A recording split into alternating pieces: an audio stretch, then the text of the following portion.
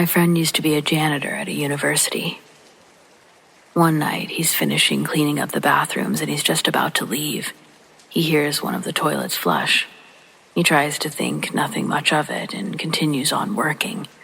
About 30 minutes later, he's closing up one of the classrooms and he notices something from the corner of his eye. Looks like someone walking across the hall, going from one room quickly to another. He goes over and checks the rooms just to make sure nobody was breaking in. And of course, they're empty. He's been working there for years, so he just moves on. As he walks back past the bathroom again, he hears a loud slam coming from inside, like someone slamming the stall.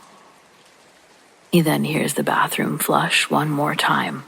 The brave guy goes back in there to see what's up, and of course, it's empty. Way later on, as his shift finishes, he walks to the lot where his car is. He feels like something's watching him. He turns around to check, and he swears he saw some sort of figure in the distance quickly hide away. He worked there for another few years, but oddly enough, that was his only story.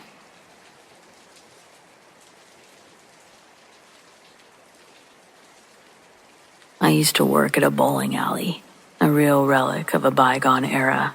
Creaky floors and the faint smell of stale popcorn embedded in its walls.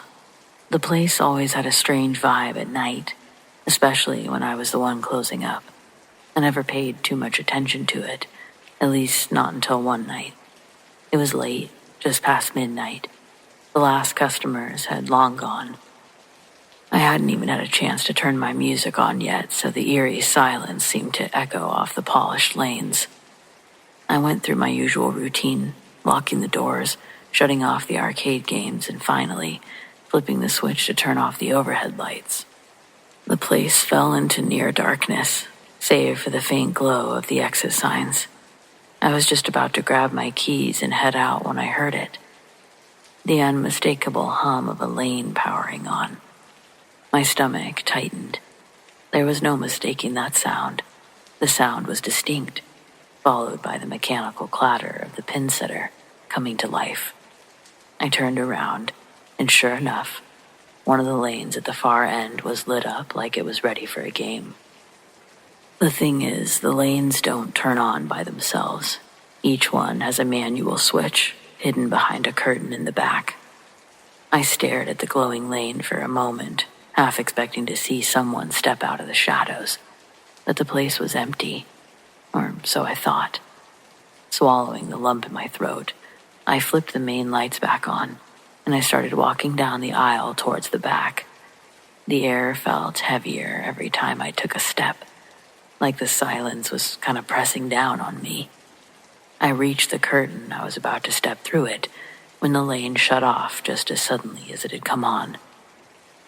The silence that followed was suffocating. For a moment I just stood there, staring at the now dark lane, trying to make sense of what had just happened. A chill ran down my spine, and I couldn't shake the feeling that something else was there. But still, I tried to rationalize it. Maybe a power surge, maybe a malfunction. But deep down, I knew that wasn't it. I considered going behind the lanes to check the switches, but something about the oppressive stillness made me hesitate, and I guess I've always learned to trust my gut. It was like the darkness beyond the curtain was waiting for me, and not in a good way. The next day, I told my boss what had happened. He laughed it off, dismissing it as a figment of my imagination. No cameras, no proof, he said.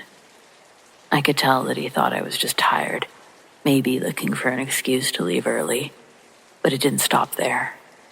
A week later, while closing up again, I heard the faint thud of a ball rolling down a lane. The sound sent a jolt of fear through me, and I spun around to see a single ball sitting in the gutter of the same lane that had turned on before. Only this time, I knew I hadn't left any equipment out. I didn't stick around to investigate. I grabbed my stuff and I left as fast as I could, locking the doors behind me. To this day, I wonder what would have happened if I'd gone behind the curtain. And sometimes, late at night, I would think about the bowling alley, about the strange energy and how it felt, not being alone. I would wonder about the things that went on when no one was around, and I couldn't help but wonder if something or someone was actually trying to get my attention, or worse, trying to lure me into something.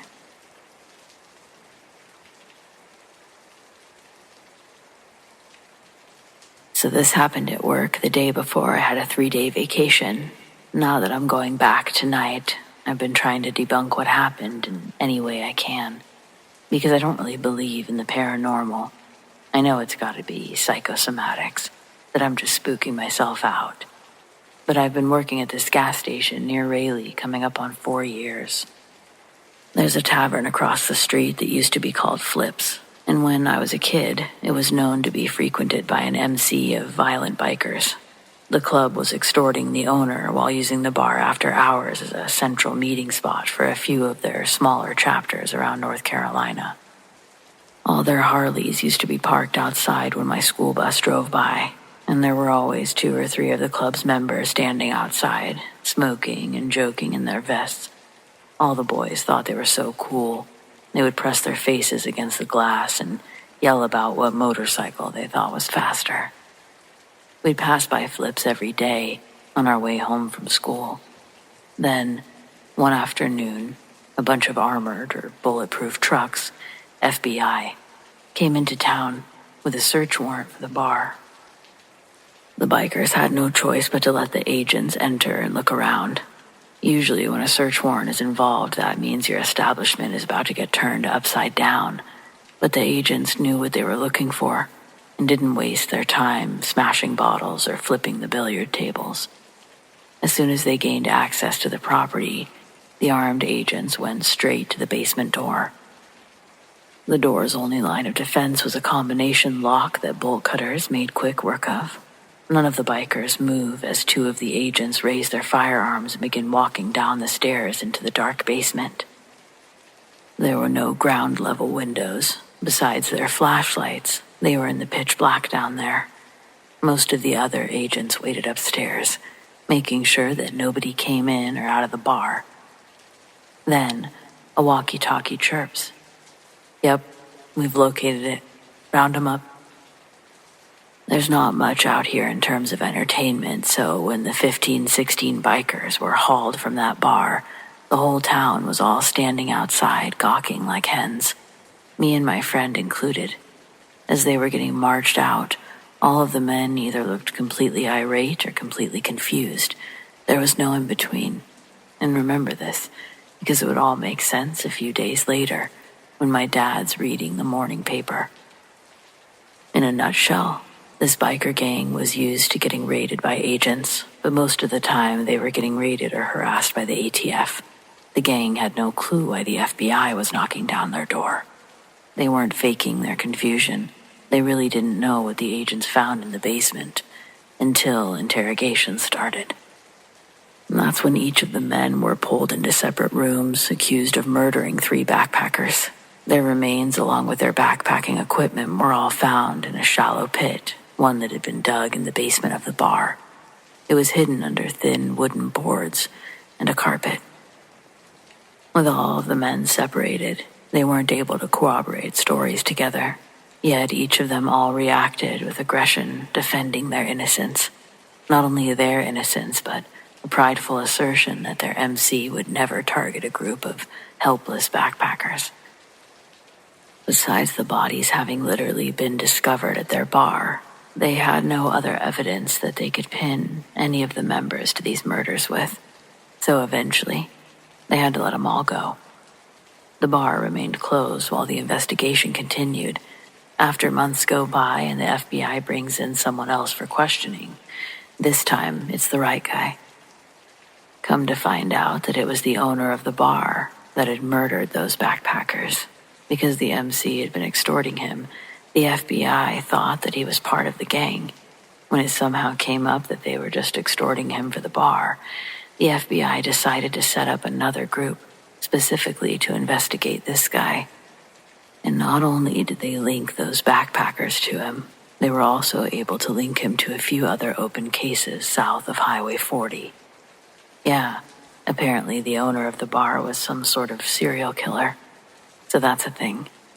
Decades pass, and after the deeds passed around to a few optimistic owners, the bar is eventually abandoned, left to decay while nature grows and slowly obstructs its view from the street and from the gas station I work at.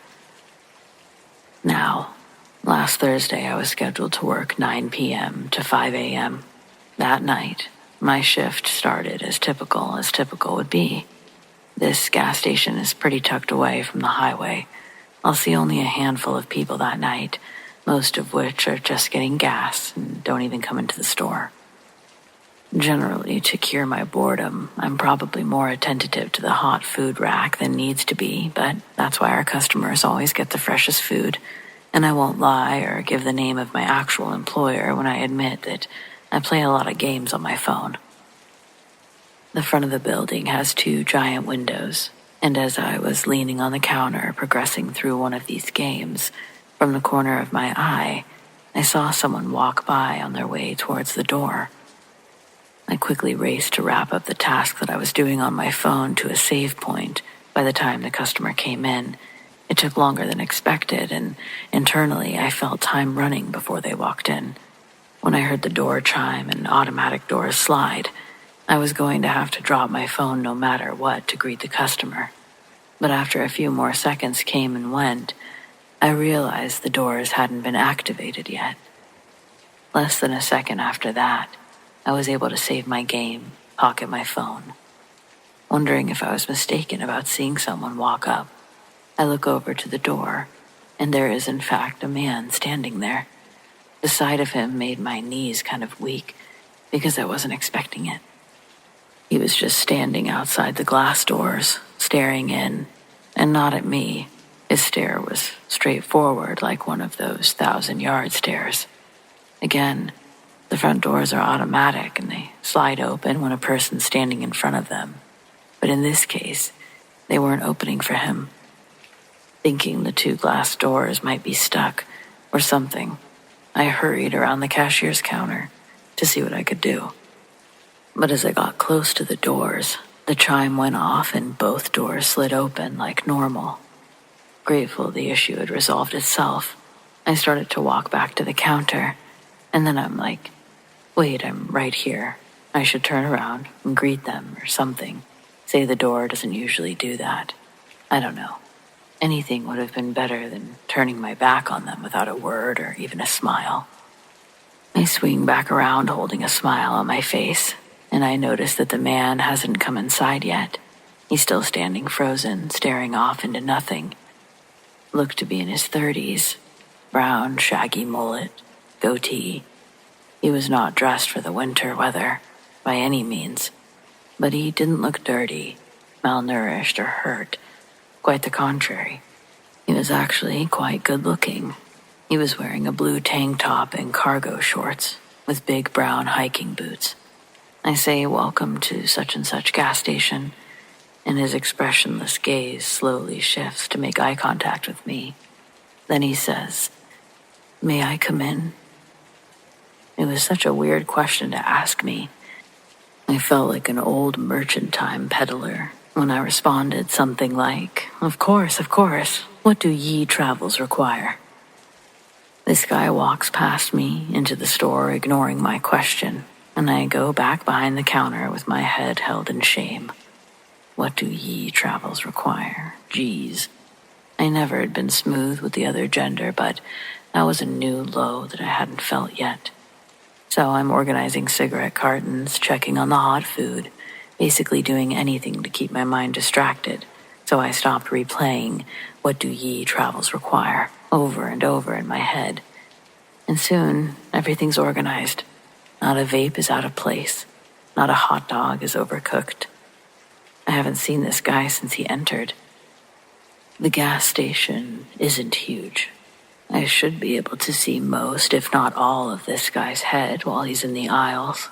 But there's no sign of him. The store is quiet too, and the doors hadn't reactivated since I was standing there. It all starts to feel really sketchy, really fast. The hairs on my arm stand on end, and a gut feeling tells me to grab the bat from under the counter. We have a small TV next to the register. It cycles through our live security camera feed, and I closely examine them as each one pops up. This guy is nowhere to be found. With the bat firmly in my hand, I had no other choice but to do a few laps around the aisles myself. There were a few blind spots the cameras couldn't pick up. I checked those places first before doing a lap around the shelves. I couldn't believe it. There would have been no way that he could have snuck past me. Certainly not without triggering the front door. That was unless he snuck into the back somehow. I was confident he hadn't exited out the door behind the cashier's table. But there was another back freezer area behind the drinks that someone could possibly get into. That would have taken them sliding the entire milk rack out of its case, then pulling it back manually while standing completely undetected.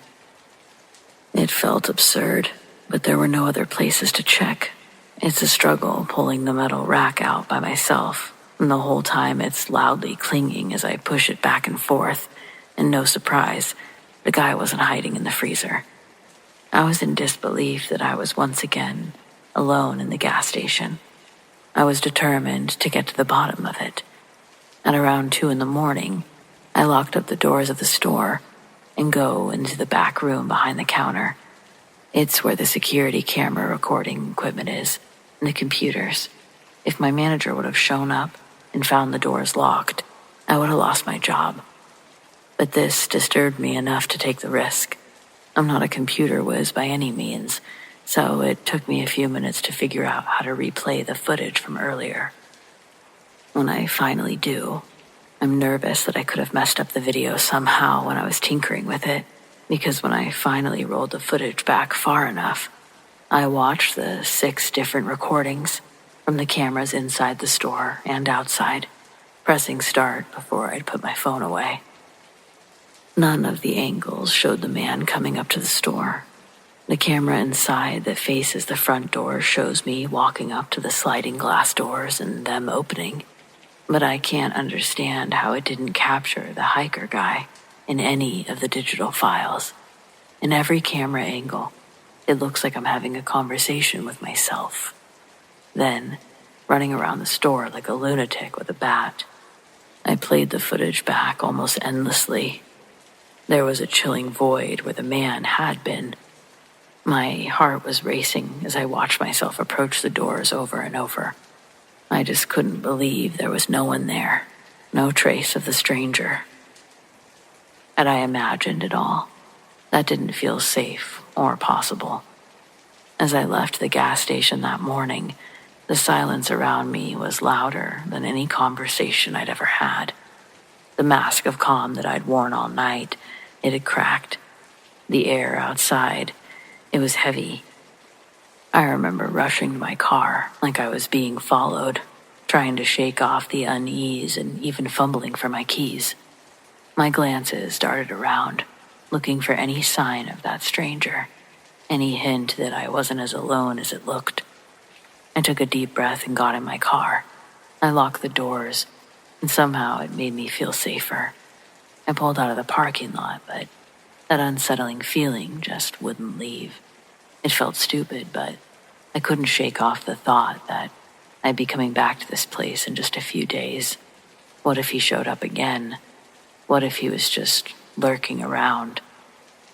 As I drove away, I glanced in my rearview mirror, really expecting to see him just standing there, expressionless like before. But all I saw was darkness. A chill ran down my spine as I turned the corner, knowing I'd have to make my way back to that gas station soon. And now, soon is now. I just really hope that nothing or no one is waiting for me.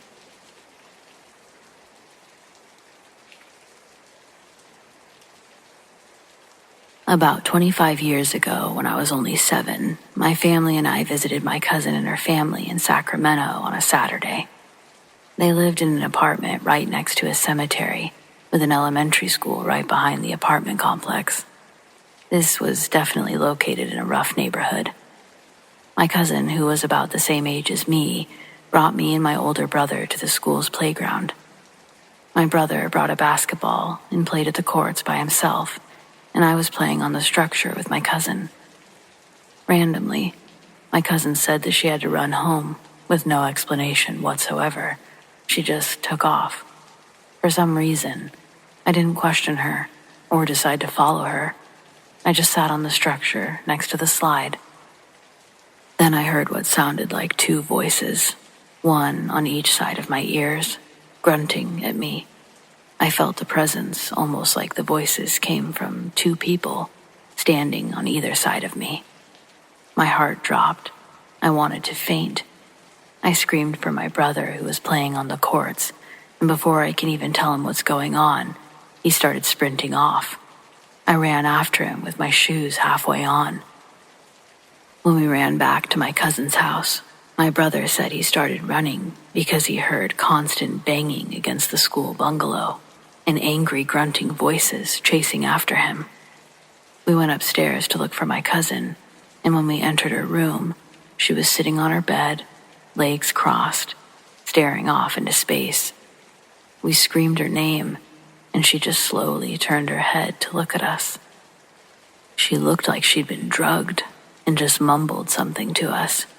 We couldn't figure out what she was saying, so we just left her room. My brother and I then told our parents and aunts and uncles what happened to us. They just laughed it off. When it was around dinner time, we all gathered around the dinner table, and my cousin came out of her room from upstairs, acting normal again, like nothing happened. My brother and I remember everything to this day. We've reminded our cousin of that day numerous times, and she cannot remember anything. We brought it up to her a couple months ago, and still, she didn't recall ever taking us to that school. I don't know if she was just so scared that she tried to shut that part out of her memory. She always seemed slightly annoyed every time we'd bring it up, or if she truly cannot remember. It was definitely one of the scariest moments I've ever experienced.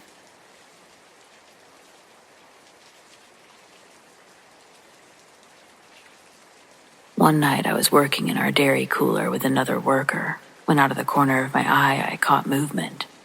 I looked up and watched someone walking past the large window that looked out into the main aisle. Normally this wouldn't be an issue, but the store was closed and locked up. Plus we were the only ones that worked the night shift. But I asked if he saw it too. He just casually says, "Yeah, someone just walked past the cooler."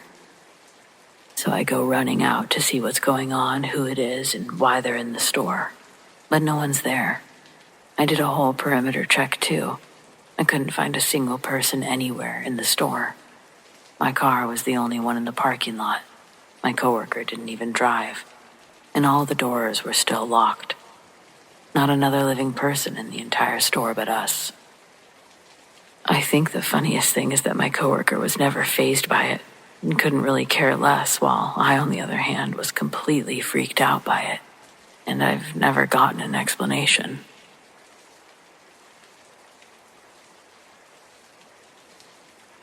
I work at a preschool that's in a very old Catholic school building. We're not a Catholic school or affiliated with the church at all. We just rent the building from the church. But we are on the church grounds and right next door to a cemetery. It's still a functioning cemetery, but it dates back to the early 1800s. So anyway, in the 1950s, the school building was the Catholic school. It's a fairly small building with a large gymnasium.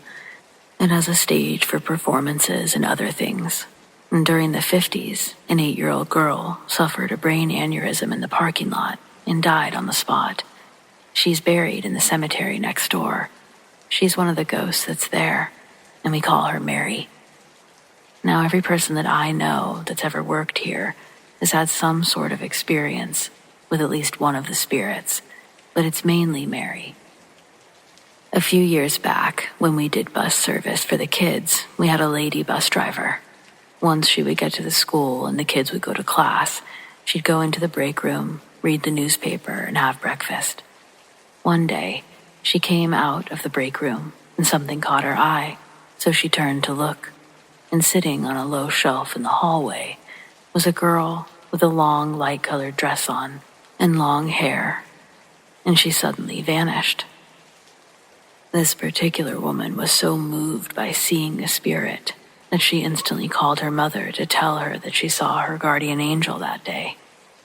I've personally had toys move around the room during nap time. I've heard kids running around and laughing on the stage when the gym is dark and the stage curtains are drawn. One time when I was the opener and was there at 6:30 a.m. with 3 kids for the day, I had the kids with me in the office to make coloring page copies. I heard footsteps with keys jingling coming down the hallway. I poked my head out to see if someone was coming into the building, but no one was there.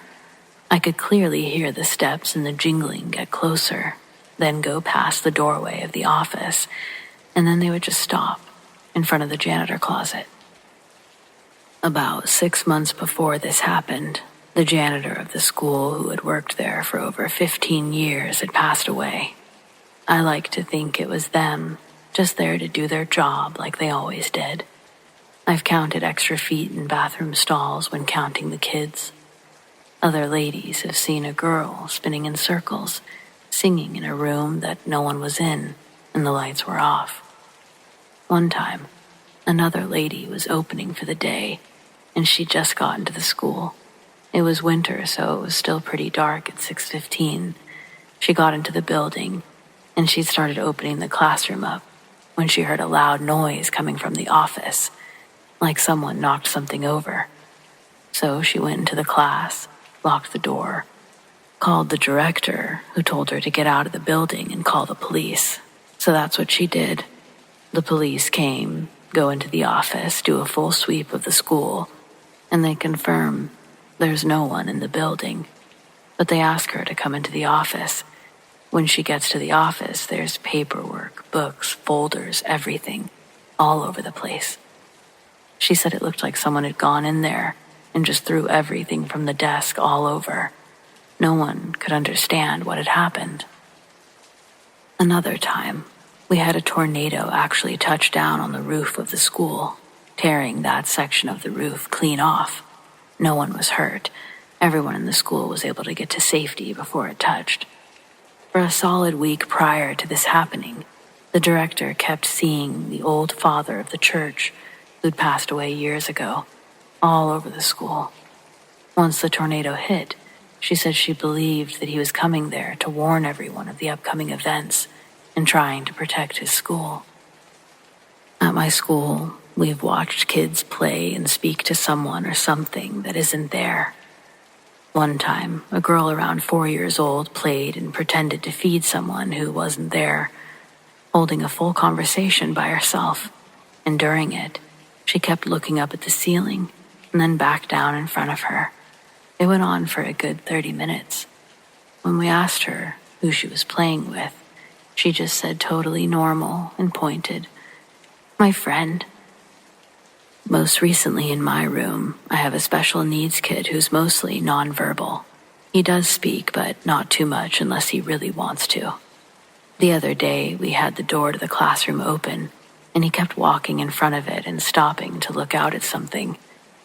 So I asked him, "Hey buddy, what are you looking at out there?" He turns to me and says, clear as day, "There's a ghost right there, and it's scary." I asked him, "Where did you see the ghost?" He says, "Out there, on the ceiling." Everyone who works there knows of the spirits who stay there, and they've all said that it's never been scary. A little spooky sometimes, but never scary. You just learn to work with them and around them if need be. And if I ever open or close the building, I'm always sure to say hello to them when I walk in, and goodbye when I leave.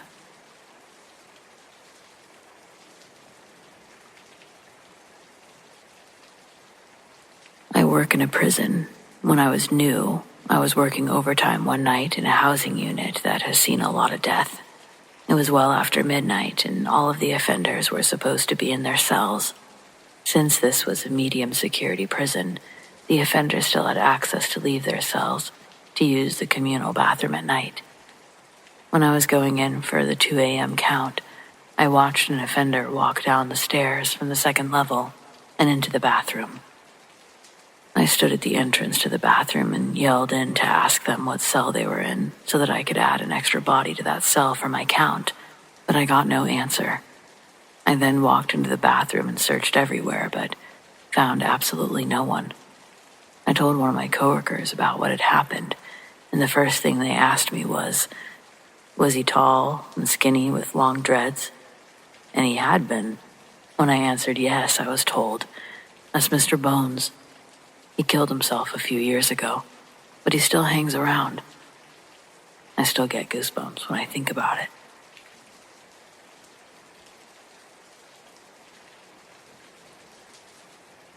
Last January, I was between jobs and had just recently had a daughter who was at the time about 5 months old.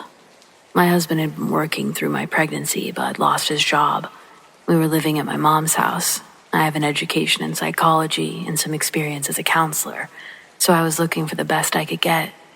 But the best I could find right away was a job working as a paraprofessional in a special education department of an elementary school in a nearby suburb. The position was unique to COVID times, being that they needed someone to just sit around the computer room while kids did speech therapy over Zoom. Don't get me started on how terrible virtual speech therapy is, but anyway, my job was to just walk around the school, back and forth between the classrooms and the computer room, picking up kids, taking them to the Zoom room, sitting there for 30 minutes to an hour, depending on the kid, taking them back, picking up the next batch. I was overqualified, we'll say. Some days of the week were scheduled tightly, and other days of the week I routinely had just 2 appointments. The school was a ginormous horseshoe shape, housing 700 elementary school children. I was located all the way at the far back of one side in the pre-K wing. It could take 15 minutes to walk all the way across the building and back when the kids I was picking up were in the older grades. Every day I would make this walk. In the middle of the school, across from the front office, I would always notice and try to ignore this strange rag doll. It was made with construction paper over its face and showcased in a display case. No bad vibes from it, but it just seemed out of place and random. It was there the entire 5 months I worked there, never changing or having added to its case. Onward, weird things happened in the computer room where I worked. The doors in the school use a key to lock from both the inside and outside. The doors do not lock automatically. You absolutely 100% have to manually lock them with a key. We are technically supposed to lock rooms when we leave them empty throughout the day, but no one ever did. So I just left my door unlocked when I went to get the kids. I would go to get a kid in pre-K, so they'd be literally 2 classrooms away, less than a minute to pick them up. My door would be locked by the time I returned. Sometimes I'd be gone longer, but sometimes that's all it would take, 60 seconds. I messed around with this door in my free time, trying to figure out why or how it was locking. And the only conclusion that I could come up with was that someone was manually locking it when I was gone. I asked the janitor that was always around. He said no. I asked if it could lock itself. He said no. So, I came to the conclusion that someone was fucking with me, trying to teach me a lesson for not locking my door or something, passive-aggressively. Well, I don't play that, so I texted my boss, the vice principal, asked to come talk to her when she had time. I explained the situation to her. She said she was sure that no one would do something like that, but she would have maintenance look at the door, and that was the end of it.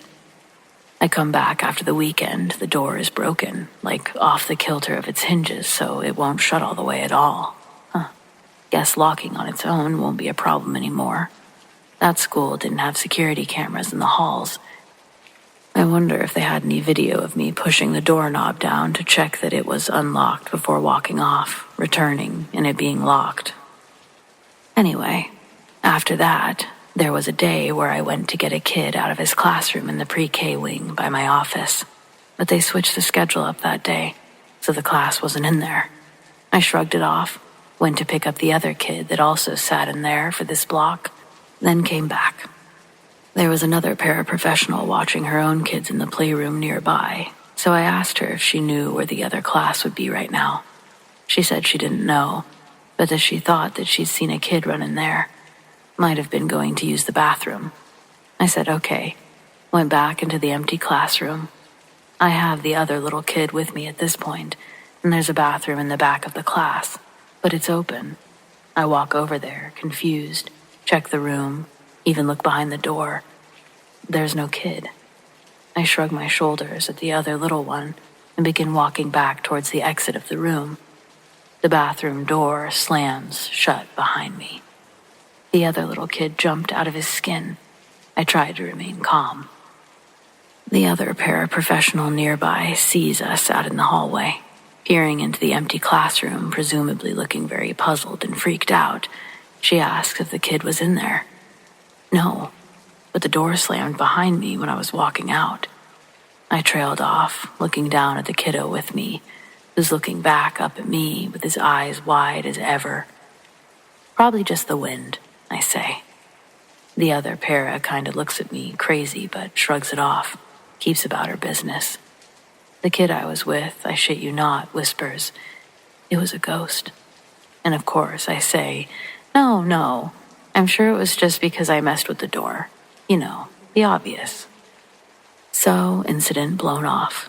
A couple weeks pass by, and I'm in the empty computer room working on art for the walls. It's Wednesday, so it's an early day for pre-K, and all the littles have gone home while the real teachers are in a staff meeting. Someone knocks at my office door. Mind you, the door no longer shuts all the way, so I figure that they don't want to barge in. I get up from my desk 5 feet away and open the door. No one's there. I look down the hallway. No one's there. I go sit back down, more annoyed than anything, and it happens again. At this point, I'm kind of fed up. I do practice witchcraft and have been doing so seriously for more than 16 years, but I have no mediumship abilities or anything like that. I don't deal with ghosts and spirits in my practice, but that's the reason I'm not scared at this point. I ask the janitor if the place is haunted. Man, this guy doesn't skip a beat when he says, "Oh yeah, Rodney." Rodney? Yeah, they say a little boy died here. They named the doll across the office after him. What the fuck? I asked my supervisor about it and she says, "Oh yeah, they told you about Rodney, huh?" I'm like, yeah, well, that could have been in your ad. Okay, so at this point I've become acquaintances with the school librarian. I ask her about what's going on as well. She says all kinds of people have weird experiences. Night janitors have had things move on their own. One time, the top principal had an alarm go off, showing that someone was down in the basement at 3 a.m. But none of the outside doors had gone off. I guess another time was over spring break. The doll across from the office got ripped up in the display case. His head was laying on the ground, which is why he had a construction paper head now. There were no staff or students around when that happened. Another staff member never believed in ghosts until she saw a little boy run into a classroom and disappear. I guess that's about the extent of things that happened to me there, but I became fascinated. Some staff knew of the ghost, some had never heard anything. Mostly staff who worked on my side of the building had experiences. The other side of the building seemed like a whole other world, totally normal, no ghosts over there. I became the weird ghost girl, I'm sure, always asking people if they'd seen anything. I am not the person to pretend like something's going on, so as to not stir the pot. Of course, I never let the kiddos hear me talking about it. No one other than the janitor seemed to have heard of anyone dying at the school, but people who had heard of the ghost or had experiences did have theories. One day I asked a paraprofessional from another school in the district because at a meeting she mentioned that she herself attended the elementary school where I worked. She didn't know anything about a ghost, but she did say that while she attended, a boy died at school, in the wing where I worked. He had the flu, and his heart gave out. It's actually a very sad story. She could corroborate. She said that they hung drawings of his up in the hallway to commemorate him. Sure enough, among the plaques, there's a framed picture of a swimming hole in a mountain in memory of Ernie, not Rodney. I found a much, much better job, and I quit during summer vacation. But I did tell Ernie, in the silence of the computer room in the last week of school, that if he wanted, he could cross over, and that he didn't have to be stuck at the school. I even had a sacred place out in the country where I believe the veil is thin and that he's welcome to come there with me. Like I said, no psychic abilities here, so no idea if he got the message. But I did drive out there on the last day and put a birdhouse out for Ernie. I hope he's doing well.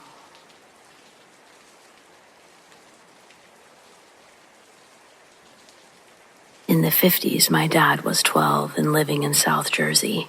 They were poor, so he would often go fishing in the marshlands. One day he set out his lines, laid under a tree, and fell asleep. When he woke up, the sun was setting, so he got his stuff and started back. On the way, he heard a deer suddenly cry out in pain. It sounded like it was being ripped apart, and the noise was coming from just off the trail ahead. There was no way to go around, so he tried to creep by. When he came adjacent to the sound, he looked through the trees to see a goat-headed creature crouched over a deer carcass. As if sensing his presence, it stopped eating, looking right at my father. Then, it stood on its hind legs and stretched its enormous wings wide. Dad ran home in a blind panic, and my grandparents didn't believe his story.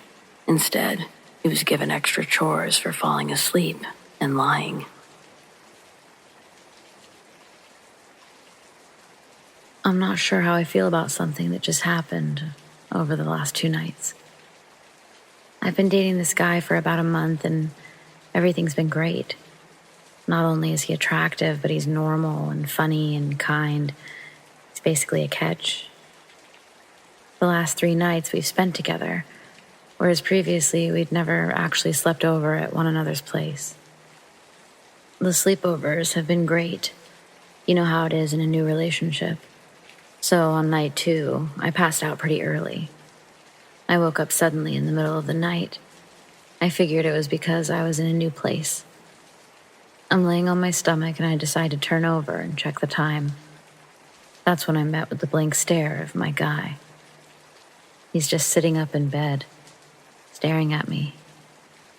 Naturally, I thought he was awake because his eyes were open, so I playfully smacked his shoulder and I asked why he was being so creepy.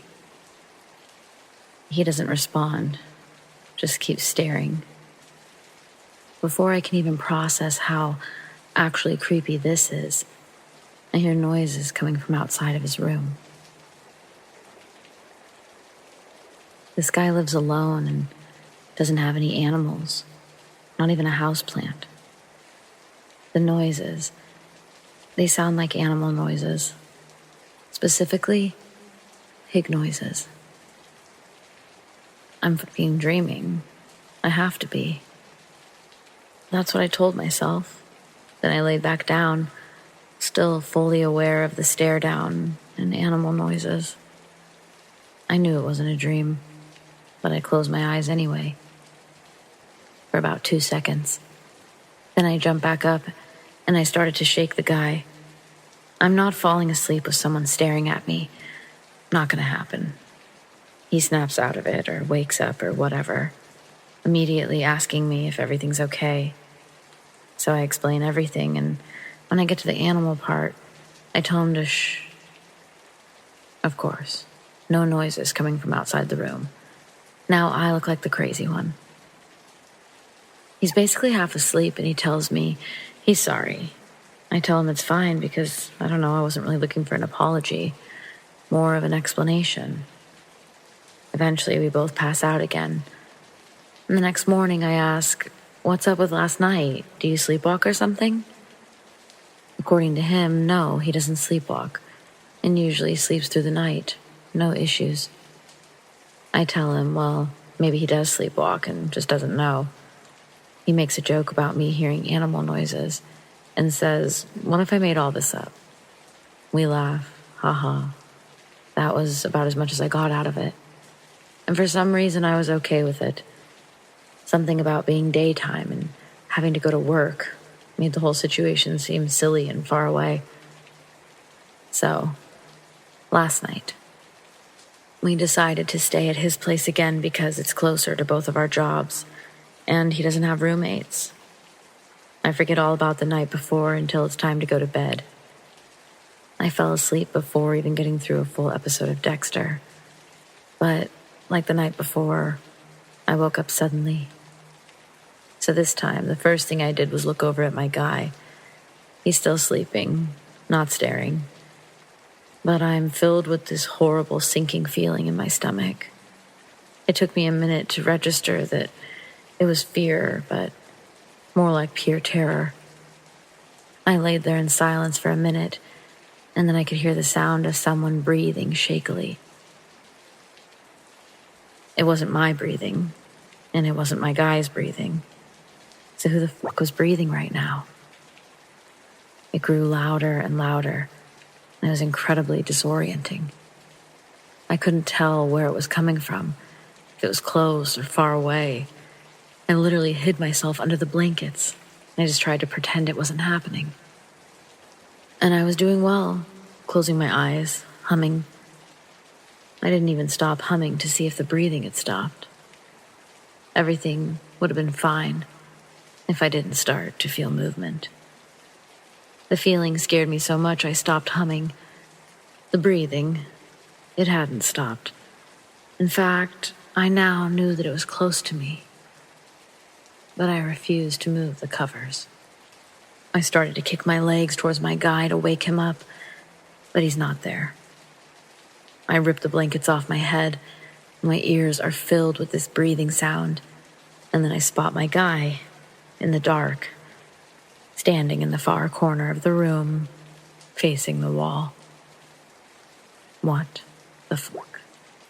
I didn't even bother waking him up this time, at least not immediately. Instead, I ran my ass to his bathroom. I needed silence from this breathing. The moment I walked out of his bedroom door, it practically slammed on me.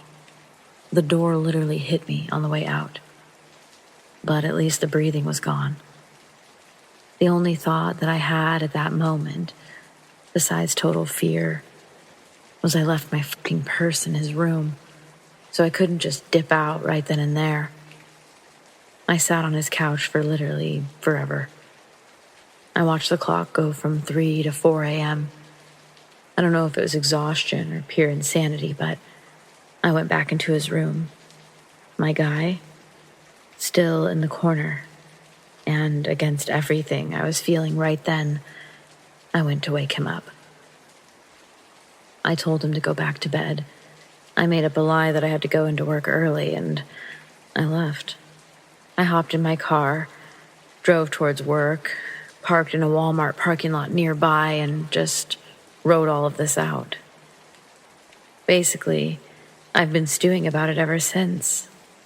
I'm now off work, and though I'm not due to stay over there or even see him for the next 2 nights, he wants to spend the weekend together. His place, of course. But I cannot imagine going back there. I mean, sleepwalking is one thing, totally fine. Especially when it's your only red flag, so to speak, but what the fuck is wrong with this guy's house? Like, what am I really dealing with here? Back in summer of 2020, I was 14. I would spend a lot of time with my cousin, and we both loved going on walks and would always walk the neighborhood near her house. One night I was spending the night over, and we decided to go on a walk. It was around 10 p.m. I'd like to preface this by saying that the roads weren't well lit, so it was very dark. We were used to that, so we weren't scared at all. While we were walking, a white Jeep started driving very close to us. The guy who was driving lowered his window, and there was another guy with him. They both seemed to be about 25 years old. The guys were just weirdly staring at us for like 2 minutes. Then the guy in the driver's seat started asking weird questions like, "Are you girls not scared of the dark?" And after asking this, he drove away. Me and my cousin were relieved, thinking that it was just a joke. But unfortunately, we noticed the Jeep's lights on the road, and it seemed like they were going back and forth before coming to our level again. And this time, it was the guy in the passenger seat who talked. He asked if we wanted a ride home, and then he said, "We will take care of you," while smiling. And at that moment, my cousin's eyes opened wide. After that, they drove away again. My cousin and I were petrified. We couldn't even speak. We were still hearing the Jeep, so we didn't want to run home. We were scared they would follow us home. We didn't have our phones because we usually don't take them on our walks. So we hid inside a garden behind some trees for 10 minutes. The Jeep came back, but fortunately, they didn't see us. When the lights disappeared, we sprinted home. We got there and cried a lot. She told me that she got so scared because she noticed that there was a knife and some sort of pills in the back seat. Don't walk in small neighborhoods at night, and never just blindly trust a place.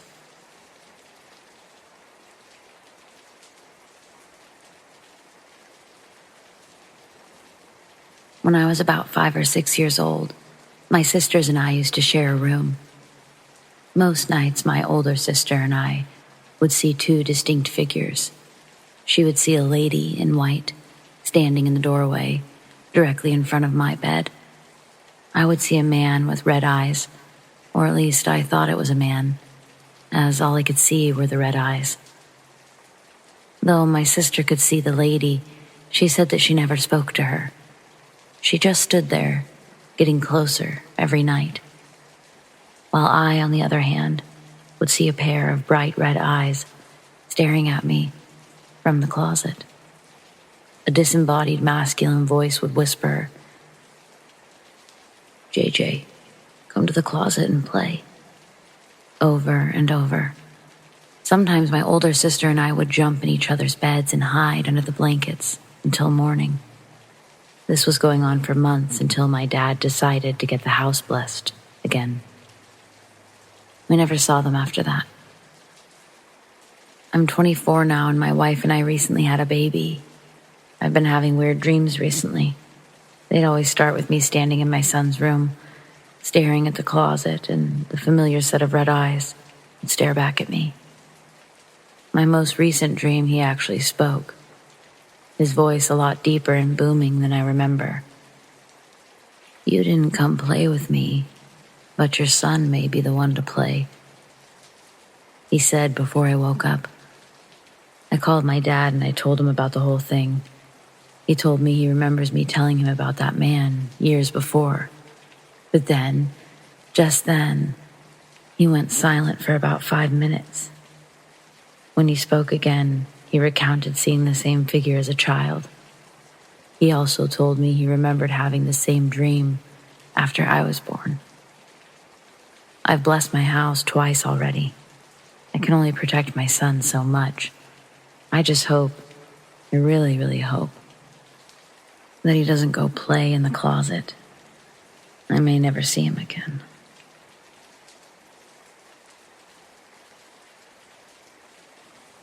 So back in the day, I used to work as a bartender at a dancers club. Tips were good and I needed the money. It was work, whatever. Management was okay and the girls were mostly lovely. I actually really liked my job. The customers were pretty average to deal with, but what customers aren't. I got a lot of really horrible comments from a lot of men, but I could always stand up for myself just fine. One night, I was doing the rounds, picking up empty glasses around the main room, when I felt a hand grab me. Not aggressively, just a gentle hand around my wrist as I was near a table. And this is the weirdest thing.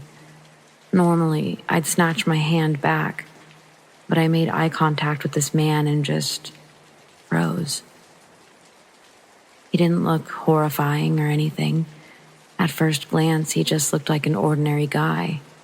He was pale, 40-ish, blonde haircut, really, really bright blue eyes. I've been checked out at work more times than I can count, but this man, there was something very different about the way this man stared at me. Honestly, the closest I've ever been to describing it is that hazed-over look that cats get in their eyes when you dangle string in front of it. I didn't know what it was at the time. I still don't. But the man made my hairs stand on end. It was like my body was afraid and telling me to run, even though there was no reason to. I was like a deer in headlights. He wanted me to sit with him, and even though I wasn't allowed to, I sat down. His hand moved up my arm, began to stroke my face, so lightly he was barely touching it. "You have beautiful skin," he said slowly. The way he spoke was just flat and odd. I was still frozen. He moved his hands down to my mouth. He gently pulled back my top lip to expose my top teeth. "You have beautiful teeth." It was like he was examining me. At this point, my entire body was screaming at me, "You need to get away from here, now." He had just started to talk about a hotel room that he'd rented, when luckily, one of the older veteran dancers came over and interrupted the interaction to flirt with him. I snapped out of it immediately. She handled the whole thing smoothly, giving me a reassuring wink as I carried the glasses off. 10 minutes later, I bumped into her backstage after she'd taken the man into a private room. I asked her jokingly how it was. She just shook her head as she rifled through her bag for makeup. "What happened? Are you okay?" I asked her, getting concerned. She looked up, giving me a serious look and shaking her head again, but slower, which meant I'm not talking about it. I left her alone and continued my shift. The following week, I went in for my regular Friday slot. I didn't see the dancer again. Apparently, she'd quit that night. Now, I know technically nothing bad happened. The man wasn't aggressive and I wasn't assaulted. I don't think he did anything too out of line in the private rooms. He would have gotten kicked out and the girls would have heard about it. I've had plenty of drunk men at the bar try their luck, so I've seen almost every trick in the book, and still, I've never encountered anyone else like him. I'll never forget the deep gut terror I experienced just being near that man. Even before he said anything, even though I didn't have an explicit reason, I just knew that something was very, very wrong.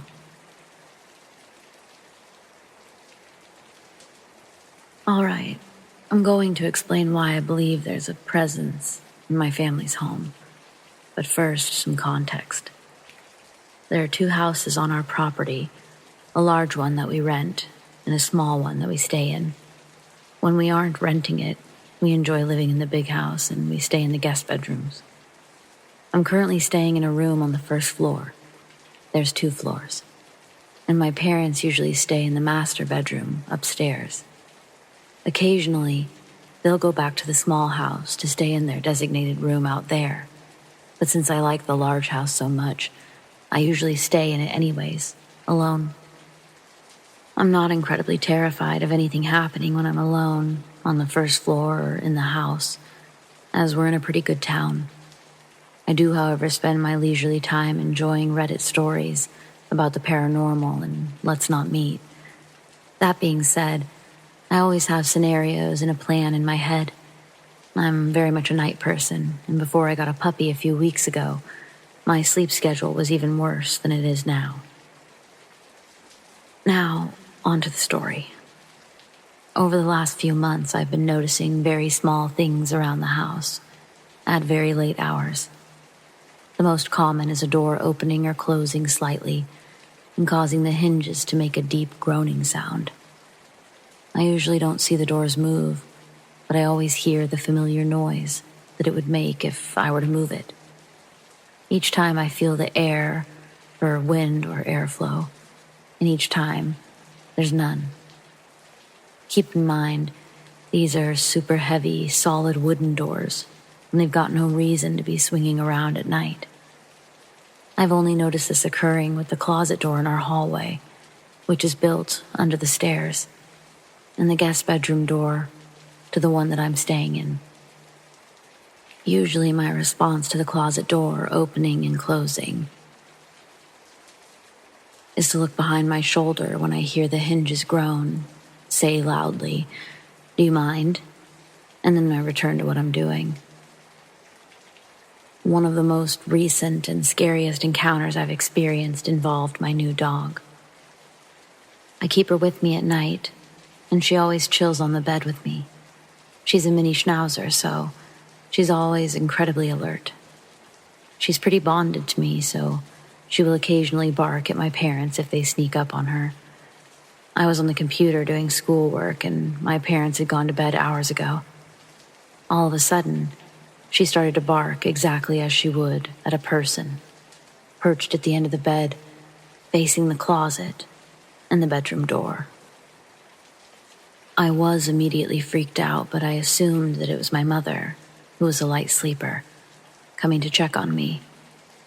That was until I noticed the door, which was open about 7 inches, gracefully close by itself.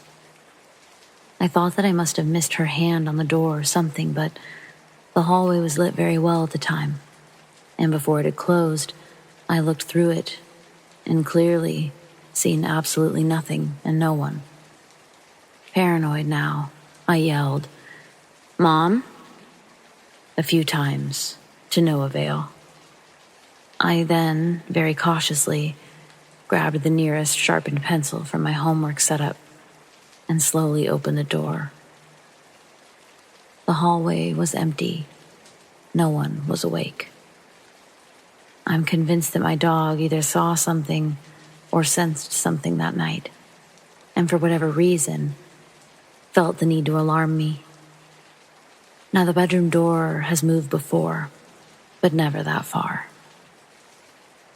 Usually I hear the latch squeak when it moves, which has grown completely normal for me, but not like this. This was too freaky. I used to have horrible nightmares, and this ties into my theory that this presence can only tread in a certain path, as some of the events have occurred in a clear line across the property. I had a dream, night terror maybe, that I was laying in my bed, waiting to fall asleep, and all of a sudden a voice passed through my head whispering. I can only explain this as how you hear a ghost. I felt this sudden sense of foggy blackness in my head, and it felt like someone was choking me. I woke up, gasping for air. It seemed too real. I had another dream where I was in my bedroom, in the small house, while we had renters, I assume. This bedroom is also within the line of paranormal theory. I was in my bed, but I couldn't move. My room seemed to loom over me, and there was dim lighting. All of a sudden, this fuzzy, glowing figure started to emerge from below my bed. He was tall, but he had no defined edges to his figure because they were constantly moving. The best way I can describe it is that he was made of electricity, because he made very electric noises. He crackled and buzzed, and my terror grew as his featureless face and body seemed to reach out to me. All of a sudden, I was shaking uncontrollably in panic, fear, and the same electricity he seemed to give off. Around that time, I woke up. I believe these to be unrelated, but I'm unsure. Within the same line of my theory, I experienced the most chilling thing of all. I believe everything that night was real. I live in a place where the indigenous people were pushed out like so many others, and our property is actually built over what we assume to be an ancient fishing camp.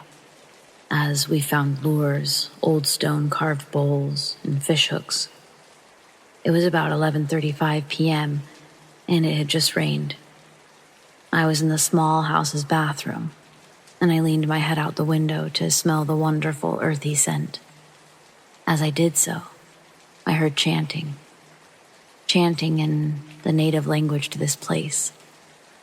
I know this because in school we were taught parts of the native language. I got chicken skin. The chanting used words that I couldn't understand, but were definitely in the native tongue. What was even more chilling was that it sounded as if it were inside my head, but not in the way that you would imagine it or narrate it in the voice inside your head. I couldn't hear my voice. I was hearing an elderly voice, chanting foreign words. It was as though it was all around my head for about 5 to 10 seconds. I was frozen there, listening. There are no words to describe it, honestly, and there's nothing like it. It's one of those things you just have to experience yourself. Make of all this what you will.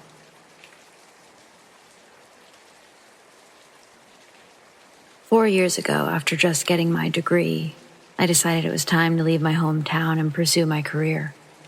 So I moved to a big city that was about 9 hours away from my parents and most of my family. I had no friends there for months, and my starting salary was low because I came into the company as a trainee. I was very demotivated, and I missed my family a lot. At some point, I decided to go to visit some relatives who lived by the coast, which was 4 or 5 hours away by car. I didn't have a car, and the buses were expensive. But my cousin told me about this Facebook group for rides between my city and another city that was close to their town. I went there and I found myself a ride with some university students who were just a few years younger than me. The day for the trip came. I met them, and in total there was about 5 of us in a wide sedan. A lady who was studying medicine, owner of the car, her boyfriend, the driver, a sophomore girl who was friends with them, and a random young guy who found their ad on Facebook. Let's call him Mark.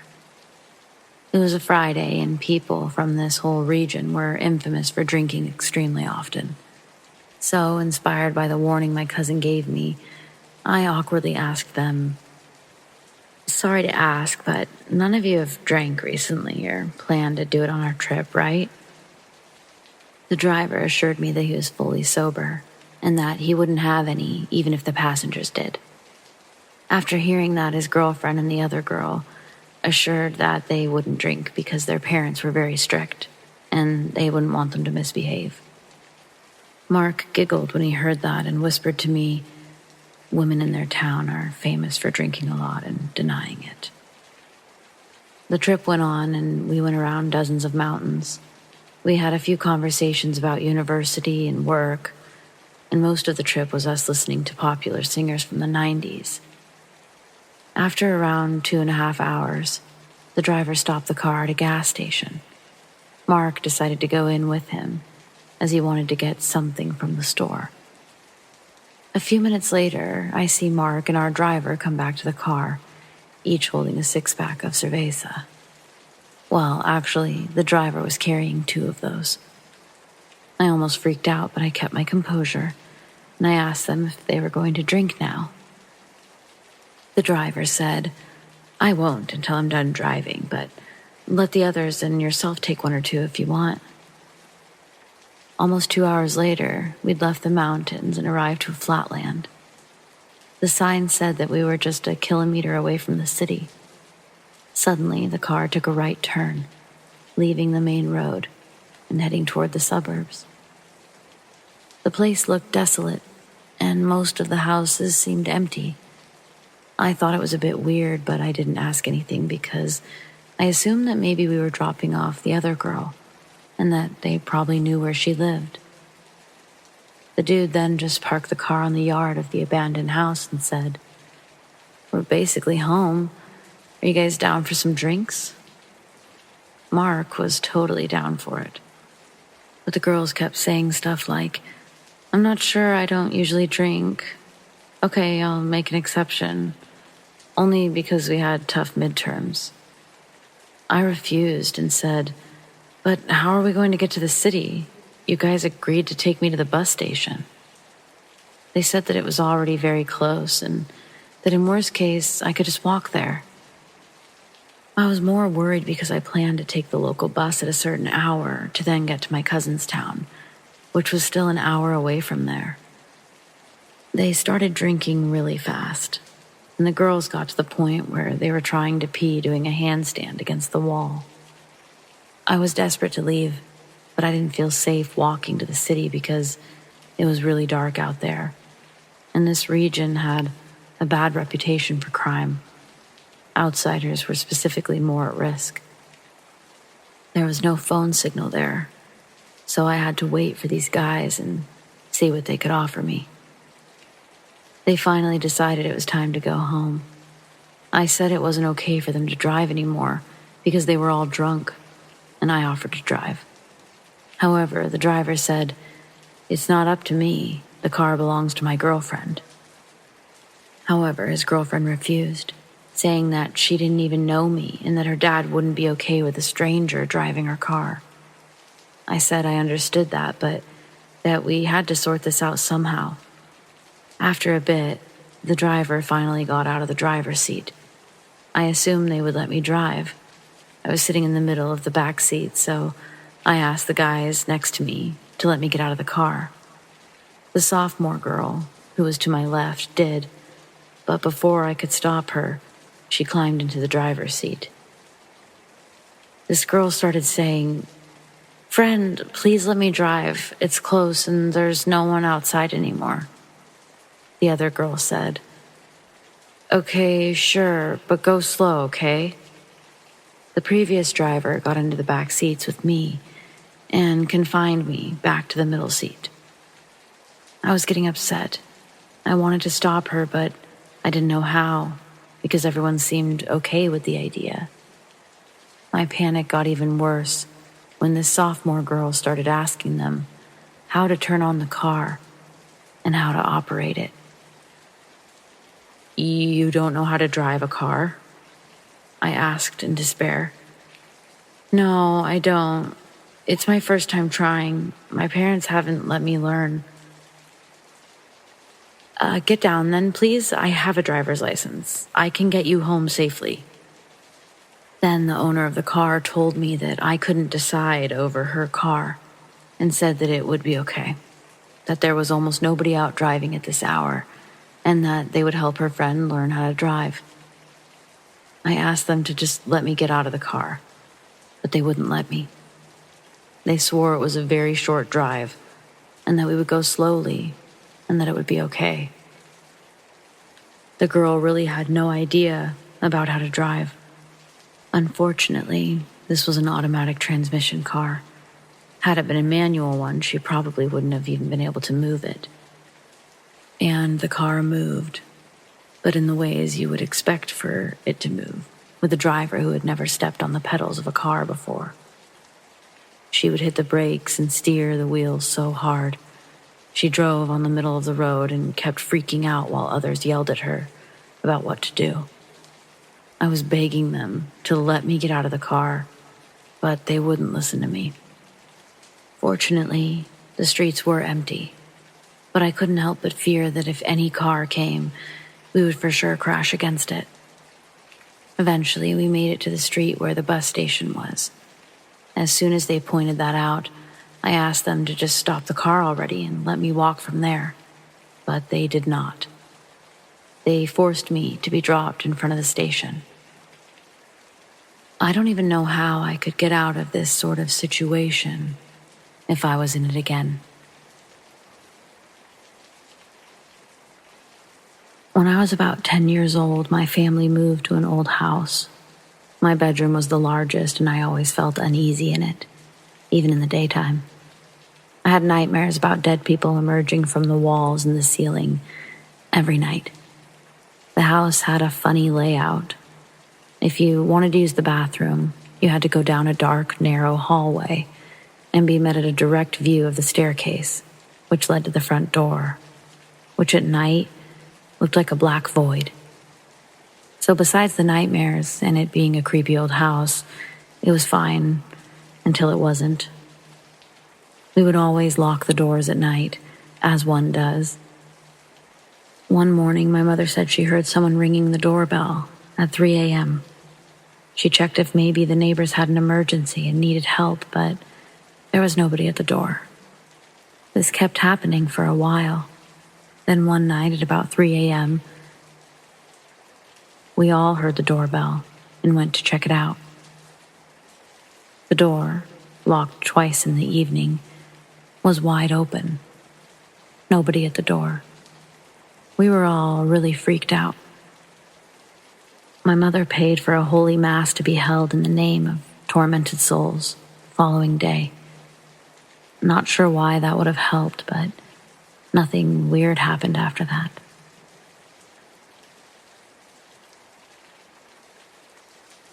This happened in 2016 when I was a 17-year-old first-year college student in film school. I lived alone in my first ever apartment. It was really small, but I was really proud of my independence. I never felt unsafe in this apartment for several reasons. There were multiple gates in the residence that needed to be opened through a code that only people who lived there knew. My door had 3 different locks, and it was right next to the university, so most people who lived in the neighborhood were college students. Nothing bad had ever happened in the neighborhood before. I've always been careful, very careful, with locking the door when I leave my home. I always check twice. I have slight OCD. So this one time, I leave to go to class and I lock my door, but for some reason, I couldn't get the key out of the lock. It was completely stuck. So I went to get the caretaker of the building to help me, but he wasn't there. I was getting late for class, so I went to class with the key still in the lock. I took off the keychain so that it wouldn't be as noticeable. When I got home, the caretaker was back, so he came to help me, and we couldn't get it out for 15 minutes, until somehow he did. He told me that the lock was damaged, and that I didn't necessarily need to change it if I only lock it once instead of twice. I said, okay, and that was the end of it. I really wasn't worried because of how safe I felt in this building. Flash forward to 2 months later. I was taking out the trash one night around 11 p.m. while on the phone with my sister. I remember telling her that I was taking out the trash and then I would take a shower afterwards before heading to a party. As I previously said, I always lock the door, even just to take out the trash. Because of my lock being damaged, I only locked it once.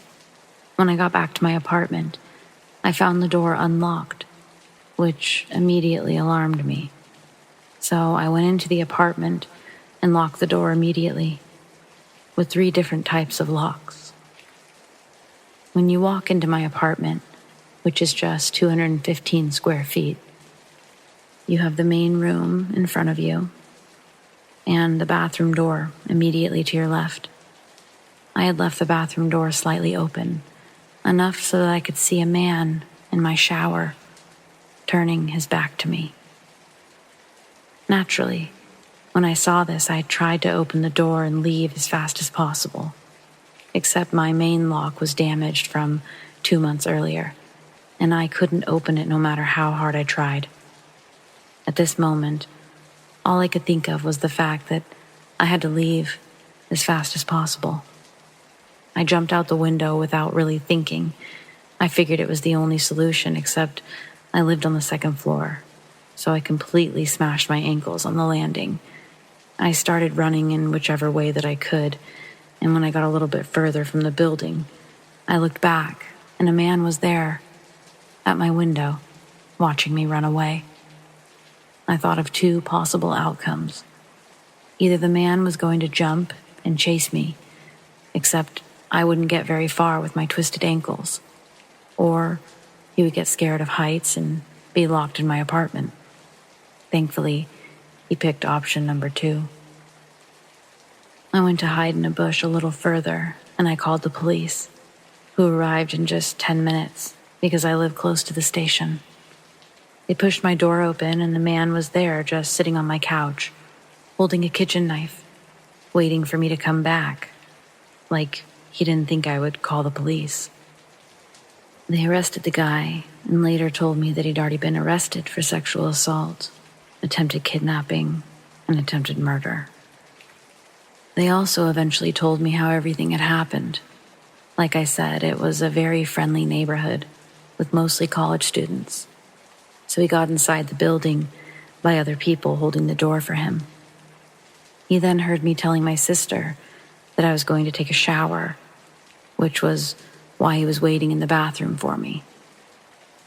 He crocheted my lock while I was taking out the trash. He had apparently noticed me on school campus and followed me to my home several times before succeeding to actually get in. He stayed inside waiting for me because I had recently changed my phone. The previous one was still on the table, so he thought I didn't have a phone to call the police. I don't live there anymore, but after that, to get into the building, we all needed identification proving we lived there. Building IDs were created. We had to scan them every time, and it was the only way to go inside the building. Nothing bad happened in the neighborhood after that. It's back to being very peaceful and friendly. Hello, everyone. In spirit of my birthday this year, I wanted to share a semi-short but true birthday horror story of my own. And while it may not be your traditional horror story, it's likely a relatable one. So, let's get started, shall we? It was November, circa 1998 or 99. Still working out those details as I write this whole thing out. Either way, 4th grade at a new school had been pretty rough. 5th grade wasn't starting out much better, but there was hope on the horizon. My birthday was coming up, and this year, I was going to have a real birthday party. Not the kind at the apartment cabana, or the one with just family. The kind that people really wanted to be a part of. We were going to Games, the local arcade, the #1 spot for video games, bumper cars, pizza parties, the place with the ticket-spitting machines, and a prize wall for days. And on special occasions, such as birthdays, they even had face painting. Needless to say, little 5th grade me was positive that I was going to have the best birthday ever. I wrote out all of my invitations, made sure not to leave anyone out best I could. Handing them out, I was so confident. It was amazing. I felt like even if no one showed up, I was going to be having the time of my life. Later on in the day, I couldn't help but notice that quite a few people seemed to have another invitation in their hands. Oh no, I couldn't believe it. Someone else, someone I had already invited to my party, was handing out invitations. Oh no, for the same day? But Liz's birthday isn't until the 20th. Why? Why, God? By the end of the day, I wasn't sure what was worse, that Liz was having a birthday party the same day as me, or that I wasn't invited to hers. Momentary sulking interrupted by reassurance of some great friends that said my party was going to be the best. They were definitely going to my party. Great. And, oh yeah, I don't care because I'm going to games. Fast forward a couple of weeks. Definitely enough time has passed to where I realize, okay, I'm not getting invited to Liz's party. But the hype for my party feels at max capacity. People are saving up change to get as much gameplay as possible. We're dreaming up the pizzas that we're going to order on my mom's dime. And a couple of kids even start inviting me over after school. I finally feel like I'm fitting in. Life is good. About a week before the party, I ride bikes with a couple of friends down to games. There's a giant hill on the way there and the way back, but it was worth it at the time, if it meant that we got to see the magic for just a minute. Maybe hit up the sticker machine, grab a Laffy Taffy for the ride home. Before leaving, I take it in for a minute and think, wow, this place is about to be mine for like 5 hours straight. A truly epic thought, and it gave me the push I needed to make that ride back home in time for dinner. And we're about 3 days away from the weekend. It's almost party time. Every night for like a week, I keep asking my mom if we can drive by games and, like, I don't know, look at the place. Kids are weird, and I was no different. Anyway, Mom wasn't really trying to drive by there every night, so she kept saying, well, go by there Friday night and check it out. My party was Saturday. Cool, I can do it. Friday night shows up. I'm eager as heck to do this drive. Mom gets home for work. I'm already in the parking lot waiting for her. Driving or riding down this hill on the way feels like a roller coaster. And when we're driving, I always like to slightly hang out the window. So I was doing that. Super excited. As we round the corner to the notorious games, something is severely wrong. The sign, it's not illuminated. If I didn't know better, I'd say it was closed. But Friday night at 6 p.m., that's prime arcade time. I looked over at my mom. Her face is telling me that she thinks this is unusual too. I ask her if she can park the car, which is notably the only one in the parking lot. My mom slowly pulls into a spot directly in front of the door. The headlights of her car offering the only light in the vicinity. There's a sign on the door that I've never seen before, but I can't read it from the car. I follow my mom's lead as she opens her door and starts to walk toward the sign. I got close enough to make out the words, permanently closed. My mom reads the remainder of the sign, half under her breath and half out loud, and eventually looks at me and says something like, honey, I'm so sorry, or I'm so sorry, honey. I was horrified. No. Seriously? No. Oh my God. Well, that's it. There goes everything I've worked for.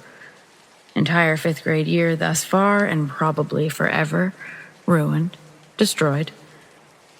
I wasn't normally a very quiet kid, but I remember quietly crying the whole ride home. I couldn't even act like I was on a roller coaster on the hill. My tiny heart was broken.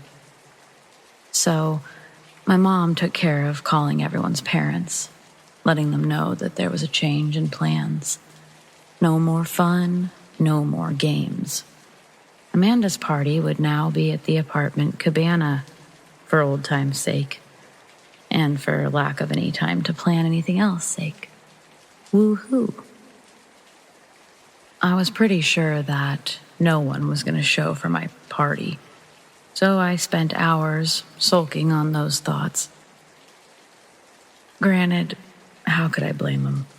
In some probably super cool, super fun house somewhere was Liz in her really fun carnival-style party with movies in her theater room and real popped popcorn and like a cotton candy maker that I didn't even know that you could bring into your house should you have a house.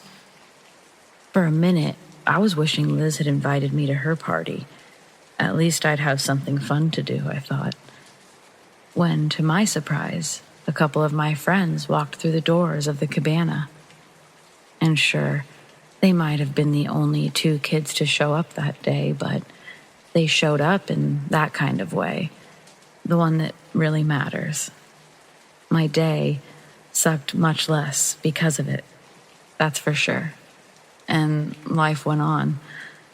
Sort of. I mean, I never did find out what exactly happened with games. Like, I'm sure my mom put a deposit down or something, and she better have gotten that back because they crushed some dreams. Unless, of course, their dream was games, in which case their crushed dream created more crushed dreams. Deep. Well, thanks for hanging out with me on my birthday and listening to this story. I hope you enjoyed it. I'll talk to you soon. Stay spooky. Okay, this isn't anything too crazy, but to this day, I still have no proper explanation for this incident. And I'd love to see if anyone on here has any answers. So I live in a moderately small-sized town, and one night I was walking home from a coffee shop, completely and utterly sober, at probably around 11 p.m. And on my way, right before I was about to walk onto this bridge, I peer to the left of me where there's this little side road thing, and I see a moderately sized group of people, all dressed in robes. They were all looking inward towards each other, all with their hoods up, so I saw no faces or skin or anything. Another odd detail is that the actual width of the group filled the entire space of the road, if that makes sense. A car wouldn't be able to get through. The space was filled completely. When I walked past, no one moved a single muscle, and I looked at the group for a total of about 4 seconds. Naturally, I was creeped the fuck out, and I literally ran across the bridge on my way home, looking back every 2 seconds, as I'm a very paranoid person. I've told a couple of people about this encounter, and yet I still have no answer, and no one in my town has seen anything either. So, does anyone have a similar story? Is there any mundane explanation for this? I'm totally open to ideas because this is one of those things that just boggles my mind and creeps me the fuck out to this day.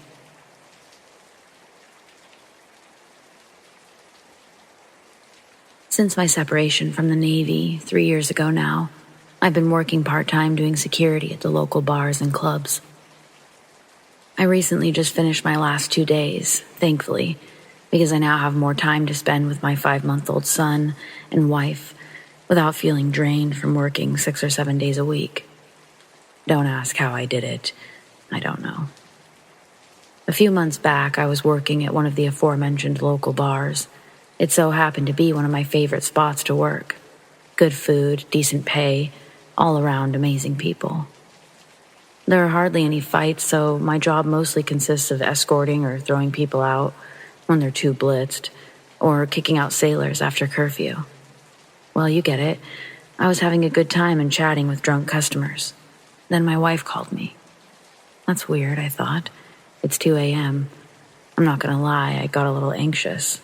I mean, we do have a freshly buttered baby in the house, so I'm sure you can understand. She told me that she couldn't sleep because of a nightmare. I finally let my breath go. I told her I couldn't talk too much on the clock, so I told her to message me. We began texting each other and I asked her about her nightmare. I wish I hadn't. She began to describe the reoccurring nightmare, beginning with her sleeping alone in our room. She woke up to a man sitting on our bed.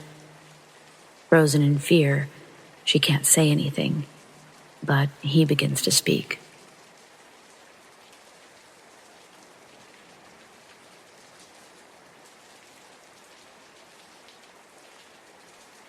When he finally turns to her, she can only make out a pair of red eyes. I then asked what his voice sounded like. She said his voice was so deep, it sounded like something that couldn't have come from a human. She continued to tell me the rest.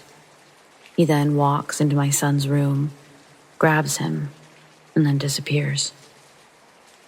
She'd been having that dream around the same time that I was having mine.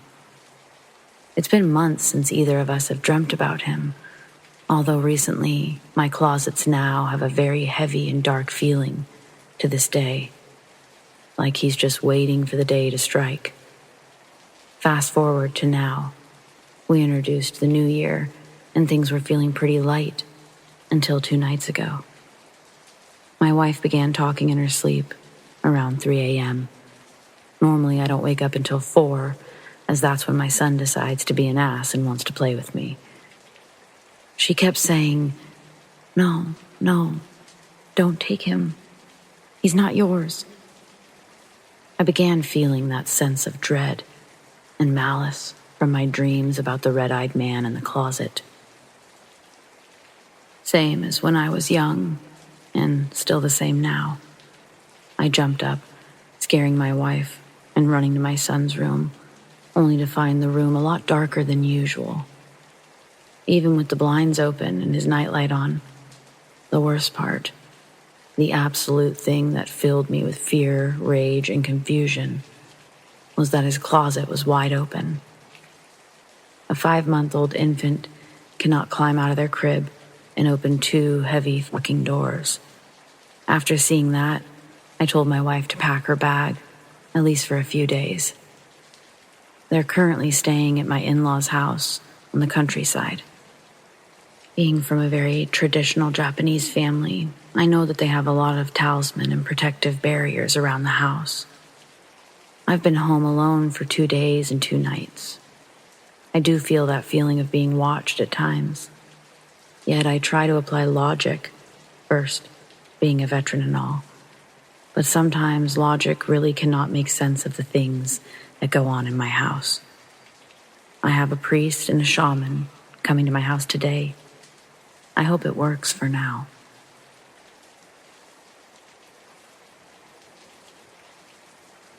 A few months back, I was staying the night at one of my friend's houses. He lives on the far edge of a town in Utah. He still had neighbors around, but there was a lot of forest around, and it was next to a canyon. I don't know if scenery helps the story, but I'll try to list every detail of my encounter. I was staying the night, and my girlfriend also came over to hang out for a while. We hang out, and everything is fine and fun and great. 1 a.m. rolls around, and I had to work at 6 a.m. in another town, 30 minutes away. So I said, "Hey, maybe you should leave so I can get some sleep before work." And at that time, my friend went to sleep, so it was just me and her. As we're walking to her car, I started feeling uneasy, like I could hear something. We get to the driver's side of her car, and I give her a hug goodbye. As I'm hugging my girlfriend, I look behind her, and I'm struck with shock and fear as I see a creature, maybe 8 or 9 feet tall. It was standing next to a cherry tree on the side of my friend's driveway. It was bipedal, and it was very skinny. The moon was out, so I could see this creature clearly, but not so much color. The legs were bent backwards, like deer legs or like the back legs of a moose. It slouched a lot, and I couldn't see its face as it was in the leaves of the cherry tree, which had to be 10 to 12 feet tall. I remember not being able to talk much, except for saying goodbye to my girlfriend. I don't know why, but I couldn't tell her to look behind her. Before I let go of her, though, I saw the creature move. It took off running towards the tree line. What absolutely baffled my mind was the speed of the creature. It looked impossible, as if it got blurry when it started running. I remember it looking right at me through the leaves, even though I couldn't see its face. The worst thing about the experience was the emotions attached to seeing what I saw. I felt like my confidence and my emotions were attacked. I had never felt a feeling of fear like this before, and I've been charged by full-grown brown bears. After my girlfriend got into her car, I stood in that very spot from when I hugged her until she left the driveway. I don't know if it was more out of fear or making sure she left safely. I didn't know what to do, so I slowly walked over to my car and got in. I called my friend multiple times and he was asleep and didn't answer. I looked out my window after several minutes, and when I looked to the left, I saw my friend's cat, Avery. And I tried to think logically. If my friend's cat, which probably has better senses than me, is out here, then I'm probably seeing things, and it's safe. So I got out and stood next to Avery. Next thing I know, it sounds like there's a Clydesdale horse running through the deep growth of the forest. Avery started running for the door, and I sprinted faster than Avery and got inside. For the next 3 hours, I sobbed and cried like I did when my dog died when I was 12. The fear I felt was indescribably powerful. I also remember it had long arms, and when it ran, it used all of its limbs. Please, someone tell me if this creature is real. It gives me goosebumps to this day talking about it, and writing this brought me to tears. Just thinking about it is scary.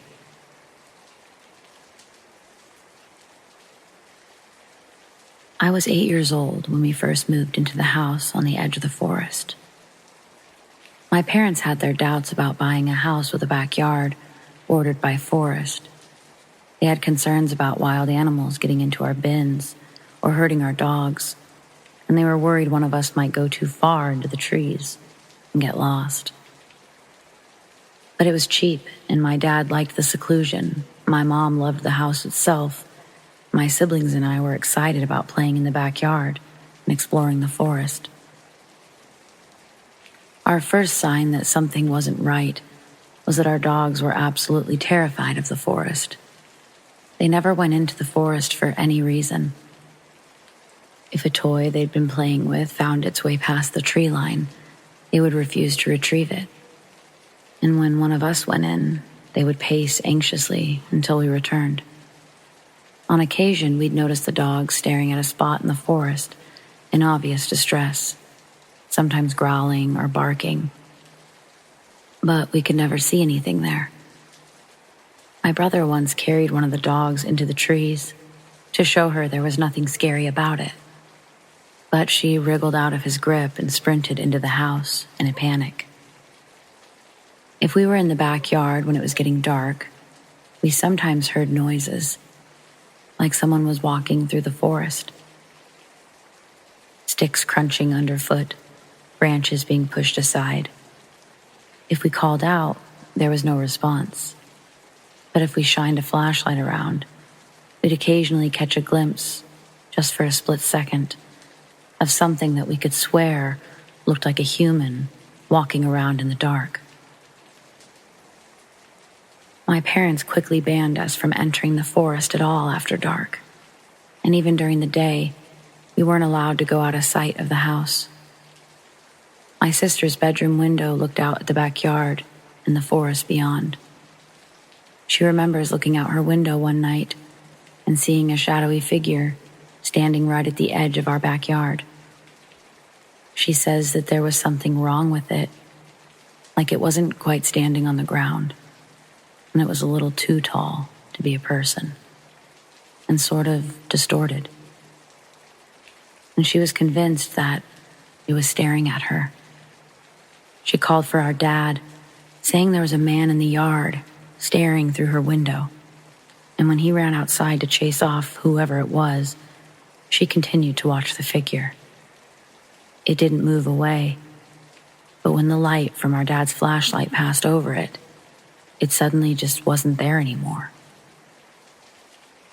We regularly heard knocking on the back door at night, with no one there. Our parents thought it was teenagers playing a prank, and they stopped bothering even opening the door. Until one rainy night, the knocking was persistent and agitated. My mom pointed out that there might be someone needing shelter from the heavy rain outside. But when she opened the door, not only was there no one there, but there were no wet footprints on the porch. The knocking continued the whole time we lived there. It would happen several times in a span of a few weeks, and then stop for months, then start up again. My parents eventually installed a security camera, and there was never anyone at the door. The camera wasn't all useless, though. About 3 years into living there, my brother started having night terrors and sleepwalking. When he went sleepwalking, he'd always go out the back door and start walking towards the forest. My mom, being a light sleeper, would hear the door open and run out to get him before he made it into the forest.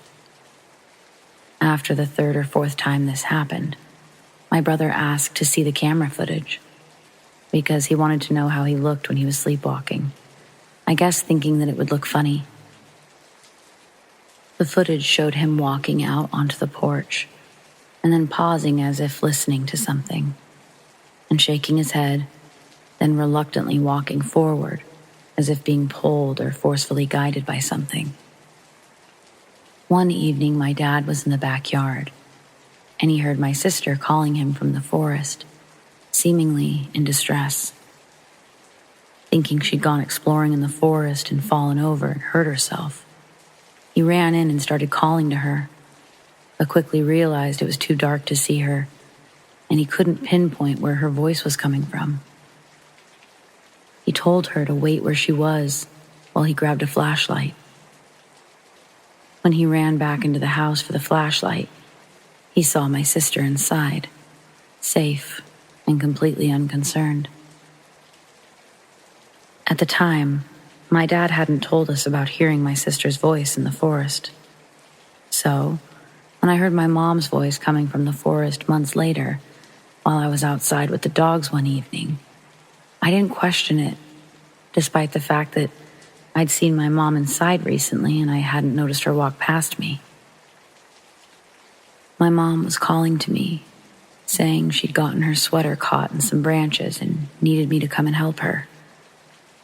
As I walked in, the dogs started barking, alerting my dad, who saw me through the window wandering into the forest.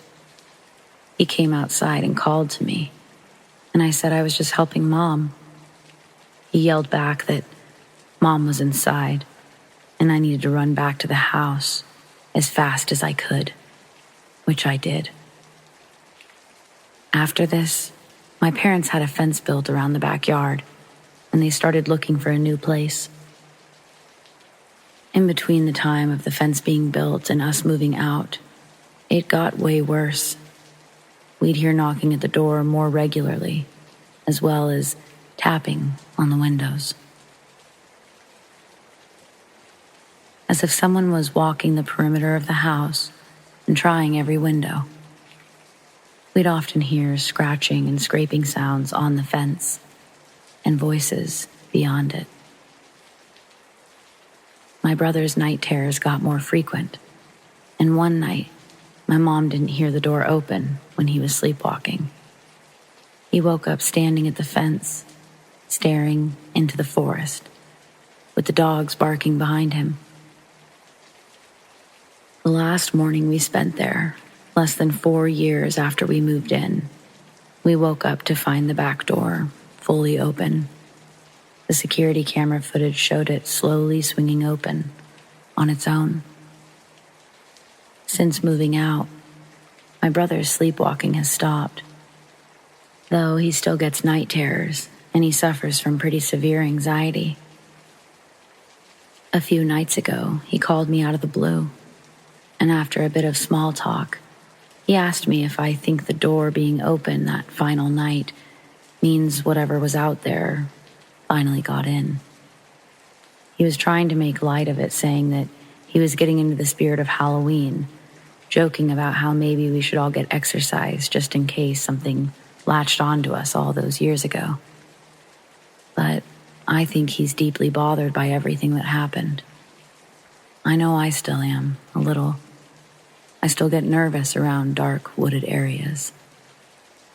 I don't know what I think was out there in the forest behind our house at night, but I get the feeling that, given the chance, it would have swallowed us whole.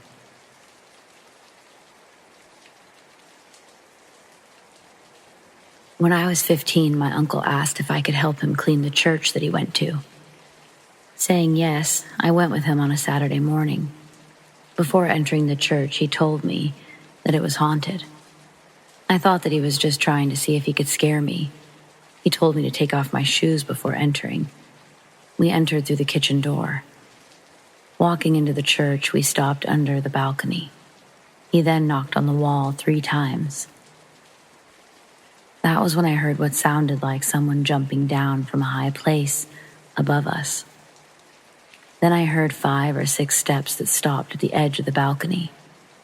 For about 10 seconds, I didn't hear anything. Then I heard what sounded like boots scuffing on the floor, like someone was turning around. And then I heard the same 5 or 6 steps going back in the direction of which they came. Thinking that my uncle was still trying to scare me, I ran up the stairs and searched all the rooms. There was no one there.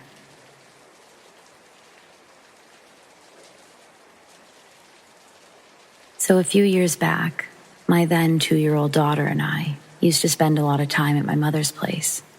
She would watch my daughter for roughly 12 to 14 hours a day while I managed a golf course. One evening, we were just hanging out with Nana. Where she lived, it was once a huge farmhouse in the middle of nowhere, in a small town in Ontario, Canada. They had turned the house into 5 apartments. My mother had a door that led out to the roof where she would smoke, so I was taking my daughter to the washroom with myself. Across and down a little from there was the roof door. My mom was outside having a smoke. So when we were all finished in the washroom, I was holding my daughter's hand, and as we walked out of the bathroom, I was looking down at her because she was still uneasy on her feet. I wanted to make sure she didn't trip or something. Out of the corner of my eye, I saw my mom run past us into the den. So I said, "Nana's playing hide and seek. Let's go get her." I picked her up and started running after her. As I was coming through the den, I saw my mom turn the corner. She was going so fast, her hair was flying up behind. As we went around the corner, the lights were off in the living room. And there's a tiny open area off to the right side.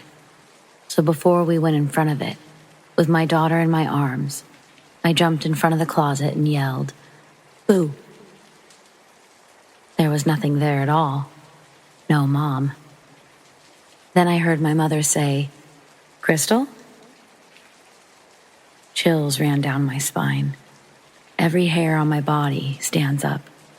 I said, Yes, where the heck are you?"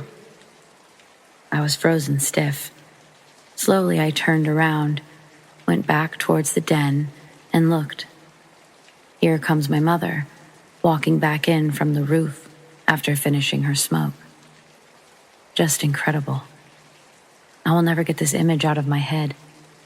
My mom was creeped out after that. Down the road, little things would happen, but not actual visuals.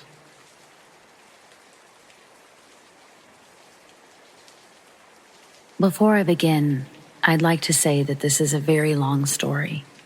It's been something that's haunted me since I was 6 years old, since my first encounter with it. I have had dreams about this, and 2 very specific encounters with the creature. I'm sharing this story so I can possibly find help on what to do or how to get rid of this creature that's been hunting me for as long as I can remember. Just for background, I'm a 21-year-old female, and I still worry about this creature finding me, but I'll get into details on why later. For now, here's my story. I would always go camping with my grandparents, who I called Gammy and Gampy, at the end of my school years. I'd always look forward to it since I grew up loving the outdoors and the woods. I especially loved camping. I loved the idea of having s'mores, taking long hikes, being around the campfire, and of course the wildlife we would see. Now, I grew up in California, mostly near cities. The forest felt like my true home. I always preferred being near trees and dirt rather than buildings and crowded places. Besides, the woods were much quieter and more peaceful. I always felt safe when I was there, like nothing could ever hurt me. But something strange would always happen at the end of the month in May. I'd have this reoccurring dream during the last week of my school year. I would be in the woods, walking alone down a dirt trail. The woods were always strangely quiet. I would continue to walk this path until I saw this red fox poke its head from behind a tree. Its eyes were always strangely human-like, but they were yellow and somehow looked like teddy bear eyes. And it would just stare at me. It wouldn't make a sound at all. It would just watch me. Usually in my dream, I would go up and pet it, causing the fox to finally make a noise, usually a soft growl. Then I would continue walking, and it would follow me. The first time I had this dream was when I was actually around 5 years old, and it lasted until perhaps 11. Over the years, it would be the same exact thing.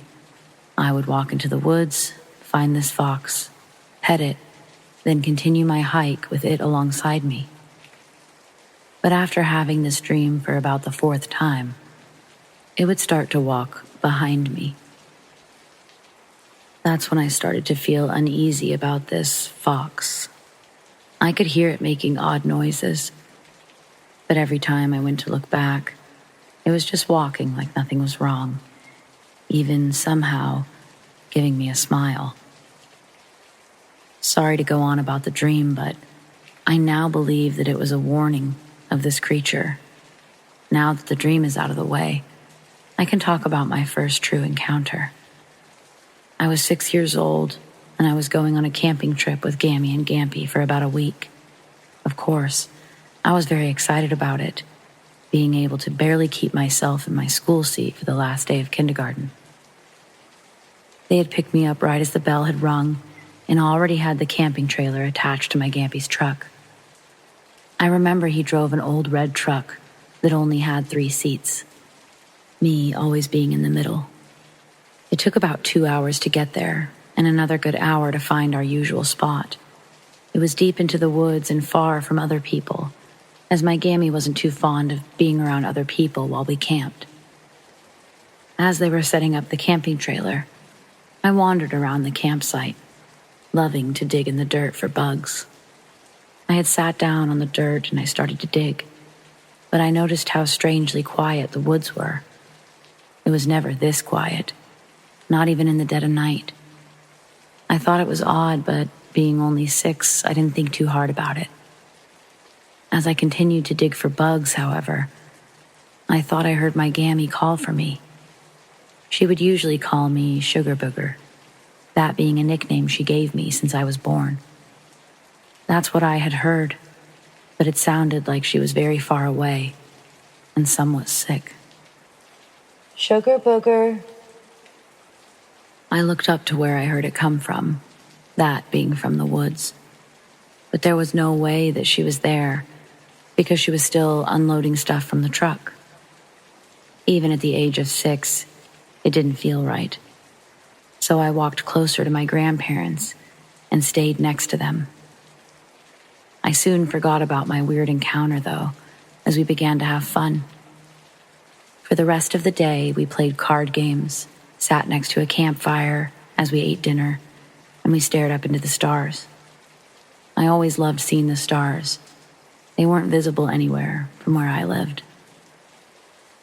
We started to get sleepy around 9 p.m., I believe, and we started to get ready for bed.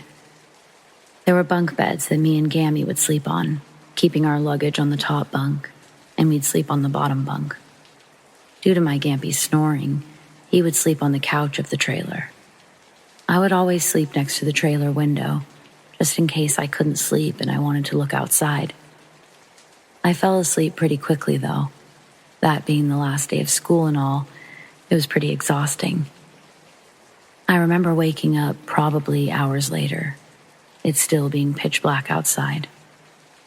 It wasn't weird for me to wake up late in the night, since I was always known for having sleep issues. I rolled onto my side, trying to fall back asleep, until I heard, "Sugar booger." My eyes immediately shot open as I heard my nickname being spoken, but I knew it wasn't either of my grandparents. They were both asleep and were never known to sleep talk before. I started to feel this horrible feeling in my gut, like whatever I was hearing wanted to really hurt me. Even at the age of 6, I knew this wasn't normal. Then I started to hear tapping at the trailer window. It was soft, but loud enough for me to hear it. Tap, tap, tap. I just sat there, frozen in fear. I was trying to just brush it off as a tree branch or rain, but I just knew that it wasn't. I could tell that it was really someone or something tapping on the window. Then I decided to be brave and look. Big mistake. I pulled the curtain away to only a peek, and all I saw were those large yellow eyes. They seemed glassy, yet not entirely real. They looked like giant teddy bear eyes, but cold and unwelcoming. I remember in that moment I panicked, and I quickly closed the curtain back up. I then hid under the blanket, that being the only thing I knew to do when I saw a monster. I could feel tears falling down my face. I never had been so terrified in my life. I just curled up into my Gammy's side and clung onto her all night long.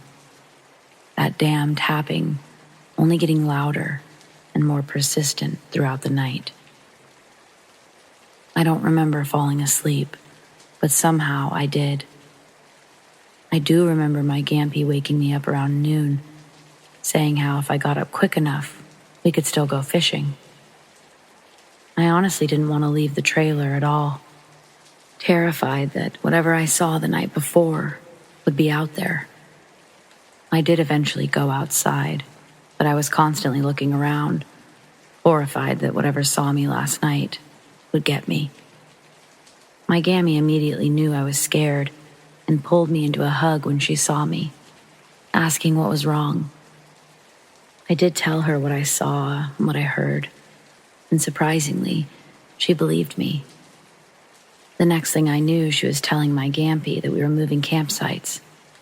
It took a bit to convince him, but he did eventually start to pack and hook the trailer onto his truck. I was put into the truck so I could properly sleep, but I just couldn't. I kept feeling that I was being watched, thinking that every little noise was that thing I saw, that if I closed my eyes even for a second, it would get me. My Gammy wasn't too far from me when I heard it again, but this time, it was my actual name. Aaliyah. In that moment, I had never seen my Gammy move so fast. She looked up into the bushes where we had heard it, and then to me. She then got in the truck with me and pulled me into a tight, protective hug. I began to cry all over again, telling her how I wanted to just go back home. That's when my Gampy got into the truck as well, and since I was sobbing so hard, to the point that I was coughing, he agreed we could go home. We started to head out of the campsite, Still hurt that the trip had been ruined by something, but still didn't know what. That's when something in my head told me to look back. I slowly did so, feeling an ice-cold fear wash over me as I saw something. A red fox, sitting in the middle of the campsite, sitting there with large yellow eyes. The same red fox from my dream, somehow curling its lip into an eerie smile. After that encounter, we never did go back to that campsite. We did continue to camp, but in more populated areas. I didn't tell my grandma what I saw, but she had told me to trust my gut. She knew that I was sensitive to certain entities and that it would help me if I trusted it. Now, this seems like it would be the end of the story, but I'm afraid it isn't. There was one more encounter I had with the creature, and it was much more terrifying than the first time. The second encounter I had was when I was 17, many years later. By this time, I knew very well what a skinwalker was, and I was still very paranoid every time I was near wooded areas. I still worried about seeing that fox, but I never really thought about it too much. Me and my 2 younger siblings were staying at a relative's house for Christmas. They lived way up in the mountain area, and I think they were my great aunt and uncle, but I'm not sure. Where they lived, there was no cell service at all, so unless we hooked up to the Wi-Fi, we had no phones. I didn't mind the house, still loving the woods no matter what happened. Although at night I hated how they didn't close their window curtains, making it easy for anything outside to see inside. But I did feel safe while inside the house, knowing that they wouldn't let anything hurt us kids. Luckily, it didn't snow where they lived, so we could go outside and run around. They also had this beautiful black lab, being about a year old, named Pam. She was very playful and normally wouldn't listen to anyone but my uncle. Although she was easily excitable, she was a good puppy. One of the days that we were there, my little sister and our aunt went to the store for a nice girls' day. Although I'm a girl, I wanted to go hiking with my uncle and my little brother. We left pretty early since the hike we were doing was 4 hours of walking into town. It was a really chilly morning, but since we were doing so much walking, it felt great. We also decided to take Pam, it being a good way for her to get exercise and have fun. About maybe an hour into our walk, I slowed down a bit, wanting to enjoy the beautiful forest. It was so peaceful, I could have honestly just stayed there. But as we continued to walk, I started to feel something odd. I noticed how quiet the forest had suddenly become, hearing only our footsteps and my brother talking to our uncle. Pam noticed it too, her ears going straight up and growling softly. I started to pick up my pace to get next to my brother, worried that possibly a coyote or mountain lion was nearby. I knew, though, that they wouldn't be out at this time. Even if they were, they didn't walk near the roads. My little brother was only 9 at the time, and being the oldest sibling, my natural instincts to protect him kicked in. My uncle noticed the silence as well, telling us to stay close to him and Pam, who was now next to me, still growling. I began to feel that horrible feeling again, that ice-cold fear that I once felt when I was 6. I tried so hard not to think of the creature, but it was all I could worry about. I was scared. I felt like I was back to being that scared little 6-year-old girl again. I had to stop for a moment, though. Seeing that my shoelace had come undone, I quickly kneeled down to tie it back up, trying to hurry and just get out of there. That's when I heard it. Aaliyah. In that moment, my heart dropped into my stomach. My eyes were widened, and I could just feel myself start to shake from fear. It was right next to me. I heard it clear as day. I slowly turned my head, and there it was, that same red fox, still having those horrid yellow eyes, and that same demented smile. Only this time, I saw it much more clearly. Its fur looked so matted and disgusting. The smell it had was like rotten, decaying flesh, mixed with garbage.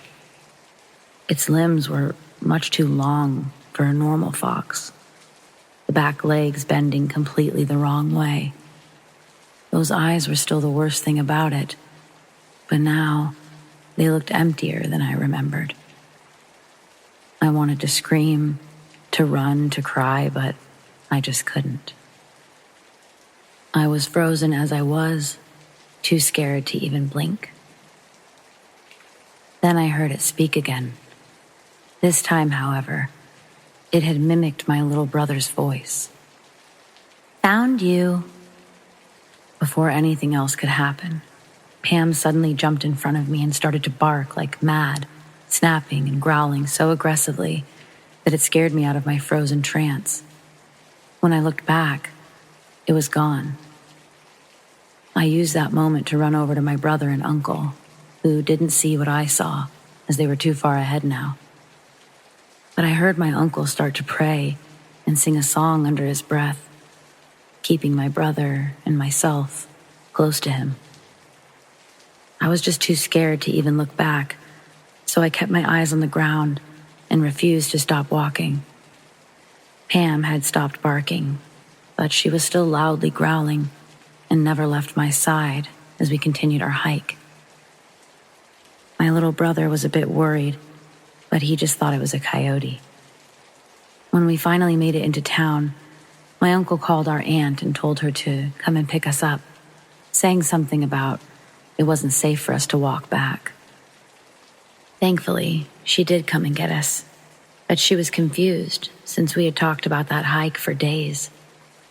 On the car ride back, Pam never left me alone. She was right with me the entire time. She knew that that thing was after me, and she protected me. I was very grateful that she was with us. Who knows what would have happened if she wasn't? When we got back to the house, I was talked to by my uncle and aunt. Once I told them what happened and what I saw, they had started to pray and check that all the locks were shut tight, my aunt putting something around the doors.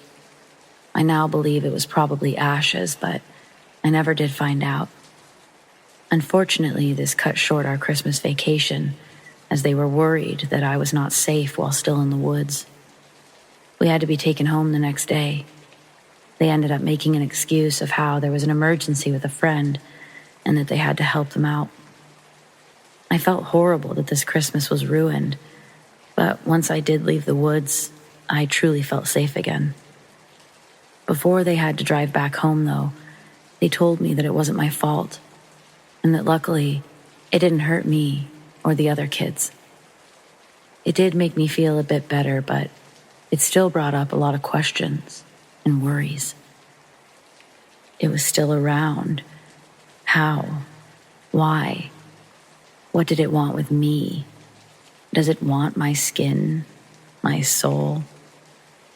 Was I just going to be tormented by this thing forever? I still don't have answers to these questions, and that's what really scares me. Now, I've long since moved from California, and now I live in Kentucky. I do live in the woods, but so far, that thing hasn't found me. I know that seems very stupid on my part, but life had changed a lot when I was growing up. I was given no other option than to live somewhere else, and my grandpa in Kentucky was kind enough to let me live with him. So please, don't call me an idiot for moving into the woods when I had no other choice. Anyways, while I'm happy it hasn't found me, I'm still worried. Can it still find me? Is it still hunting me? I'm not close to anyone who truly knows how to get rid of this thing, and that's why I'm telling my story now, so I can possibly find help. So please, if there's anyone out there who does know, help me.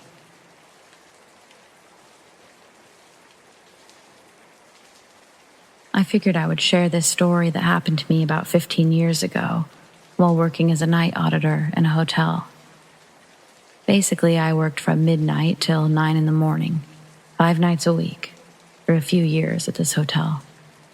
I'd always heard stories about it possibly being haunted, but I had never had any experiences at all for the first few years, other than weird noises that could have been attributed to just about anything. Anyways, at this job, I would usually sit in the main office, work on my laptop during my shift while watching the security monitors. The office where I sat has a large desk, like a school principal or someone would have, and the monitors, maybe 15-inch computer monitors, are all the way on the other side of the office, facing me, about 15 or 20 feet away. Anyways, I would normally just work on stuff or surf the internet on my laptop and watch the monitors in case any guests would show up in the lobby to check in or out or to ask for towels, etc. Keep in mind, during my shift, I'm the only employee there for the whole night. Anyways, while most of the nights were pretty quiet and uneventful, one particular night I kept feeling uneasy for some reason. I felt like I was being watched. Something just felt off. I brushed it off as just being tired and just tried to ignore it. It has been a while ago now, so I can't remember all the details leading up to it, but something very strange and terrifying happened that night. At least enough so that I've shared this story with countless people over the years. Some of you might think it's no big deal, but you'd have to experience it for yourself to know what it's like. Basically, while already feeling uneasy and sitting at the office desk, I saw a thick, dense black fog literally flying around the lobby on the security monitor. Even as I type this, I'm getting insane goosebumps. My initial thought was, what the fuck is that? And I got up to take a closer look at the monitor. It was still there, moving around every corner of the room. Keep in mind, I've always watched these monitors for several hours a night, and I've never seen anything like this. No, I was spooked out, bad. The hair on my arm stood up, and I got terror chills. I got enough courage to take a peek through the door to see if I could see it in person, not just on the monitor. But I saw nothing at all. I then went back to look at the monitor again, and it was still there. That's when I had an idea. I was going to screen capture it by pressing print screen on the keyboard. Each of the 2 monitors was hooked up to 2 separate computers. And I kid you not, as soon as my hand went for the print screen key, the black mass flew away as fast as it could toward the bottom left of the screen. But luckily, I got at least a tiny piece of it before it was gone forever. The even more effed up thing is that the camera did record video for 72 hours before recording over itself. But when I went back to watch the tape, there was no mass at all. Makes 0 sense. Anyways, feel free to look at the screen capture I was able to get. And if anyone knows what this is, please let me know.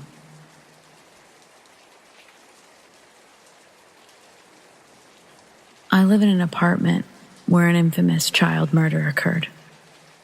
This is a long story with a bit of graphic exposition. Reader discretion advised. For anyone who's read my other stories, I seem to be a magnet for child spirits. So a bit of history.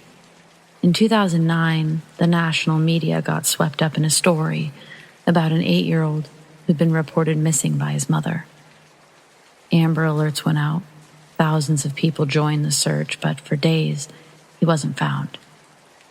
His mother was on TV, asking for help, finding her son at all hours of the day. Then a few days later, he was found, floating in one of the irrigation canals. Upon investigation, it was discovered that the mom's boyfriend was doing unspeakable, evil things and physically abusing the boy.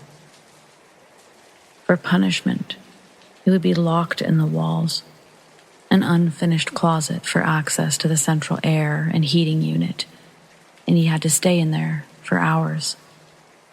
Health and welfare would do routine check-ins at the home, during which the mother and her boyfriend would lock the boy in the closet so they wouldn't see the bruising from the most evil punishment, in which the boy had to lay on the floor and the mom's boyfriend would do knee drops onto his chest with force.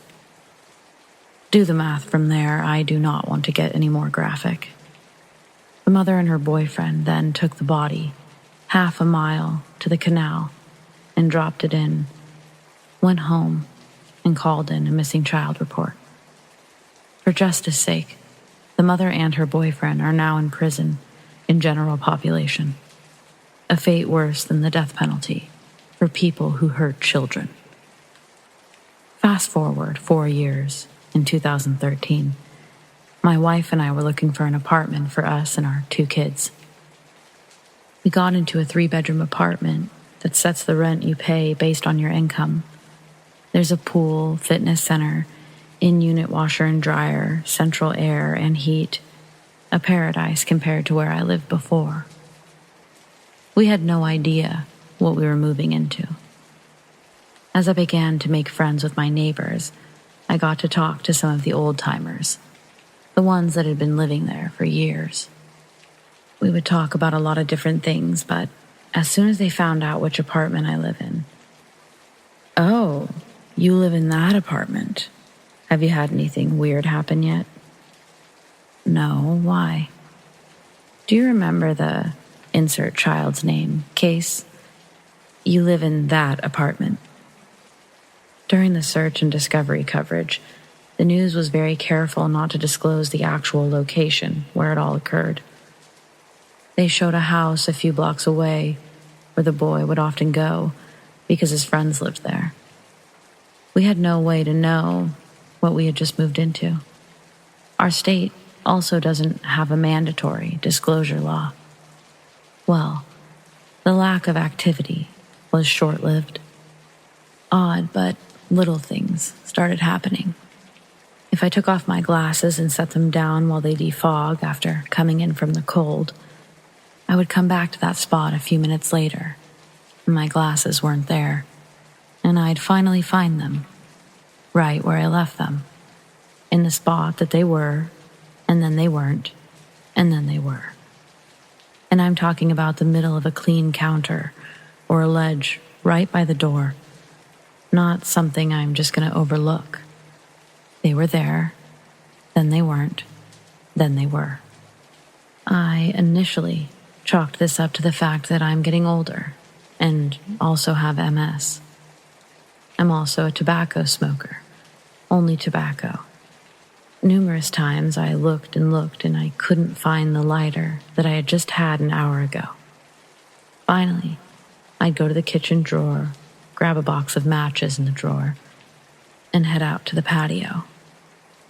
Just as I got the match lit and touched it to the tip of my cigarette, something fell on my hand and clattered on the ground at my feet. I looked down, and there's my lighter. Also, a fun one that happens. I shave when I'm in the shower, and I keep my razor in a caddy hanging from the shower head. I will be on the other end of the bathtub, soaking up, and feel something hit my back and then fall on the floor.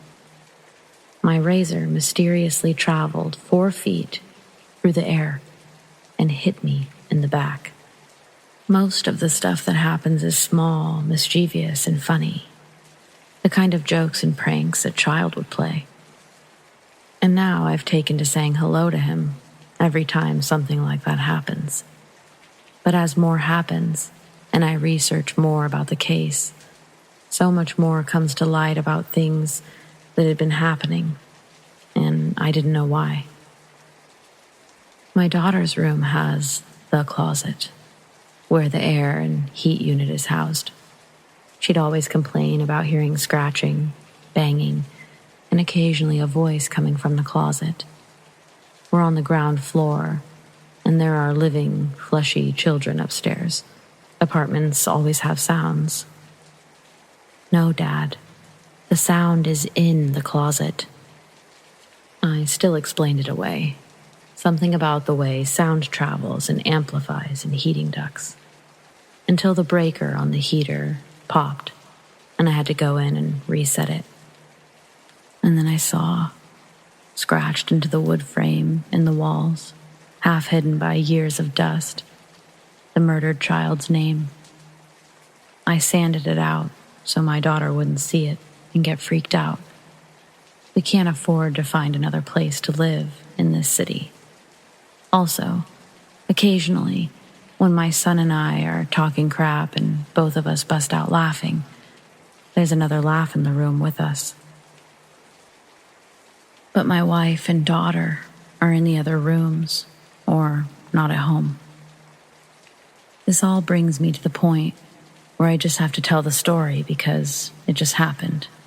For the first time, 20 hours ago, as of the time I'm writing this. My wife and I both woke up at the same time because we heard someone whispering in our room.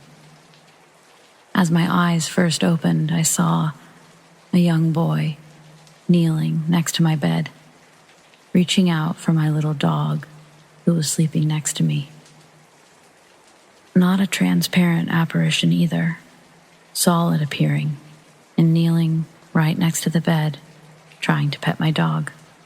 As consciousness and my connection to reality increased, the boy faded away into the ether. Ordinarily, I could attribute this to me just still being asleep and dreaming. But I saw my wife moving off the bed toward the bathroom as he faded away in front of my fully open eyes. But yeah, I live in an apartment where a nationally covered child murder occurred. What is it with me and child spirits?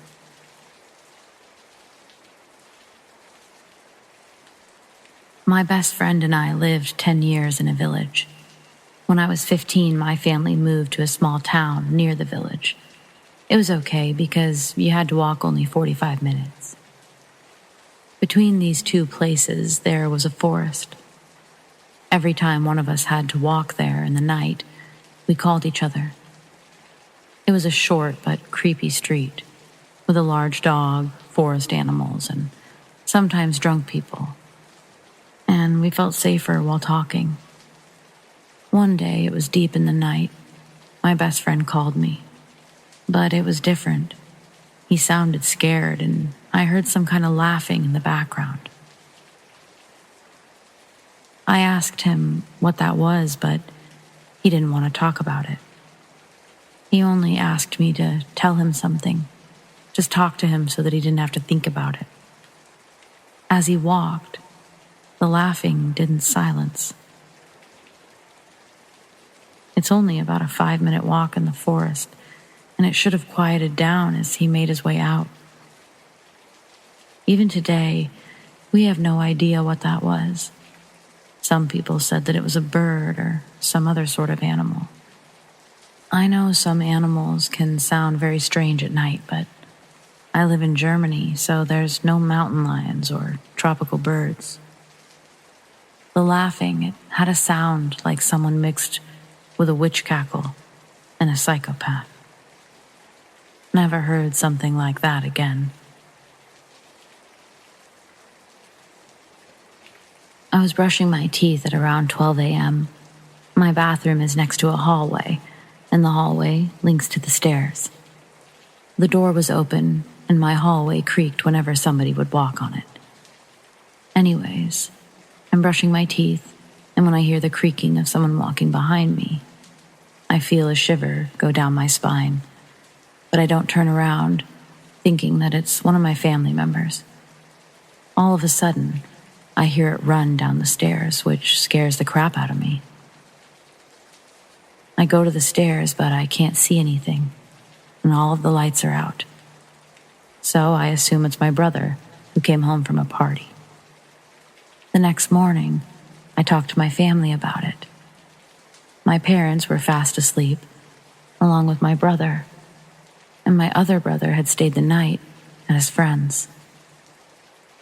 So, whoever it was that night wasn't my family, and to this day, I believe it was a ghost.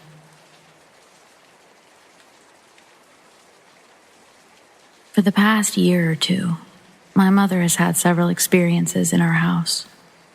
She'll often hear what sounds like dogs walking on hardwood out in the kitchen, even though all the dogs are in the living room with her. Most recently, this past Wednesday morning, she saw a shadow next to her spot on the couch. The most common one, though, is that she will hear the side door close, like my dad has gotten home, except he hasn't. She's not hearing things either, as the dogs catch it too, and they go over to greet him, only for him not to be there. Speaking of dogs, quite often they will sit and stare up at the ceiling, or into a corner. No growling or anything, just staring. My mom cleans religiously, so there are no cobwebs or anything that could be catching their eyes. I moved in last October after my divorce with my 3 dogs, and I've had a couple experiences myself. On Thanksgiving of last year, we noticed that the clock on the wall in the dining room that has had dead batteries for years had one hand sticking straight up at the 12, where previously both had been at the 6. The hallway that leads to the side door and the laundry room and the office that I slept in always gave me the creeps. I'm constantly feeling like I'm being watched. My most recent experience was just 2 days ago. My parents were on vacation in Florida and had just texted me that they were on their way home from the airport. I was in my room playing video games with my 3 dogs on the bed with me and their 3 on the floor next to the bed.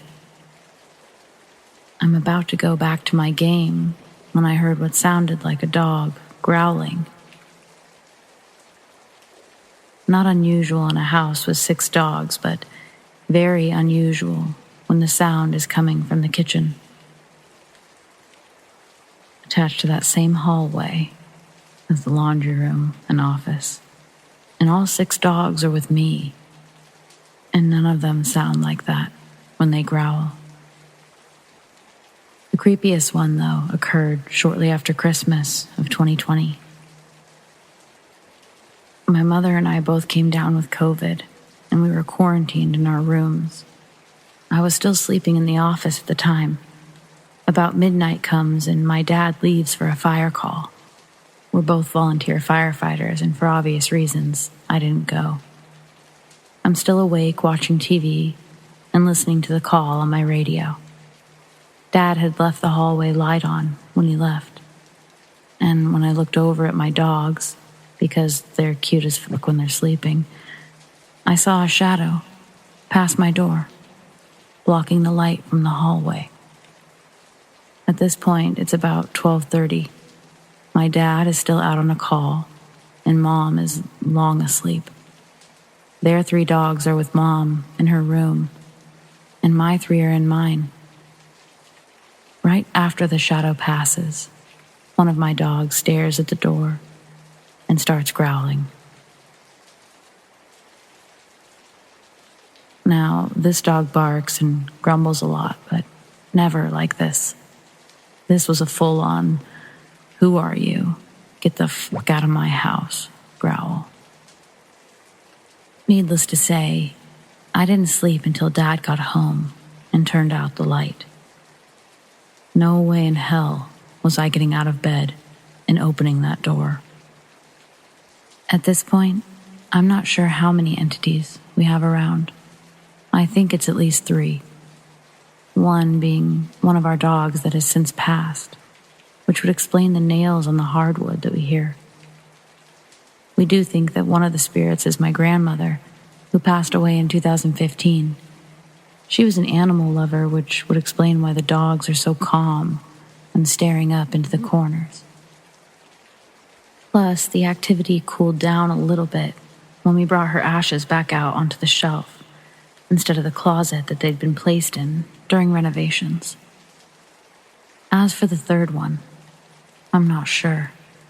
I don't want to say it's demonic, partially for my own sanity because that would be terrifying, but also because as someone who questions the existence of God, I must also question the existence of demons. But whatever it is, it feels dark. I have always trusted a dog's measure of a person, and if my boy doesn't like it, then I definitely don't believe it to be benevolent.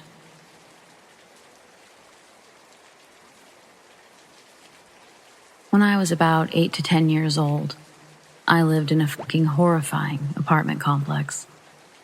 So I'll tell one of my supernatural, paranormal stories that really freaked me out.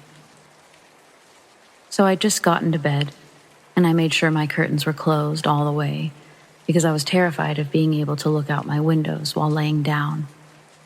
I always had a hard time going to sleep, but that night was different. I fell asleep easily. But I woke up in the middle of the night, I think. I remember I couldn't check the time because of how scared I was. When I woke, I kind of squirmed around and then finally opened my eyes. I noticed it was really dark. Soon enough, my eyes adjusted to the dark, and that's when I noticed something. By my closet was someone sitting down and staring at me. But it wasn't a stranger. I fucking knew this person. It was my mom. But at the same time, it wasn't my mom. Because for one, my mom wouldn't be in my room staring at me while I was sleeping and sitting on my bedroom floor. Also, it looked like my mom, but its eyes were off. My mom has the most vibrant, pretty blue eyes. It had eyes that were darker, not too dark, but you could tell the difference. And it was looking at me like someone would if they were spaced out. It also had the most emotionless expression that my mom would never wear on her face. It scared the crap out of me. I kind of shifted over and looked towards my window where it wasn't at, and so it couldn't see my face. I noticed my curtains were opened a bit, where I could see outside, which also scared me. So I closed my eyes, trying to go back to sleep. Surprisingly, I fell asleep in almost an instant. When I woke up, no one was there. I didn't tell anyone about it until weeks later, and I told my mom during laundry when I noticed a shirt. It was the shirt that the thing was wearing. My mom kind of freaked out, and she told me to tell her stuff sooner.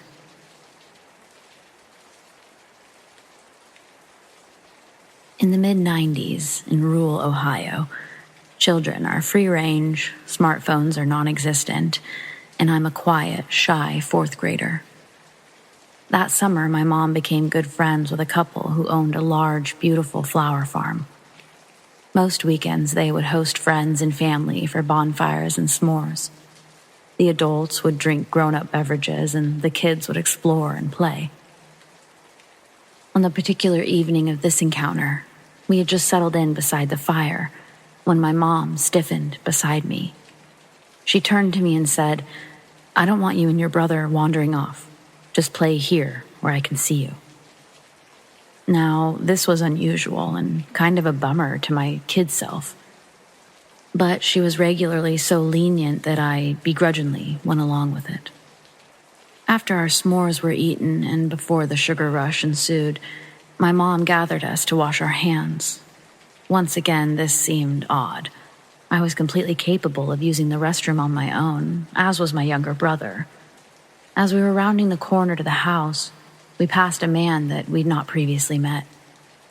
My mother grabs both of our hands tightly and speed walks us up to the back door, closing the screen door and locking the glass door behind her. In my memory, she was composed, but she later told me that she felt breathless and panicked, like a wild-eyed animal. Not long after, we hit the road to get home for bed and church in the morning. I remember thinking that I wish we could stay and play longer, or even camp there overnight like we did sometimes. But oh well, my child mind did not connect anything odd about the whole situation. It would be many years later, when I was an adult, that my mother would tell me a story I'll never forget. She remembers all the same details: the bonfire, the s'mores, the sugared-up kiddos, and the sticky marshmallow hands. But she also clearly remembers the sudden feeling of inescapable dread in the pit of her stomach, and the hackles rising on the back of her neck. Even in front of the bonfire, her blood ran icy cold. She told me that all she could think was, "It's time to go. We need to get out of here." She said it was the most persistent feeling of urgency she's ever felt.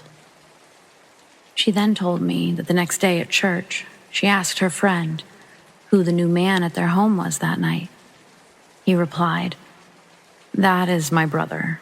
He just got released from prison for child molestation and assault. He and I have never gotten along, but he has nowhere else to go. I asked him to go somewhere else for the evening, but he just showed back up at the house. No warning. I would never have allowed him near children." Her jaw almost dropped to the floor. She told me that before she'd even seen him on the way back to the house, she felt his presence. She kept looking into the darkness beside the house and feeling like she was being watched. She knew instinctively her children were in harm's way, and she needed to get us somewhere else. She didn't question it or blow it off. She listened to her gut, and I'm thankful she did. The feelings she experienced that night were so intense, we never went back to their home again. Friends, please always listen to your instincts and be safe out there.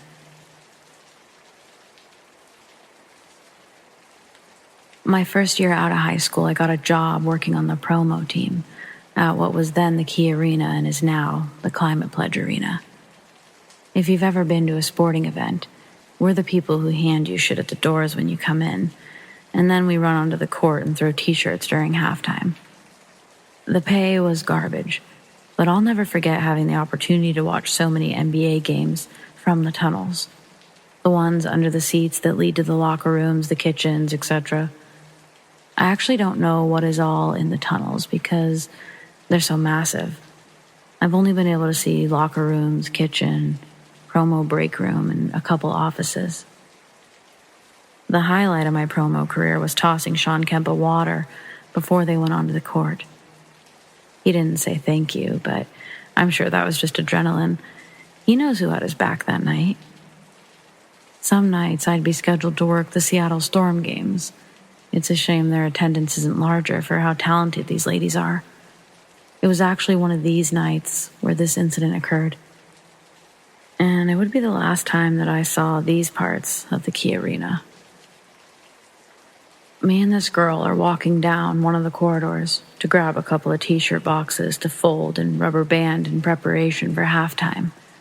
She mentions how cold it is, and I must agree, although it is only cold stone that makes up the walls of these tunnels. The direction we were going in, it was becoming noticeably colder. I'm only slightly behind her when I feel a cold wind brush, not against me, more like through me.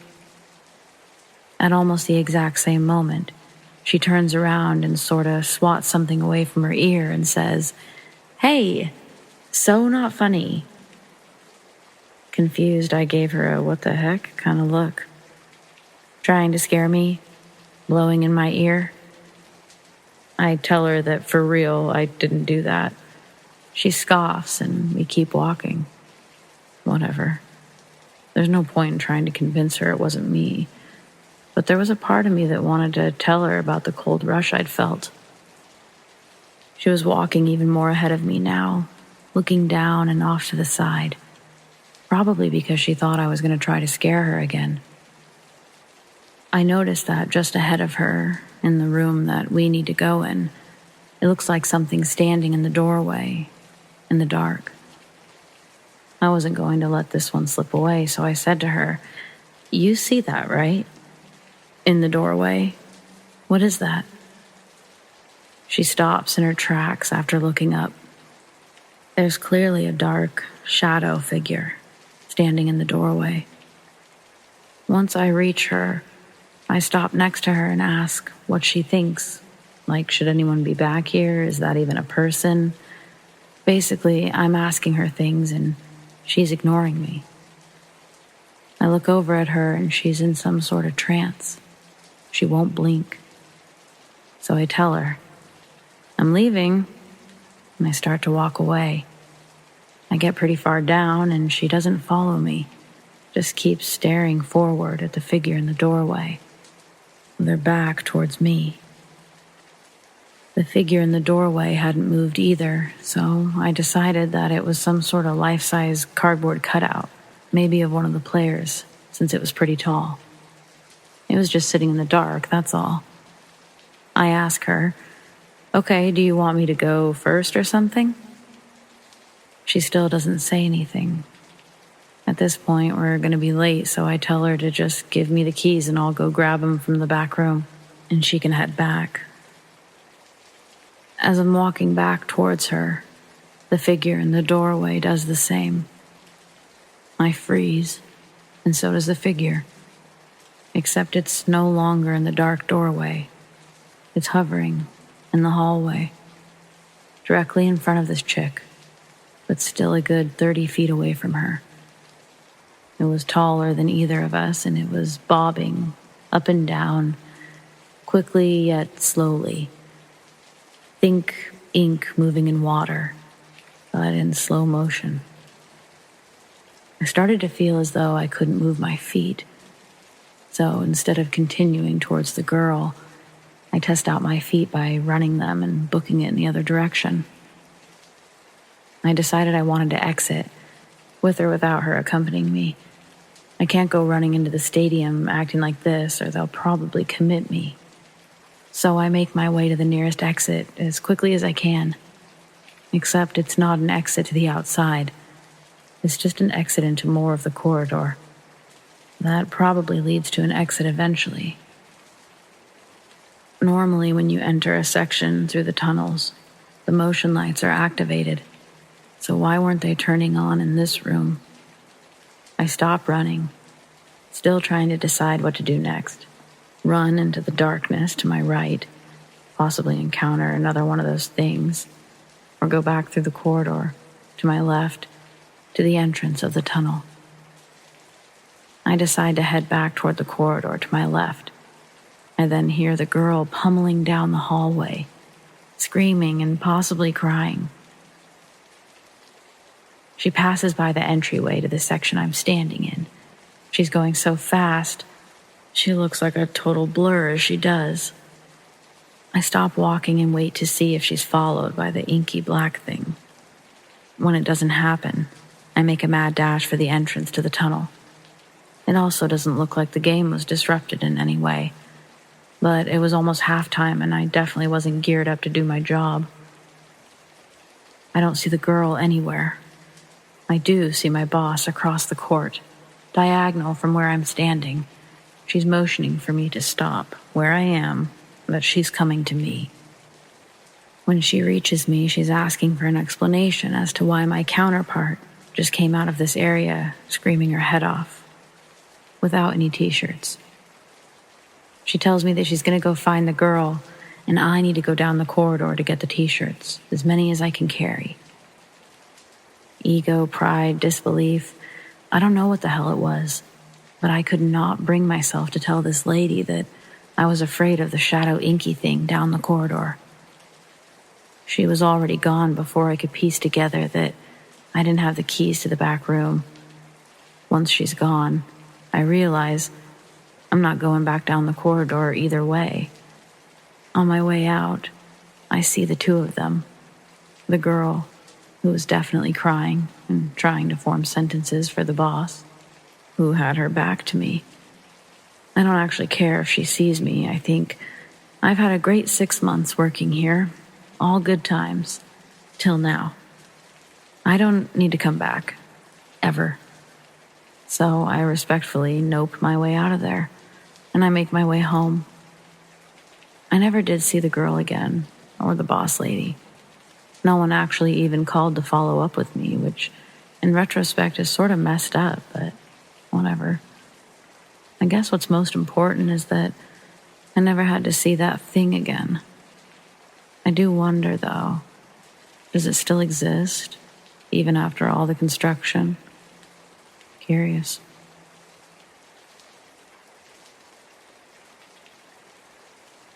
We were arriving at my friend's coworker's house after work. There were 5 of us, and her boyfriend was already home. It was around 10:30 p.m., and as we entered the small duplex, I locked the front door behind me from habit. Not 30 seconds after I made it to her bedroom, 5 feet away, I heard someone trying to open the front door. I proceeded to ask if she or her boyfriend were expecting anyone over, and they said no. Her boyfriend went to the door as the person outside started knocking. We looked outside to see someone in a hoodie, pulled all the way over where his face was obscured from the side. Her boyfriend asked through the door what he needed, and he answered that he was locked out of his house. He needed to borrow a phone. Her boyfriend told him no, and the guy says, "Come on, man, just open the door." We said no and to leave. There was a 24-hour gas station literally across the street. 15 minutes later, I see someone peek into the living room, and someone again tried to open the door. We all come to the door and yell through, telling him to leave. He keeps saying, "I don't know why you can't just open the door. Just open the door and let me use your phone." We said no, and he eventually left. While he was outnumbered, we didn't know if there was someone with him hiding, if he had a gun, etc. What mainly freaked me out was that he kept trying the door before knocking.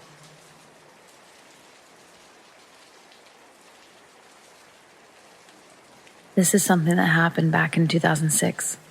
I was 26 and traveling down I-80 across state lines with my boyfriend at the time, who we'll call Chris. We'd been pretty avid travelers for the better part of 2005, 2006. This was our first trip just following I-80 from San Fran to New York. The most memorable stop of the whole trip wasn't our destination, unfortunately. It was when we stayed in Superior, Wyoming, or just slightly outside of it, I guess. We'd wanted to stop there to spend a day in the ice caves, but we ended up getting there a little bit too late in the day to do the hike. So we decided we'd grab a room at the Mint Motel. That's when the first weird thing happened. I'm standing there while Chris checks us into our room, and a lady approaches me. She's wearing a uniform that would indicate that she's a waitress at the diner next door. "Lisa, what the heck are you doing here? I thought you were all tied up with your mans tonight." My name isn't Lisa, but this woman is looking and talking to me like I'm definitely her. I smile and tell her, "Oh, I'm sorry, I think you've got me mixed up with someone else." She smiles, laughs, brushes me on the shoulder, tells me haha, very funny. But when I don't budge, she gives me another look, like she's really examining my face. Awkwardly, I offer my name. "I'm Alex, just visiting with my boyfriend over there." I turn to point to Chris. I turn back and she's just staring at me. Eventually, she snaps herself out of it and says, "I'm sorry. I'm Mary, and wow, my mistake. You are a dead ringer for my friend Lisa. I mean, you two could be twins." I shared an uncomfortable laugh and just dismissed the whole thing as a case of mistaken identity. No worries. I was so unshook I didn't even tell my boyfriend about it when he finished at the front desk. We drop off our stuff in the room, and we head over to the diner to grab some food before ultimately retiring to bed. We grab a seat by the window and wait for someone to take our order. The woman who approaches our table is the woman from the lobby. "Oh, hey again. Alex, right?" I tell her that's right, and this is my boyfriend, Chris. They shake hands, she takes our order, and when she's gone, Chris asks me about my new friend. So I tell him about the lobby experience, and he, like me, shrugged it off. Before our food came, the waitress returns, but this time she's with someone else, another woman. "I'm so sorry to bug you, but I just had to show Angie here, the girl that looks like Lisa's twin. Doesn't she look just like her, Ange?" I watch as Ange, gave me a stare down, the same one that Mary had given me earlier. She agrees and says, "Wow, no, you could definitely be Lisa." Angie seems uncomfortable, like she doesn't like how much I look like Lisa. They excuse themselves, apologize for interrupting, and walk away. Strange, but okay. We finished our meal, went back to our room, and watched some TV. Before going to bed, we decided to go to the gas station down the street to grab some snacks and waters for the morning at the ice caves. Chris pumps the gas, and I give him a quick kiss, and then I head inside. The moment I step foot in the store, I feel like someone's looking at me. I peruse the aisle in front of me for a moment, and then I look up. About 10 feet away from me are two dudes, staring at me. They then wave at me, almost menacingly. I divert my eyes and I finish my shopping, probably forgetting to grab something, but I feel uncomfortable and I want to leave. I approach the clerk and I'm getting the same stare. What the fuck? They ring me up, slowly, very slowly, and I can feel that someone is now behind me in line. I know it's those two dudes, because they're not in my peripherals anymore.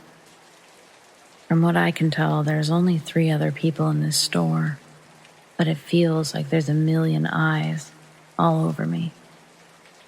Finally, I pay the man, and I walk out a bit faster than I normally would. I hear the two yell something like, "Who's that dude you're with?" But the door closes before he really finishes the sentence. Chris is done pumping the gas, and so I hop in the car. I know I'm acting nervous, so I just say, "Those dudes inside, they were staring, trying to talk to me. I'd rather we just get going before they come out." Chris doesn't hesitate, but he keeps looking inside the store at the guys, like he was trying to get a good look at them or something. Then he transitioned to looking in the mirrors, and so I start looking in the mirrors. I see a truck pulling out of the gas station where we just pulled out of. I ask him, "Is that them? In that truck? Are they following us?" He doesn't answer me immediately. We're about 200 feet from the motel when he starts explaining that we're going to pull in front of the office and get out there. That if these guys are following us, he wants them to have to approach us in front of people where it's well lit. Looking back, I see the truck is still behind us. We barely park before I'm out of the car, and the truck is already pulling up to the closest spot available. And they, too, are getting out of the truck. Chris springs into action, sliding across the hood to position himself in front of me. And for what feels like minutes, we stand there. It feels like we're just waiting for these guys to approach, and when they do, they look straight at me and say, "What the hell, Lisa? Who's this guy you're kissing on?"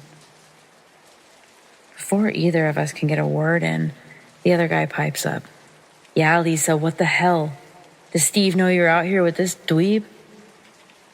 Chris sort of laughs and says something like, "Oh, this again."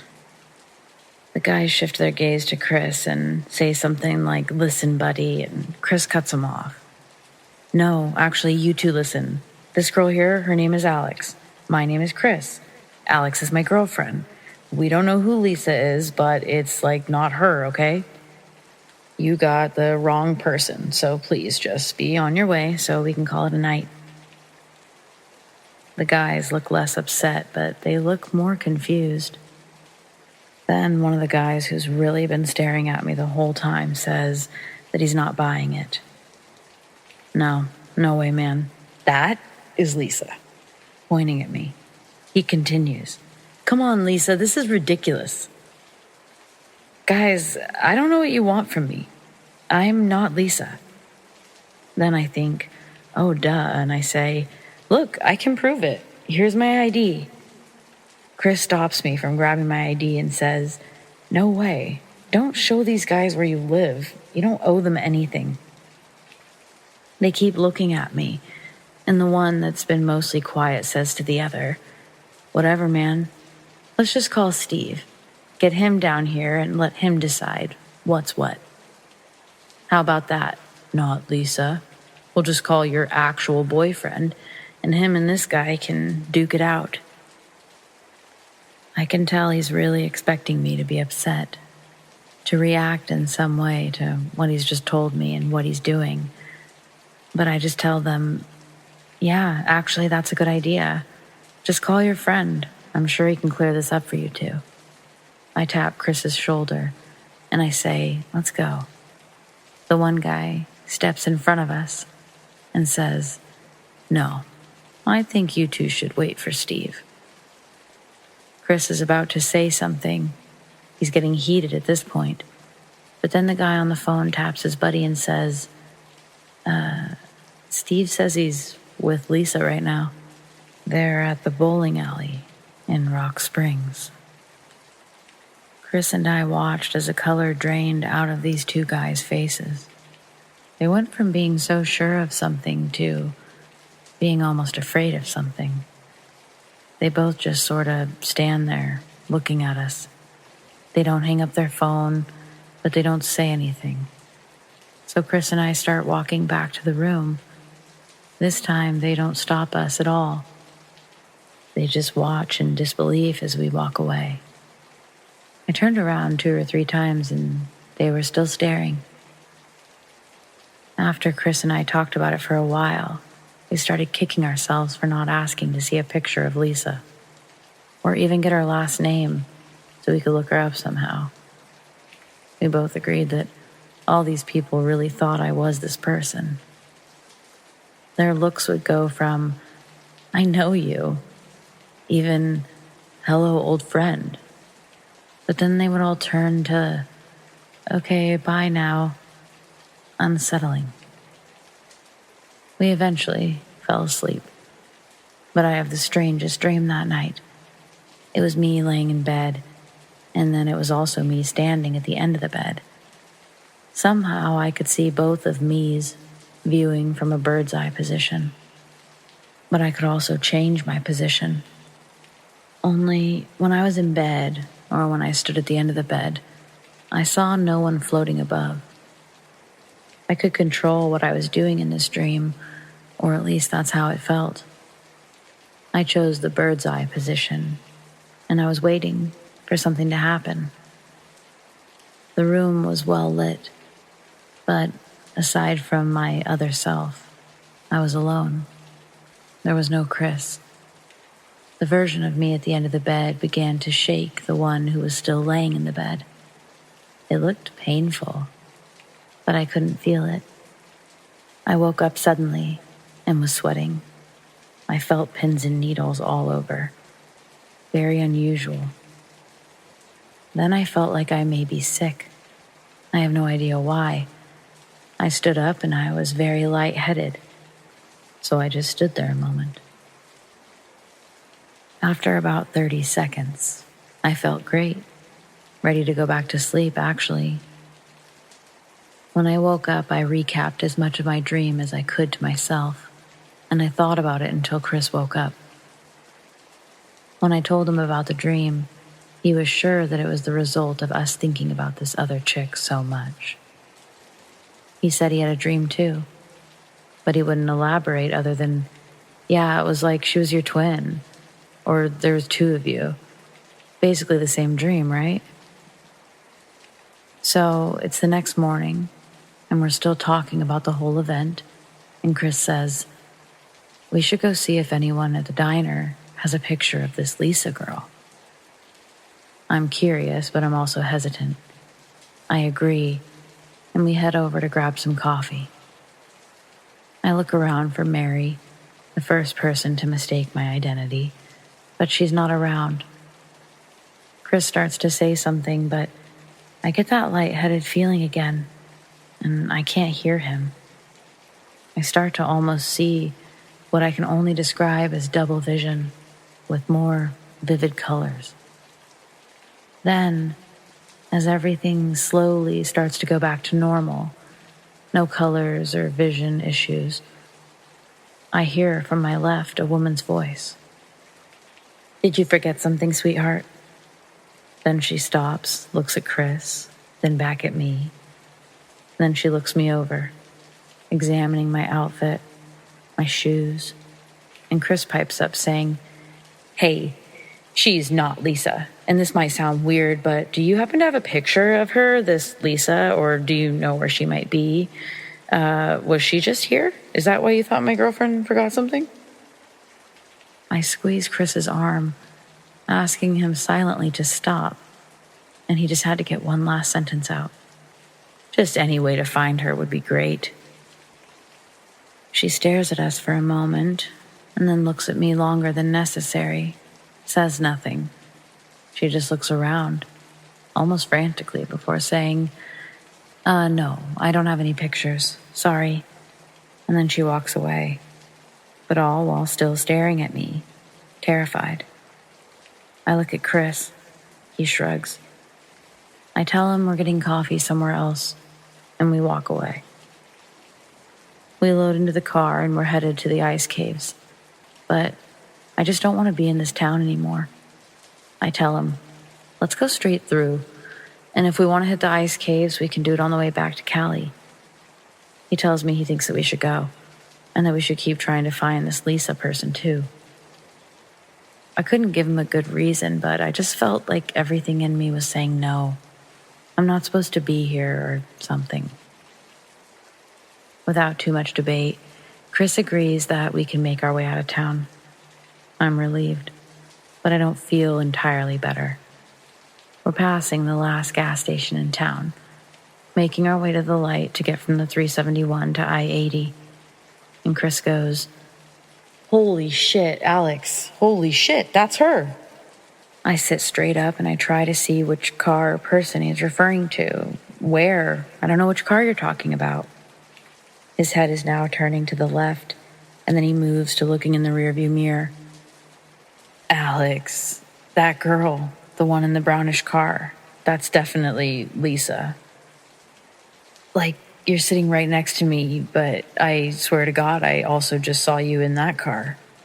She's even got the same hair as you, like wearing it the same and everything. That's kind of scary, actually. Wow. Oh my God, I know I sound like those people, but wow." He's kind of rambling with this level of excitement or amazement, and I just don't know what to say. As I look back at the brownish car, it's continuing its way towards Superior. But all I see is a black mass that seems to fill the entire interior of the car. It's like you couldn't see the seats on the car, or the heads of the people. Just a pulsating darkness. I don't say a thing, but I think to myself, yeah, I don't want to be here anymore. I managed to say to Chris, "Let's just go. I don't really care. I'm not going to approach this person, so maybe let's just drop it." He doesn't seem to get it, and he insists that we turn around and follow these people. Get a photo or some shit. I don't know how to tell him that I just saw a black mass invade that same car that he wants to follow, so I don't. I just patiently-ish say, "Let's just get the hell out of here, please?" I remember he sort of sighed or moped a bit, but ultimately he stayed en route. After a while, I started to get almost worried. I mean, he was silent for a long time, which was unusual. Eventually, he broke the silence with an apology. "I'm really sorry I insisted on you meeting this Lisa chick. and following those people or whatever. Like, I don't know why I did that. I reassure him it's fine, but he stops and he tells me, "No, Alex, it's more than that. It's like I didn't actually think that we should follow that car. I actually was really uncomfortable with the idea, but somehow I was suggesting it, and I don't know, just really sorry about that." I told him about the feelings that I got from the idea of staying in that town. I tell him about the Black Mass. At first, he's supportive of what I say. After several minutes, though, he says, "A Black Mass, huh? You don't think you're like possessed or something, right?" Not gonna lie, I was sort of offended or irked by this. Do I think I'm possessed? No, Chris, I don't think I'm possessed. Then I feel bad, like maybe I shut him down. So after some time, say, I was thinking more like a doppelganger, a fancy way to say long-lost twin. Like, couldn't that be something? I don't know exactly what it means, but people have talked about them being a thing before, right? Now this is where Chris and I ultimately disagree about the whole experience. I mean, it goes deeper than just this experience. We aren't together anymore, after all. But he believes it to be the work of the devil, that I'm possessed, or that something was trying to possess me while I was there. We just go back and forth on how illogical each other's ideas are. He doesn't believe in doppelgangers, and I don't know what I believe in, but I certainly don't feel possessed. Maybe neither of our theories are correct. I just know I had that feeling, the I don't think we should meet, and I wasn't even sure why. Only later did I learn that you shouldn't interact with your other self. So that feels like my intuition doing its job, and me doing mine by listening. The dream I had that night, it also felt more like a hallucination. Then there's the dark mass. I mean, what does that mean? What is that about? It doesn't seem to fit with most accounts of potential doppelgangers, but I'm not sure. Most eerie to me was probably the way the people looked at me. They really saw someone else at first. In a very small town, they mistook me for this person that they see every single day, seems like. And when they had to accept I wasn't her, they almost looked afraid. To my knowledge, Chris has never been back to Superior, and neither have I. We definitely didn't stop there on the way back. It's amazing how many other ice caves you can find when you're really trying just to avoid one.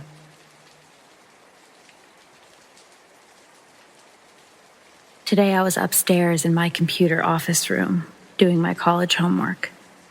I've lived in this house my whole life, and very rarely something out of the ordinary happens. Occasionally, in the office room upstairs, I hear weird noises that sound like an elephant does or a whimpering. I ignore it since it's probably just the wind and nothing to worry about. Yesterday, when I was up there at night, the lights just completely died, leaving me in the dark. Naturally, I jumped a little bit, but I replaced the light bulb and moved on with everything. So now, today, just a few hours ago, made me really scared. I was upstairs working on an art project. I had my laptop on Discord talking to two of my friends as I was doing the project. I had no headphones in or anything. Also, it was just me and my sister who were home. She was downstairs in her room, watching a movie. All of a sudden, the door to the room I was in freaked me out. I heard 3 loud knocks on the door. It genuinely sounded like someone was outside the door. I thought it was my sister at first, so I shouted, "What?" No response. I open the door and nobody is there. I immediately look at the staircase and nobody. I yell for my sister. She says she was in her room the whole time. I believe her because there's no possible way that she could have physically knocked on the door and ran down the stairs that fast. I would have heard her. Since then, I've been scared to go in that room because now I'm pretty convinced something's wrong. If anyone can give me any form of advice on what to do, I would appreciate it. Thank you.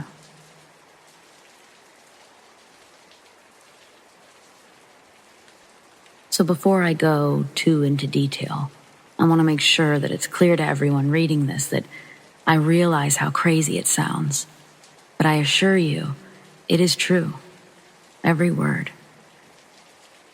I would think that someone was on something if they told me this, but I lived it. So, sometime back in 2004 or 2005, I lived in some apartments in North Austin called International Residence. I had a small efficiency apartment by myself, and at the time, I was trying to become a world-famous rapper. You can still find some of my stuff on YouTube. Anyways, I had more beer in my fridge than food. My neighbors were the strippers that lived across the way, and they wanted to hang out with me every single day. I had no complaints, of course. Well, on New Year's, I decided that I would go to my cousin's in Sealy, Texas, about 100 miles away, for a New Year's bash. I arrived in Sealy, and everything was great. We partied down, had a good old time at this huge, fancy ranch. After the party was over, I headed back to my cousin's, still in Sealy, mind you, and I crashed out on her couch. So, the dream. That night I had the most vivid dream. Now, when I say vivid, I mean it was so real that I thought it was absolutely 100% real. I remember I walked up to my neighbor's door, the stripper neighbor, and I knocked. They were having a party. They opened up the door and had a house full of people. Everyone was happy to see me. I remember taking pictures with people. In particular, one of me and the stripper neighbor kissing at midnight. I remember taking shots and everything that you do at a New Year's party. I remember everything but leaving. I do remember walking out the door and then nothing. The next day. The next morning, I wake up on the couch at my cousin's in Sealy, 100 miles away. I had to catch a bus that morning, so my cousin dropped me off, and I headed back to Austin. My mom was waiting for me and drove me home. I was walking up to my house, toting my bags, and as I'm standing there trying to unlock my door, I hear, "Hey, Grinch." That was my nickname.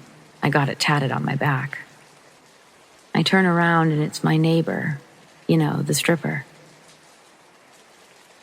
"You enjoy the party last night?" she asked. Assuming she meant my cousin, since that's where I was, I said, "Yeah, how was your party?" She looked at me funny and said, "You should know. You were there." I, in turn, looked at her puzzled, remembering the dream from the night before. "I was in Sealy last night. Remember, I went to my cousin's. My mom just dropped me off from the bus stop." I think she realized I was serious because she took a moment to look at my bags and started saying, No. No way, dude. No fucking way. We saw you here at the party last night." I said, "That's impossible. I was passed out on a couch 100 miles away." "We took pictures of you last night, dude. I've got them on my camera." She was adamant. I assumed that somebody came to their party that looked like me, and they were all too drunk to realize it wasn't me. And so I was like, "Let's see these pics." So we go up to her apartment and sit side by side on the couch and start looking through pictures. The first few weren't out of the ordinary, people having fun and whatnot. Then we came to the picture that looked weird. The one where a guy that I knew was standing there with his arm up, like you would if you had it around somebody's shoulder and you were posing for a picture. But there was nobody there. I started to feel cold and sweaty because I remembered that in my dream, I had been in that picture. We go through a few more pictures and come to one of everyone together. I remember it also from the dream. I remember being right in the middle, but in this picture, there was a blank space right where I should have been standing. I look up at my neighbor, and she's about to cry. She was so freaked out. I was freaked out too. Before she went any further, I told her about my dream and asked, "Did you take a picture of us kissing at midnight?" "Yes, I did," she said excitedly, frantically looking through the pictures. Then there was a close-up selfie of my neighbor kissing air. There was nobody there. It was marked 12 a.m., January 1st. She dropped the camera and started pacing around saying, No, that's crazy. There's no way." As the day went on, more of her friends showed up, and every single one of them said they for sure saw me there, and we all marveled at the implications of what this meant. Years later. So I was probably 25 when this happened. I'm 41 now. I lost contact with my stripper friend and the people I called neighbors, as people do. But often I think back about that night. I try to wrap my head around it. I looked it up and I believe I performed, if that's the word, astral projection. I would really like to know if anyone else has had experiences like that, or even know how it was done. I've never done it before or since. Leave a comment if you have any ideas, comments, stories.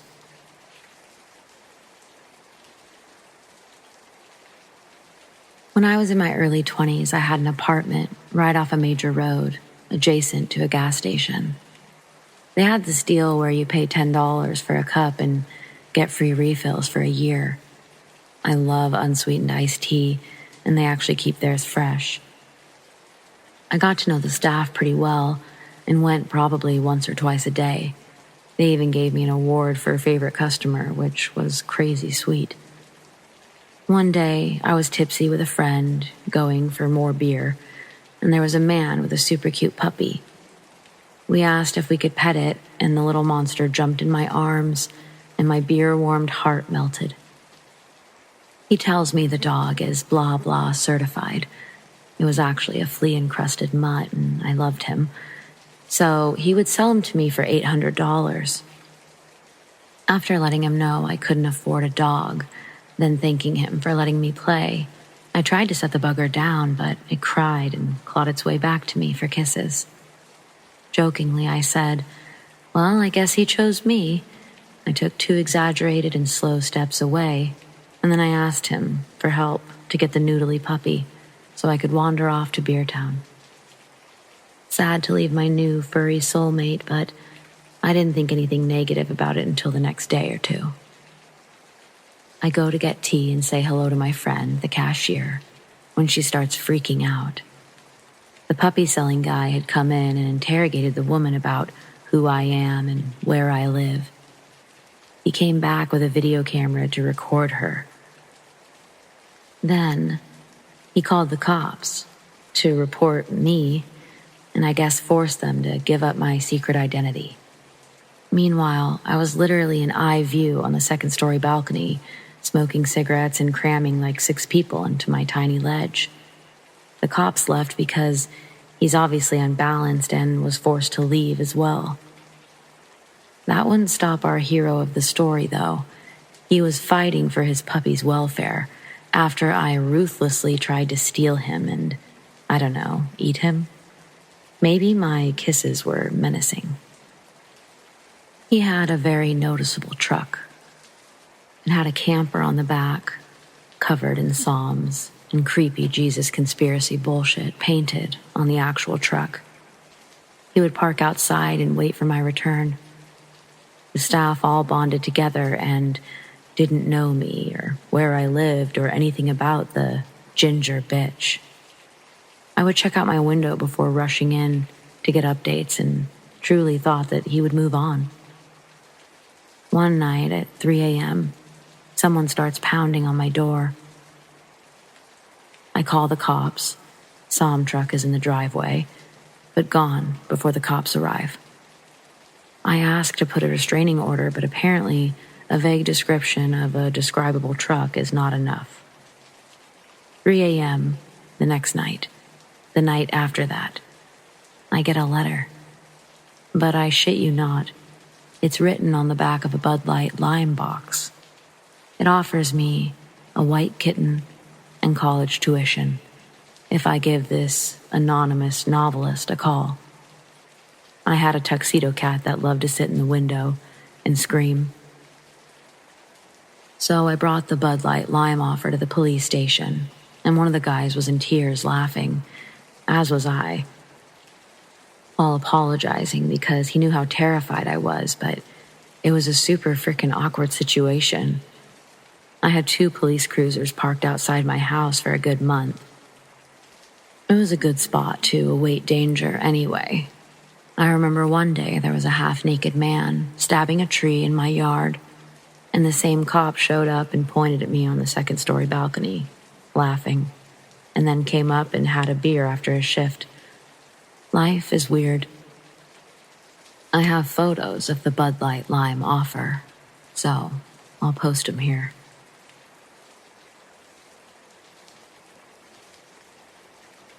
My brother's partner, best friend, and I recently took a trip to Kansas City to go to an Orville Peck concert. We waited until sort of last minute to reserve an Airbnb because we weren't 100% sure who was all going. Nonetheless, we found one just outside of Kansas City in a suburb called Grandview at a pretty reasonable rate. The host's overall rating was good, and we didn't see anything out of the ordinary when reading the first few reviews. So we thought we had gotten a pretty good deal. We arrived in Grandview a little after 3 p.m. Our Airbnb was the bottom floor of the owner's home, and as we pulled up to the house, we noticed quite a bit of religious signs and statues on the lawn. Now, don't get me wrong, I don't have an issue with people believing what they believe in, so long as it doesn't infringe upon other people's rights. But here we were, a group of very visibly queer folk about to attend a gay country concert, blindly walking into someone's home that we'd be staying at for the next 2 nights. We decided there was nothing to be worried about, and that after all, we technically were in the Bible Belt, so we shouldn't be surprised that we were staying in a home of someone who was religious. My brother and partner called the host and met her at the door of our guest suite. She showed them around while the rest of us got our suitcases unloaded. When they came back to meet us, they said that she was super nice, and again, our minds were at ease. We decided to hang out, order food, and rest a little before we headed off to the concert that night. Our comfort didn't last long, though. While we were getting our suitcases unpacked and laying around in one of the bedrooms of our guest suite, my youngest brother was casually looking through the drawers and dressers and side tables, as anyone would. Most of what he found was normal: extra bed sheets, pens, paper tablets, nothing really out of the ordinary. That is, until he came across something that would completely change our outlook on the trip. Inside the drawer was a Bible. Not super weird considering where we were staying, but as he was flipping through the pages, a small tinfoil packet fell out. Now, for those of you who don't know anything about drugs or what they look like, what fell out of that Bible rhymes with smack star Sarowan. That's right. Not even 30 minutes into our stay, my youngest brother found hard drugs in the fold of a Bible. At this point, we weren't sure what to do.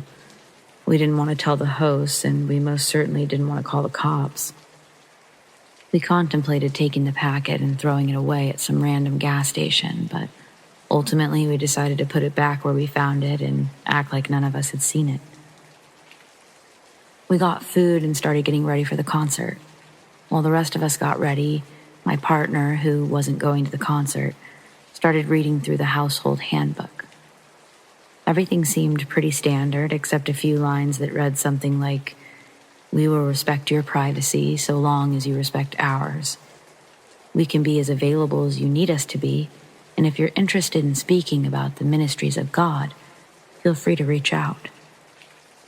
Again, I have nothing against people following the religions they do, but that seemed like an awfully out-of-place thing to put in your house rules handbook for your guest suite. There were a few other books around the guest suite that stuck out as a bit off base, with titles like Teaching Men to Comprehend How Women Think and How Women Should Think. We ignored these things for the most part, aside from my partner who was now freaked out about being left alone in the suite while the rest of us went off to our concert. I told him it was just some Bible-thumping bullshit and that he really didn't have anything to worry about. He's a worrywart though, so as soon as we left, he locked himself in the bedroom and started looking a little bit more into the books that we found. He came to the realization that the books were associated with a group called IHOP-KC, or International House of Prayer, a predominant religious cult founded in Kansas City, a majority of whose members live in the Grandview suburb where we were staying. I could write a whole separate post about the beliefs of IHOP-KC members, but essentially they are an evangelical Christian group that has a functioning 24/7 prayer room that's been going nonstop since 1999. There's also a murder, ruled suicide, cover-up associated with the group. But again, it's all too much to go over here. We got back from the concert really late, not to mention a couple of us were still heavily intoxicated from drinking at the concert. So he didn't mention anything about it that night, but he was quick to tell us in the morning. At this point, we thought, okay, these people are part of some weird church, whatever, it's fine. That explained some of the weird rules and books that we'd found. We left for the day to go hang out around the city, and when we got back to rest, my friend and partner started doing some more reading on the group. That is when they found that we were actually staying in one of the predominant leaders' houses. We figured this out by cross-referencing the names of our hosts with the names of important members on the International House of Prayer University website. After this, we started to snoop a little bit more in our suite. We found large barrels of dried food, a jug of some liquid that we later found out is what they drink when they fast, and lots of IHOP-KC teaching materials. Basically, it seemed like they were completely prepared for some sort of end-of-times rapture. Eventually, we did go back and read more thoroughly through the reviews, and we found a few that would have set off some red flags. For example, one review stated how the male owner brought out a gun in front of the people who were staying there. Yikes. Not to mention, if there was even a hint of negative review left, the host would leave a snarky reply. Needless to say, we spent as much time away from the Airbnb as we could for the remainder of our trip. And although we were never in any direct danger, we did feel very uncomfortable with the whole thing. It started when I was staying with a friend one night, and we were hanging out like usual. Her father had come inside because he thought he saw coyotes, and he was excited because they don't normally get close to the house. We went outside quietly to check it out. He flashed his light towards it, and all we could see were greenish eyes, glowing, looking towards us near the tree line. That's all we could see. Since we thought it was a coyote, her father had shot at it. We didn't know if he had hit it or not, but the eyes were still there. But after he'd shot it, it started moving its head in an unnatural way, kind of nodding side to side. We went to check it out and see if it was injured and lying out there. We looked all around the area where it was and saw nothing. Even drove around the woods to see if it had tried to run away. That wasn't the last time I saw this creature. About a month or so later, my friend had gotten sent away for a while. I've always been a close family friend, so I decided to come up to her father's to stay for a couple of days and check up on him. It was kind of early in the morning, and a sunny day. Her father had told me that he was going to work and I'd be in the house alone until he got back in the afternoon. So he left and I was hanging out in the living room, playing on my phone. I left the door open since it was nice out. All of a sudden, I feel the need to look out the window because I thought someone was outside. I opened the curtains and looked around, and then I saw something out of the corner of my eye in the area that we saw the coyote a while back. I looked in the direction and I saw this terrifying, human-like creature around the same spot on the border of the trees. It was sort of kneeled down like a person, looking directly at me. It was all black and very skinny, longish arms and legs. And it was a bit tall. It had this wood or leaves-looking cape thing on its back. It also didn't seem to have any facial features from what I could see, just the facial structure and indents where the eyes should be. I was in shock staring at it. It's like I couldn't take my eyes off of this creature, trying to make sure I was actually seeing this shit and not my mind playing tricks on me. So I kept looking at it, and all of a sudden, it raised its hand up, and it seemed like it was waving at me, and it tilted its head to the side and started nodding its head, just like what we thought the coyote was doing. After that, I snapped back and stood up to run and close the door. When I got to the door, someone was driving up to the house, and the creature was no longer there. I then got the fuck out of there. Here's something else that happened before both experiences that may or may not be related to this creature. Another night while my friend and I were home alone, we were just chilling on our phones and my friend kept falling asleep. I was getting creeped out, so I kept waking her up. Then she started talking nonsense, that her father was here and talking to her. And I could snap her out of it. When I did, she would ask where he was, which she knew he had left, but was convinced he came back home. I sort of laughed about it and explained to her that he hasn't come home yet. She seemed really tired, but kept talking about him being there, which I was disagreeing with. Then all of a sudden, we heard her father's voice from the hallway or another room. It said her name, just like he would if he was trying to get her attention or have her come to that room. We both heard it loud and clear, but no one was home except for us, not even anyone outside. After that, we didn't hear anything else for a while, and after a little bit, we still had our guards up because of what happened, and we started hearing noises from outside, which sounded like multiple people talking and laughing. Kind of sounded like her father and his friends. We were very scared by then and called her father to see when he would be home and to hurry up. He said he was on his way home. Slowly, the voices calmed down, and eventually, her father got home.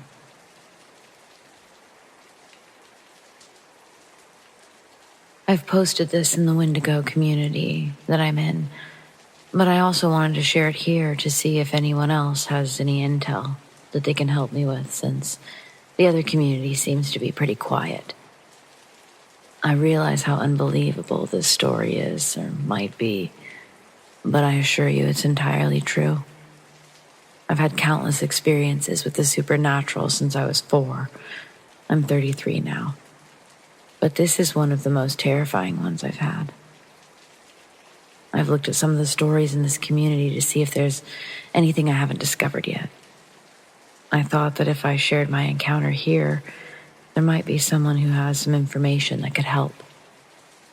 Please don't comment if you don't believe in the supernatural. I've seen skeptics plastering their 2 cents on some posts, I'm looking for legitimate information. My questions are at the end of this, so thanks in advance. I had an experience with a Wendigo this fall, in early October in northern Minnesota, in a state forest, very close to, if not on, a reservation. I've always heard that speaking of them can draw them to you, but I hadn't thought of or listened to any Wendigo stories any time close to my encounter. I was staying with some dear friends. I'll call them M and C. I had walked down to the camper from the house with my miniature dachshund, Ebony, around midnight, and I found that I needed to set some things up, primarily the heater. By the time I was done getting everything in order, it was approximately 1:30. I never thought to lock the door because really, I figured it's the middle of the woods, so there's nothing to worry about. I was wrong. I had closed the curtains, thank God, and I was having trouble falling asleep because my anxiety was going mad. M and C's dogs were barking outside, and their geese wouldn't stop honking. Ebony, who usually falls asleep under the covers, was sitting on my hip while I laid on my side. And I could feel her turning her head back and forth, like she was trying to track something outside. I tried tucking her under the blankets to calm her down, but she kept returning to her perch on my hip. I have no idea how long I laid there. I would say at least 40 minutes, when all of a sudden I heard M's voice outside the camper. "Anybody in there?" And then what sounded like claws being dragged down the side of the camper. I almost called back to her when I realized, number one, she and C would both be fast asleep by now, and number two, M knew that I was in there. She wouldn't ask if anybody was. Suddenly, I noticed everything had gone absolutely silent outside. The dogs and the birds had stopped carrying on. The gusts of wind had even stopped. It was the kind of silence you hear about in horror movies, how the woods go mute when something evil is in the area. Then, another thought hit me. Ebony would be losing her shit and barking at the door if that had been anything human. She was frozen on my hip, dead quiet, shaking. I didn't dare move, but I was really starting to have to pee, and I remembered that I hadn't locked the door. I had no idea how long I laid there debating whether I should get up and use the bathroom and lock the door, but it felt like an eternity. In reality, I guessed it was 10 or 15 minutes. I thought it may have been a skinwalker at first, but I remembered they don't mimic the voices of your loved ones to lure you into the woods. Wendigos do. I knew these creatures, demons, whatever they are, could lure humans out of their abodes if they made eye contact with you. And everything in me was screaming to make sure I didn't look outside. I made doubly sure that I didn't look through any cracks in the curtains as I walked softly to the front of the camper and very slowly turned the lock, praying and holding my breath. I made sure to keep my eyes away from the windows as I crawled back to bed and pulled Ebony close. She finally stayed under the blankets. I snuck a peek at my phone for the time before I laid down, figuring it had to be close to 3 a.m., the witching hour. It was 2:30. As soon as I laid down, the wind kicked back up. M and C's basset hounds erupted into howls as they came running down to the camper, a little ways into the trees, and the geese started their noise again. I heard the bassets come back to the camper, barking a few more times before they laid down outside the door to protect me. I didn't get out of bed again that night. I told M and C what happened the next morning. I think I was hoping M would say that she had come down to check on me and Ebony, but she confirmed what I already knew. They'd gone to bed as soon as I'd left the house. I said a prayer over their house, the camper, and all of us the following night, and had an uneventful night, thank God. I also spoke with another guy who's familiar with the supernatural to see if he knew any more about Wendigo. I'm not sure how accurate the information he gave me was, or if it's reliable at all. But when I asked him why Ebony hadn't made a peep, I had assumed it was because she was absolutely petrified. He said a Wendigo can control animals to keep them from alerting their owners about its presence. He also told me that, 1, they can't enter houses that aren't made of wood directly from the forest they're hunting in. Tents and campers included, because they consist of man-made material. 2, a lock is useless. They can unlock and open a door so that they can try to lure you outside. And 3, they typically stay in the woods. But they will come into a smaller town, just never into a city. I had never heard any of what he told me before, so again, I can't speak to accuracy. But I also haven't researched the claims either. He also advised me never to go outside to pee at night if I ever go camping, and to bring a bucket or something to use to make sure that I always close tent flaps. He said if the flaps were open, we could see outside, and the Wendigo could make eye contact with you and draw you out. After leaving M&C's to go to my father's house for a few days, I had the distinct feeling of being watched when I took Ebony outside after dark. My father lives 3 hours away from M&C, but his house is in the country. I told myself that it was only the fear from the experience and what I know about the Wendigo triggering an overactive imagination. I never heard anything, and I watched Ebony's behavior very closely, and she didn't act like she had in the camper. I'm moving back to that area from Canada, and this experience has been weighing heavily on my mind. I've been trying to find any information about warding them off, or if they have a home hunting range like cougars do, or if they just move on from a region. My prayers did work the second night, so I figure I can pray over the property. I also have holy water that I can use, since the Wendigo is an evil spirit that possesses people or physically manifests. Frustratingly, a majority of what comes up in searches is utter garbage, like Wikipedia. Does anyone know if a Wendigo stays in one area? Are my concerns about it coming back when I move into my cabin, are they warranted? Or am I worrying excessively? Do you have any tips for warding them off? Thanks again for any information you can offer.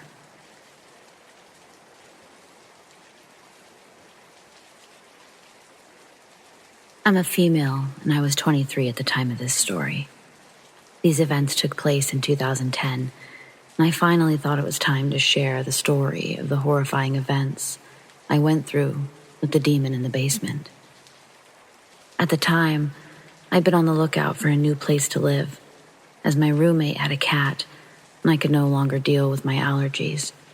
When I moved in with her, I was living in a dingy motel room, so having a roommate in a proper house was a serious upgrade.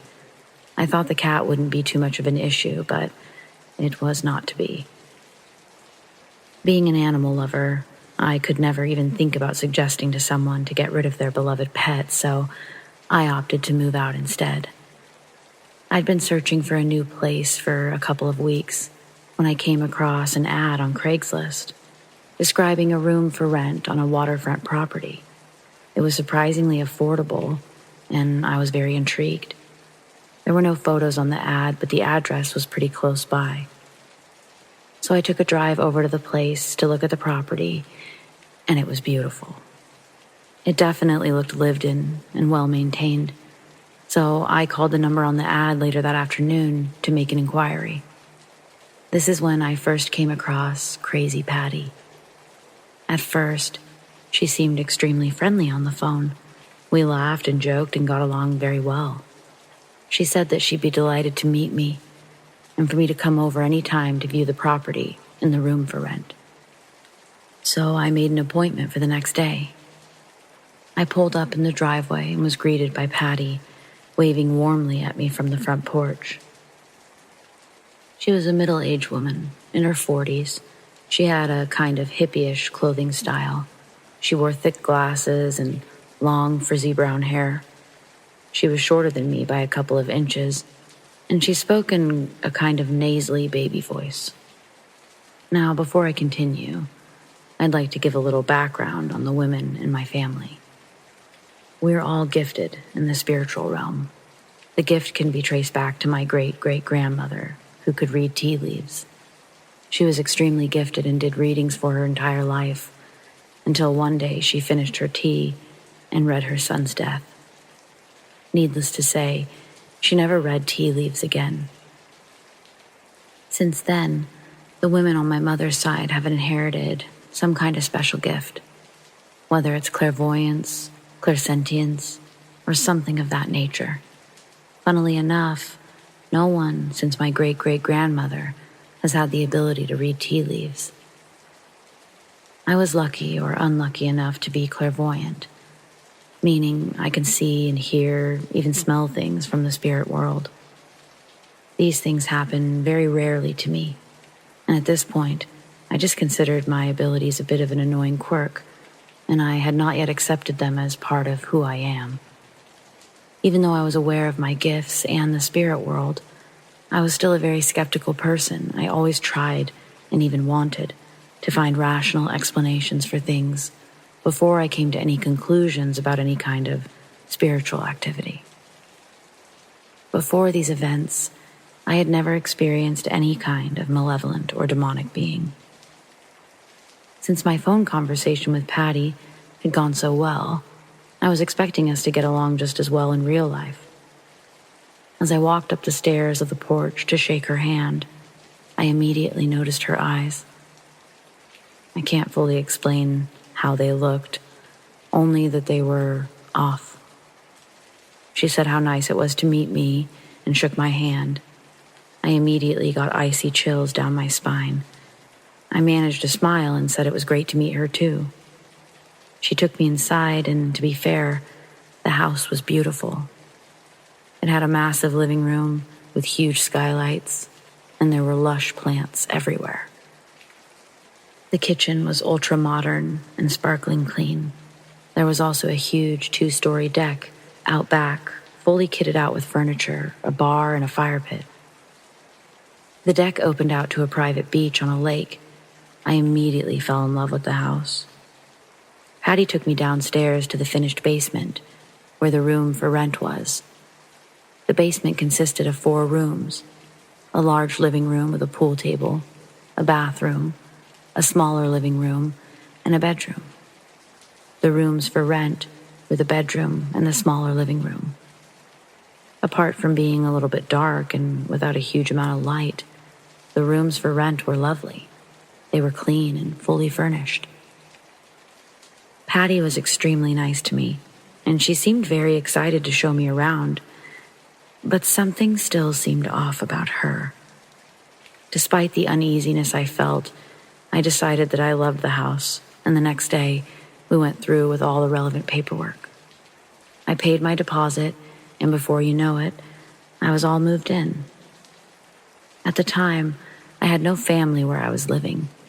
One side of my family was in Europe, where I'd just moved from at the beginning of the summer, or all the way down in the southern part of the United States. So I was feeling a little lonely, but I was optimistic.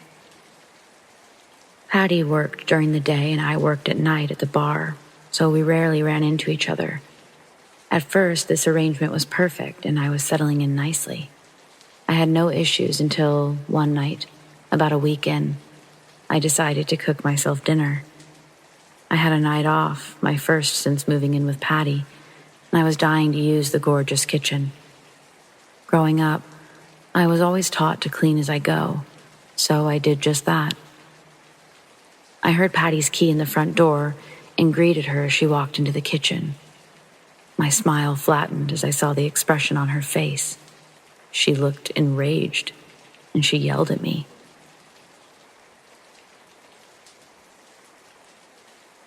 Her brow was furrowed, and her lips were pulled back in a snarl.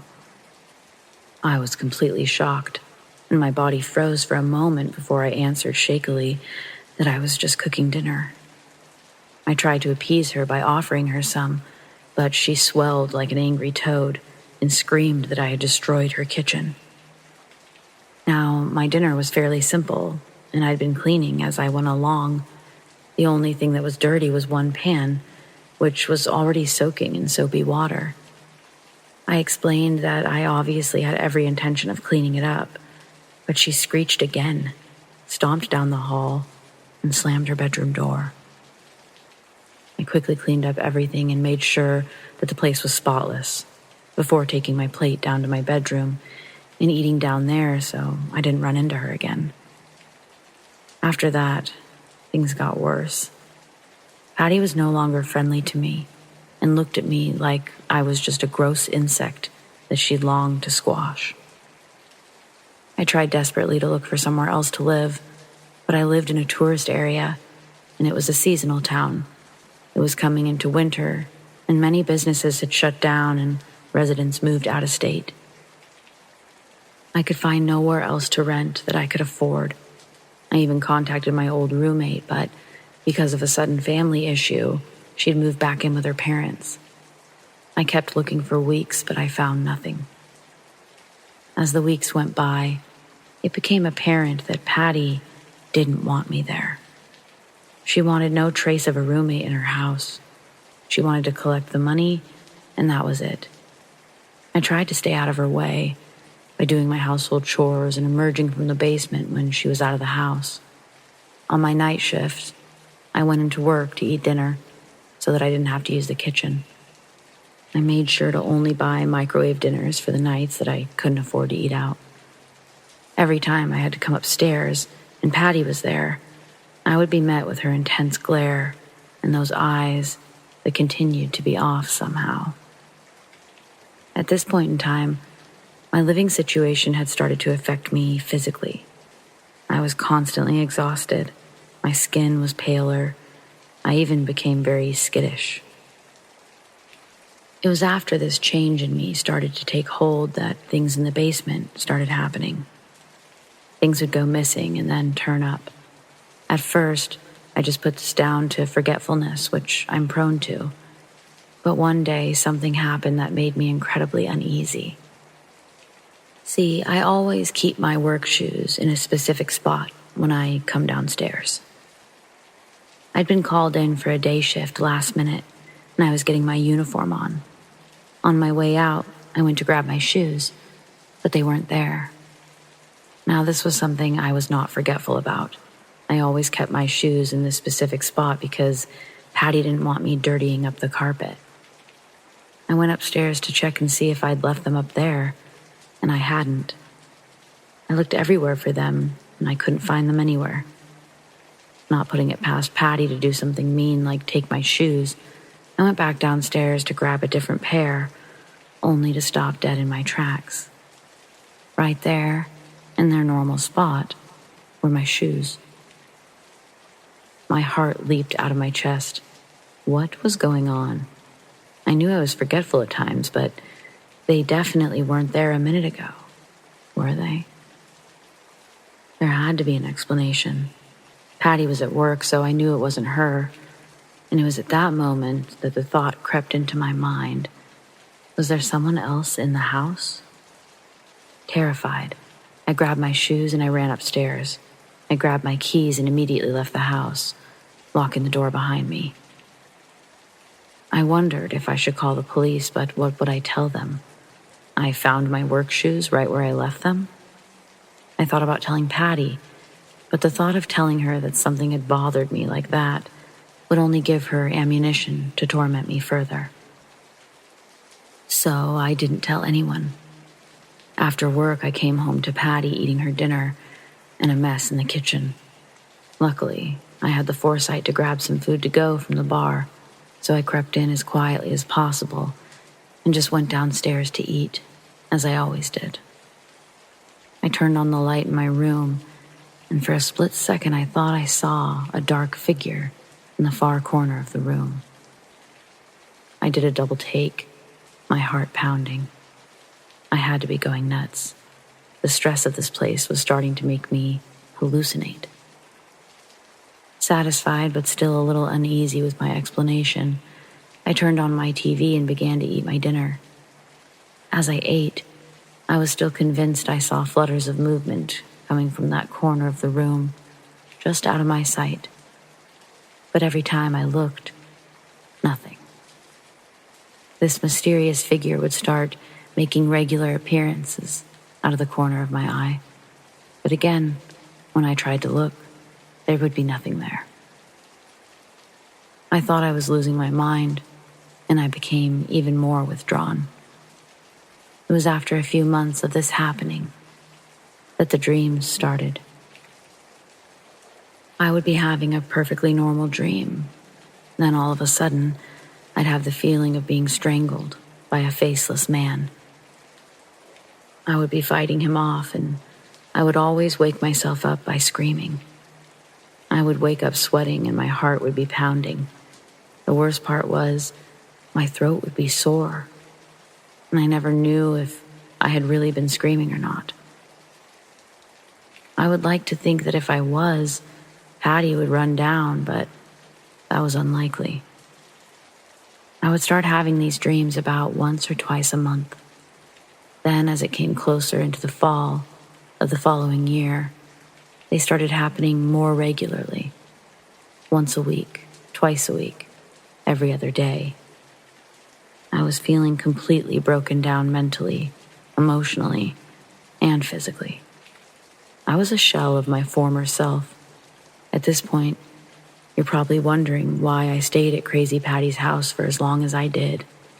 Well, for those of you who have never experienced emotional or mental abuse, consider yourself lucky. It is extremely powerful. Patty used a variety of techniques, including manipulation, intimidation, and gaslighting, to ensure that I stayed where I was. She hated me there, but she wanted the money. She literally had me convinced that I wouldn't find anywhere else as nice as her place for the price I was paying, and that no one would put up with me anyways. Up to this point, I had not considered my unsettling experiences at Patty's house to be demonic. I'd put them down to a side effect of being so stressed and beaten down. Until one night, as usual, I'd eaten my dinner out of a to-go box in my bedroom. I was sitting on my bed with my laptop in my lap. I'd been watching some funny videos online when all of a sudden I couldn't take a breath. It felt like my chest was being constricted by an invisible grip. I went to move my hands up to my throat to check for swelling or something, but I couldn't move my arms. I was completely paralyzed. It was then that I finally saw the figure in the corner. Its face was covered with a hood, but it lifted its head just enough for me to catch a glimpse of its face. Its eyes were huge and bulbous, much like the milky pupilless eyes of an anglerfish. It had no other features except for those eyes and that smile, that toothy smile full of uneven, rotting teeth, a smile that extended beyond the boundaries of its face. Think of Fred from that seriously creepy episode of Courage the Cowardly Dog. My heart stopped. As soon as I saw this figure full on, it disappeared. I finally understood what was happening.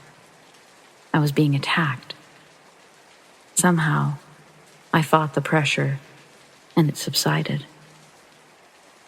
This ordeal couldn't have lasted for longer than 10 seconds or so, but it felt like much longer. I was finally able to draw a breath as I lay on my bed, panting as if I'd just been drowning. I immediately jumped up and dug into my junk drawer. I found a few white candles, some sage, and a few crystals. I lit the white candles for protection I lit the sage to purify the room, and I kept my crystals in my hand. Needless to say, I did not sleep much that night. After this incident, I continued to keep sage lighting at all times when I was in the room awake, and things settled down for a while. It wasn't until Halloween night that the crescendo of my experience peaked. Cliché, I know, but think about it. It was, and still is, believed that the veil to the spirit world is at its thinnest on All Hallows Eve, making it easier for spirits to enter our world. I had been working that night, and I'd gotten home around 1 a.m. Exhausted, I fell right to sleep, only to get that strangling sensation some hours later. But this time it felt different. This time it felt more real. In my dream, the entity that was attacking me had grabbed me by my throat. In the past, I had not seen its face while it was doing this. I finally got a full-on view of its face. I could see the cracks on its rotten teeth.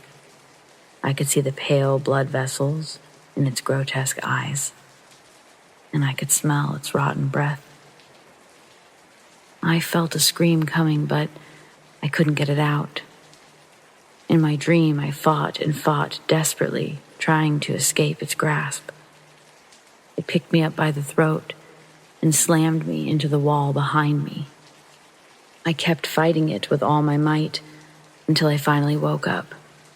I was sweating and panting, tears streaming down my face. I looked at the clock. It was only 3 a.m. But as soon as I looked at the clock, my blood froze in my veins. Not because it was 3 a.m., the traditional witching hour, but it was then that I realized I was not laying in my bed. I was sitting up against the wall. I leaped out of bed and ran into the bathroom, afraid I was going to be sick.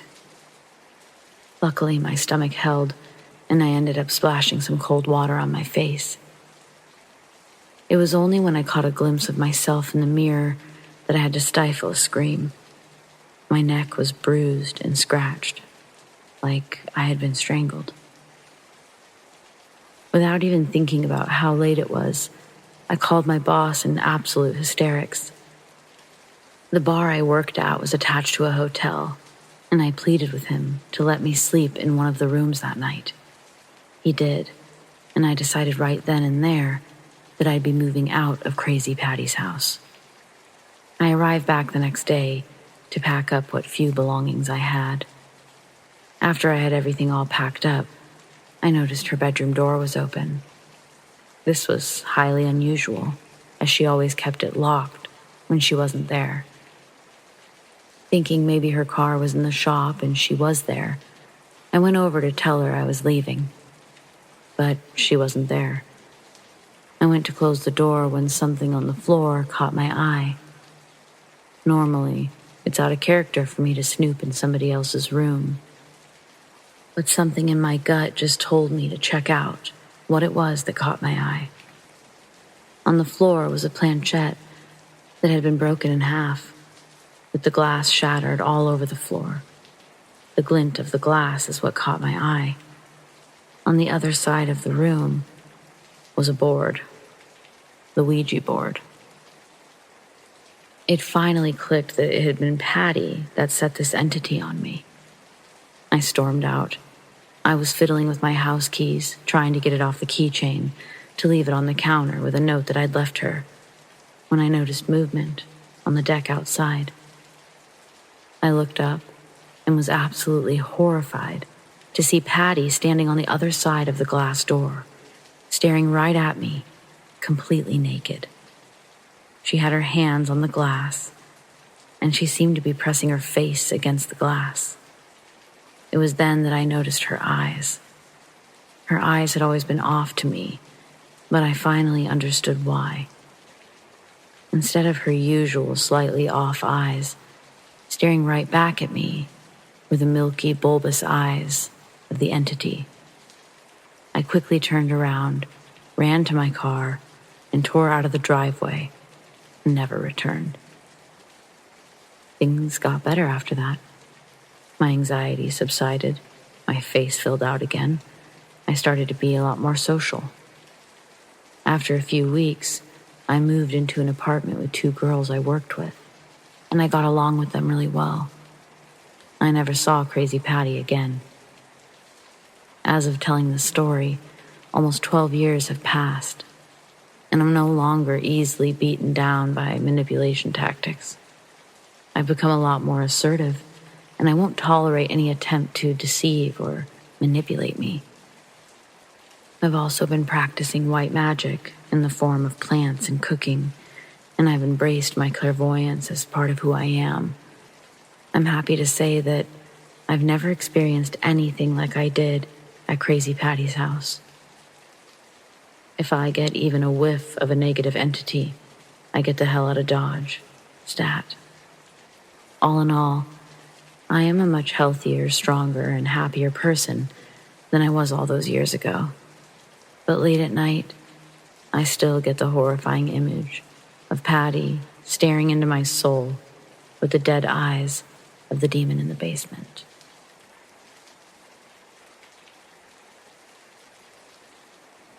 What I remember most is how dark it was. That no matter how much I tried to bring in light, I couldn't. My eyes opening and closing, producing the same darkness each time. It felt like this darkness stayed forever. It felt like true time, not dream time, if that makes sense to anyone. Even so, I could hear everything. It just took my brain a minute to register that. When it did, I heard the sound of the woods first. Bugs humming and chirping, frogs sounding off. I thought about how peaceful it was. If you've ever had the pleasure of camping near Common Loon, even as a child, I had a great appreciation for the nighttime singing. Laying there in this somewhat horrible, dark state, I started to wonder, am I paralyzed? If so, why? Then I heard the loon. It was such a unique tune that I heard. It relaxed me. I no longer feared being paralyzed. Somehow I understood that wasn't my truth. The darkness remained, and I allowed myself to lay there, not questioning it, hoping I'd eventually go back to my dream world. But just as I relaxed, I heard what sounded like a flare gun being shot. Then after a while, something even more out of place. Unfamiliar voices, male voices. They sounded far away, further than the loon. Maybe they were the source of the flare. I wanted to know what they were saying so bad, but I couldn't. I was filled with a sense of dread. Then the loon. Singing the same tune. I felt calm again, and I began focusing on the voices. Slowly, agonizingly slow, these voices started to break through the sound of the woods. I could tell they were close. I could hear one shushing the other, and I heard what sounded like someone cocking a gun. Now time seemed to be flying by, because moments later it sounded like they were right outside the tent, my tent.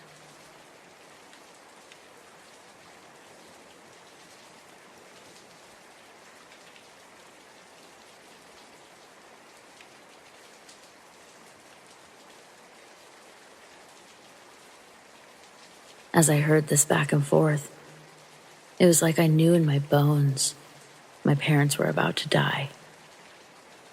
I could feel a tear rolling down my cheek, followed by several more. I listened as these 2 men unzipped my parents' tent. I was petrified. I wanted to scream, but I had no voice. No sounds accompanied my tears. There was no way out of this total darkness. I just had to listen. Listen as they tried to follow their shitty plan. Listen to multiple voices yelling. At first it was the men, but also my dad. Eventually my mom. I remember I swore that I could even hear my own cries. It was all chaos. Almost immediately followed by even more chaos. Gunfire. Lots of gunfire. And maybe more footsteps coming from outside the tents. I couldn't see anything. I couldn't move. But I just felt like there were more bad guys. Soon, all was quiet. Silent, but only for a moment. Then I heard hurried footsteps approaching my tent. Someone struggling to open my tent when suddenly I threw myself awake, covered in sweat, completely drenched and trying to catch my breath. Without thinking, I quickly unzipped my tent and I ran into my parents' tent. I unzipped it, relieved to see them very much alive. I lay down between the two of them, pulling the blanket over my head. I started to feel relaxed, being where I was now, able to move but choosing not to right this moment. I couldn't sleep, but at least I wasn't alone. As I laid there in total darkness, I listened to the sound of the woods. I wanted to find comfort in them like I had before, but instead I was hyper-focused on them, obsessive. The bugs, the frogs, the loon.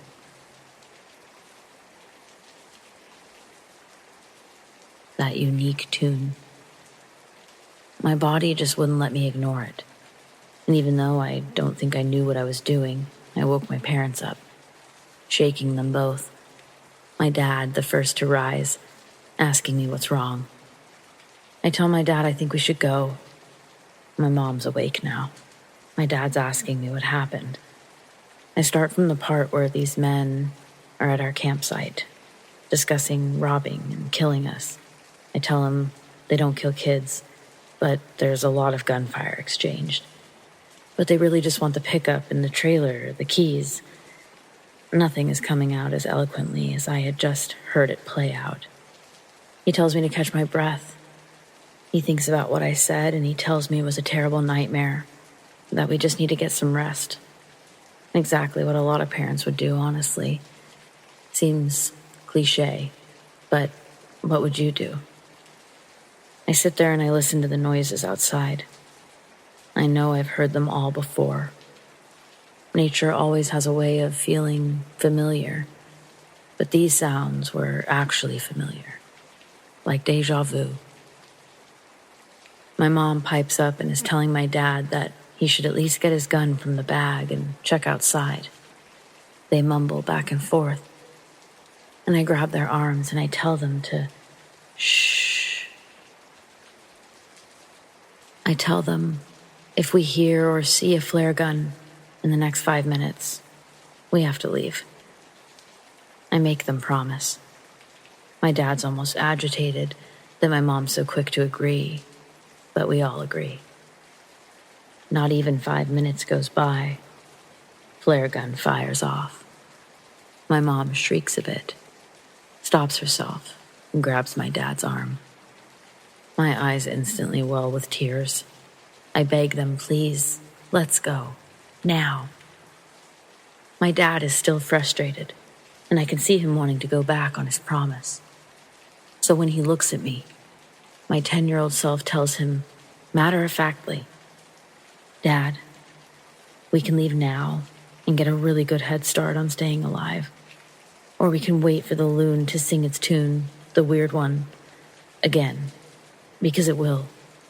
But if we wait any longer than that, I don't think we have enough time to outrun these guys and their guns.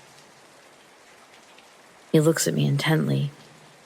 He begrudgingly tells my mom to take me and our things and go to the trailer. He's going to pack up the tents and the camping chairs, he says. He's not leaving them behind, he says. I take a lantern to my tent and I grab some things per my dad's instructions. I'm in my tent and I hear the loon for the second time. Chills go down my spine. I take an armful of stuff and I run it to the truck. My mom takes it from my arms and throws it in the trailer. Then she grabs my arm and tells me calmly to get in the truck and to stay there. She starts to head towards my dad quickly, but he's already halfway to her, and he's running. But he's telling my mom to shush with his hands and with his mouth. He's basically the embodiment of a shush in that moment. He's motioning for her to turn around, to run. I unlock the doors. My dad doesn't grab the tents, and he's got no camping chairs in his arms. Instantly, I know something's wrong. He opens the driver's side door, basically tosses my mom into the truck, and throws himself in after, quickly starting up the truck and telling us to get down, handing my mom a pistol, grabbing another from under his seat, and shoving it under his leg. He maneuvers us out of this tight spot in record time. All I'm doing is looking back in the side mirrors, just waiting to see two silhouettes standing there. My dad has extended view on his side, so I reach my neck to see if there's anything, and he snaps at me to stay down. I never get to see what my dad saw, and before I knew it, we were back on the highway. Not too long after we hit the highway, my dad spoke. "You saved us, Katie Bear. I don't know how you did it, but you saved us." I don't remember if I said anything back to him or not. What do you say? But I know I'll never forget him telling me that. It gave me so much validation, and I needed that. The rest of our night was spent at the police station. My dad explaining everything that had happened. Sort of. Even as of late, I've asked my dad why he didn't just tell them about the dream, but he always tells me it's because he wanted them to take him seriously. Explaining that I'm his daughter, and he didn't even take me seriously. Not at first. It wasn't until he heard the voices and the sounds of the strange men walking in the distance, the loon, all of that he started to believe. My dad said he recalled seeing two men earlier on the trip. We'd been looking for places to potentially fish, and when my dad left the bait shop next to our camp, two men were standing near my dad's truck, potentially looking inside. One man even walked to the back of it, touching the trailer, examining it a little. My mom and I were in the bathroom, but it wasn't until he started the truck that they sort of backed off, standing to the side, watching us. It stood out to him. He didn't know why at the time, but when the police asked for a description, he described those men. And things did eventually become of those descriptions. People were arrested, and maybe some others were even saved.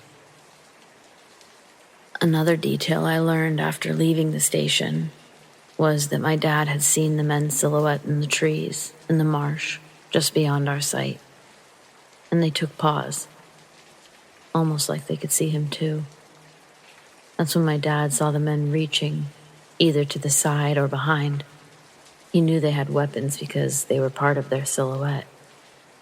That's when he ran, and once we were elevated enough above the campsite, for just a moment, he could see that it wasn't just two men.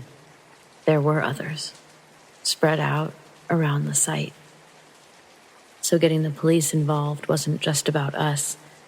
It was about the various other people that may have been camping out that way. So he couldn't waltz in there and say his daughter just saved his life with a premonition. He needed them to believe him. And I get that.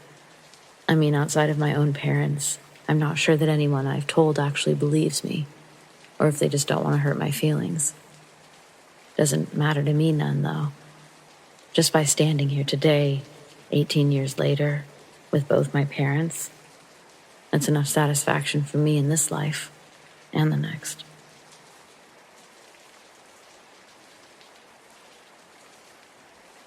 I grew up in a quiet suburb outside of Houston.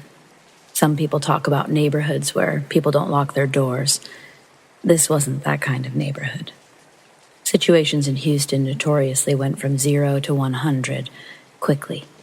So while the neighborhood was basically quiet, doors were locked and checked religiously. That said, 90% of the time, the big neighborhood problems would be teens vandalizing or car break-ins. Annoying, but not scary. I worked retail at a clothing store that closed at 9. I worked with a woman that I was getting to be friends with and who asked if I could give her a ride home. It was a little out of the way, but I didn't mind. Her neighborhood was pretty sketchy. I don't know if that has anything to do with what happened later, but I drove her to her apartment, and we sat in the car and chatted until she was ready to head inside. I sat in the car to watch her go inside. Around me, other residents were outside drinking and shooting the shit. It was around 10, so it would have been late for my neighborhood to be outside talking at the volume like this on a weeknight. But it was expected at this place, so I didn't think much of it.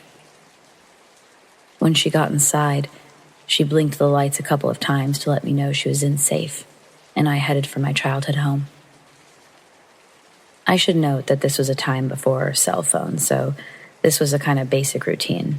I was to call her from my house once I got home, and everyone would be confirmed safe.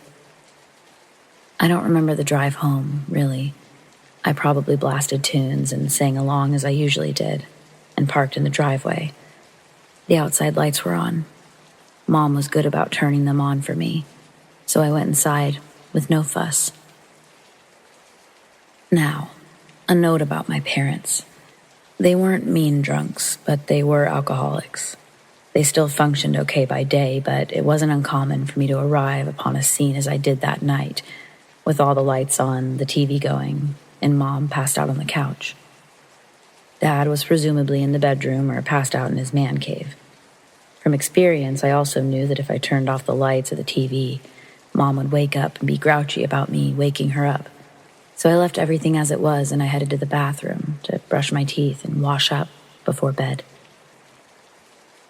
Once in my room, changed for bed, I called my friend to let her know I was home, and all was well. One of my more annoying habits is that it's almost impossible for me to end a conversation. I'm tired as hell and I just want to read a book or something, but instead we're just rambling at each other about work things or whatever. I'd already gotten into bed and turned the lights out. I was just laying in bed, in the dark, listening to my friend, rambling. My room was at the front of the house. It had a weird wall in front of the window, some stylistic mid-century modern thing that didn't make a ton of sense, but did block out some of the light from the headlights when cars would pass.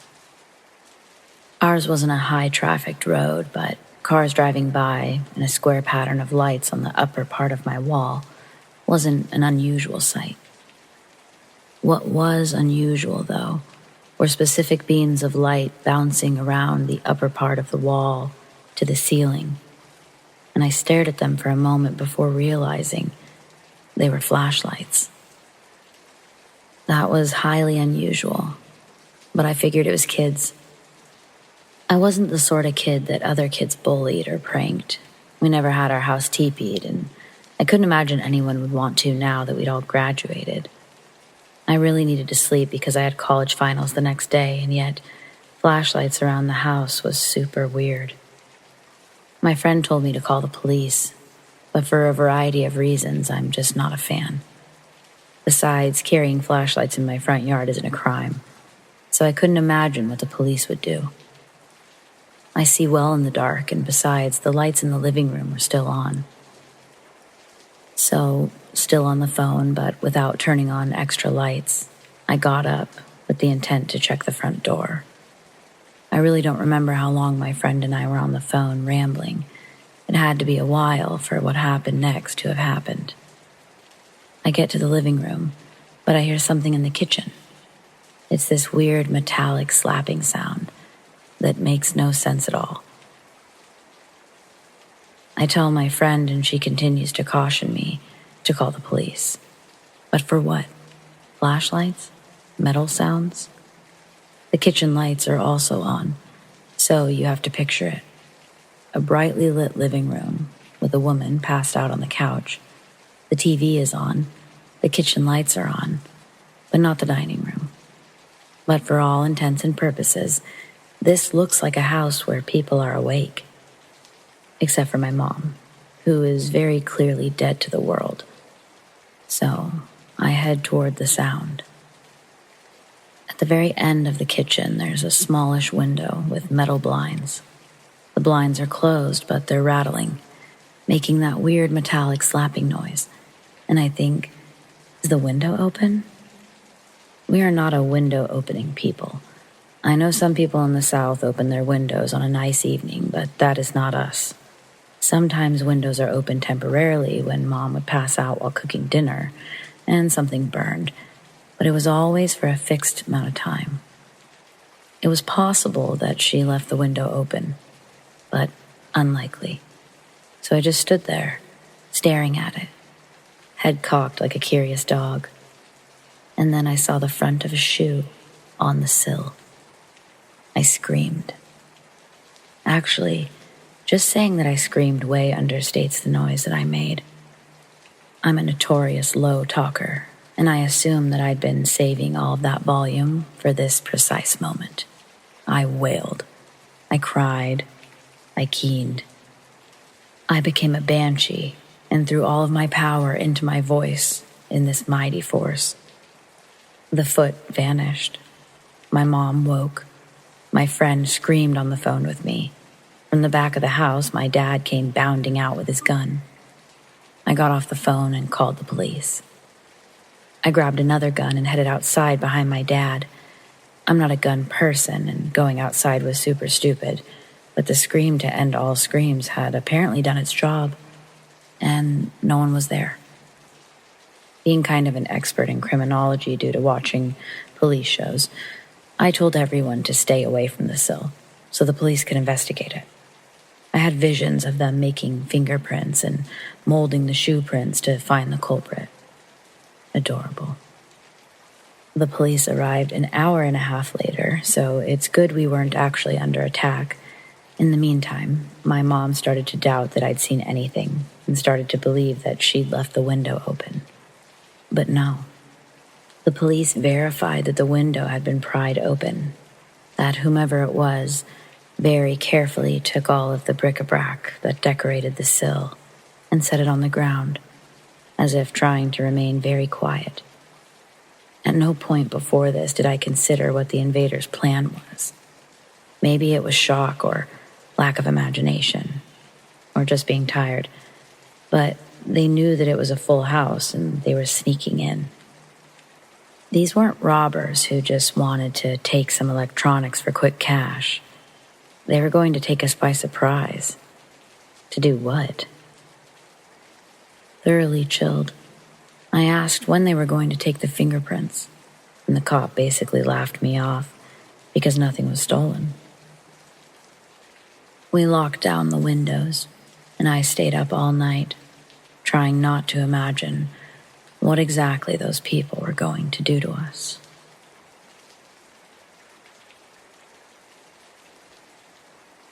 To preface, I am 42. I have a master's in history and I'm working towards obtaining my PhD. I feel this must be mentioned in fear that when retelling my experience, my sanity too will be scrutinized alongside the mere validity of my claims. I teach night classes at a community college in the northeastern part of the United States. Outside the corridors that hold my classroom and office, if you'd walk out the front doors, there's a concrete walking path leading down a small hill. It forks at the end, one way leading to the parking lot, and the other continues straight, leading to the track and field a couple 100 yards further. One January evening, I just finished up my papers and walked outside.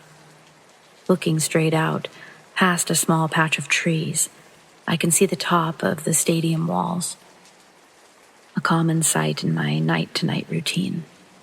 But that night, I immediately noticed a big set of speakers connected to an old, thick wooden pole, only assuming that it was wood from the large chips and chunks that decorated its distant figure. These speakers didn't look like the other new stadium speakers visible to the left and right of them. They almost looked like those air raid sirens that they have on the coast, but bigger. I questioned to myself, who approved this new addition? It looks like an eyesore compared to the sound system we installed 2 years prior. I took out my phone to put my grievance on Snapchat, and the app kept closing out. So I went to the main camera on my phone, and again, it kept closing out. A minor frustration in the moment, ignored by my idea to take a picture when I arrived the next evening. My "what the fuck is this trash" Snapchat post would still be funny a day later. I began to walk down the path towards my car when a noise that I thought was a slight ringing isolated just to my ears was in fact coming from outside. It was a low hum, its unsettling vibrations crescendoed up and down, each wave shaking through me. It became headache-inducing. I quickened my pace towards my car and chalked up these sickening sounds to coming from the new speakers. Did someone turn a mic hot and just let it collect echo until it's vibrated itself into this nauseating mess of frequency? Am I the only one out here that can hear this? Why hasn't anyone down there stopped it yet? Arriving at my car, I fumble for the keys and quickly set off the alarm, but get it turned off almost as quickly, with the button on the keys now firmly in my grasp. Once more, I look back out to the speakers, and I realize, within the time of my alarm chirping and me turning it off, the low hum has ceased to be. This is when, without blinking, I watch as the wooden pole slowly turns its speaker bells in my direction. This observation makes my stomach turn more than the previous noise it sang.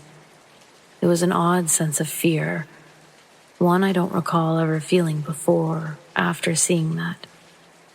A gentle confirmation of my growing paranoia, like, is something wrong with the situation I'm in right now? Yes, there is. My right hand grabs the back door of the car as my left hand tries to rip off my backpack from my shoulders. Then I lean into the car to set my backpack down. I lean out and hustle opening the driver's seat, glancing at the speakers on my way in, but I stop, frozen, halfway in my car and halfway standing out, looking in disbelief as the new speakers are gone. I fully stand up out of my car to inspect the landscape, and truly, mentally, I don't know how to process everything I've witnessed and felt. It brings me to tears, and I drive home, the whole way, terrified to peek in my rearview mirror in fear that I don't know what would be there. This story is as it was.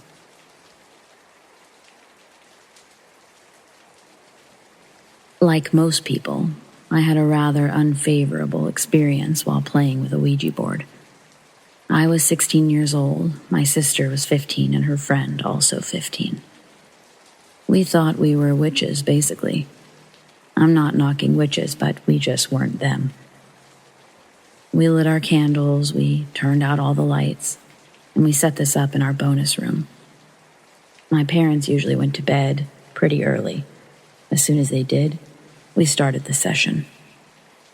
No one spoke at first, and we hadn't really discussed exactly what we were going to ask, but eventually my sister asks, "If someone is here with us, can you tell us your name?"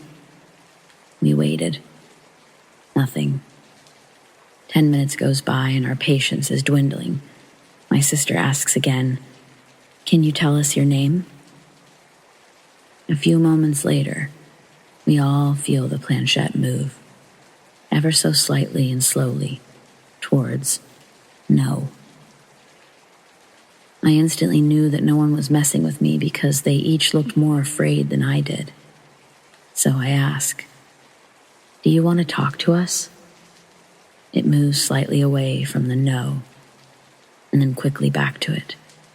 And then, like something straight out of a horror movie. The planchette repeats this motion over and over, quickly, as if screaming no at us. We all let go simultaneously and stand upright. My sister's friend looks like she's about to pass out. We're standing over the board, essentially staring at it, like we knew something more was going to happen. We watched as the planchette lifted off the board, hovering about 4 inches above it. Instinctually, we all grabbed hands, and we waited for this thing to drop. Meanwhile, you can hear our dog going crazy from the other side of the door, barking nastily and scratching at the door. He was relentless. I knew my parents would wake up any minute.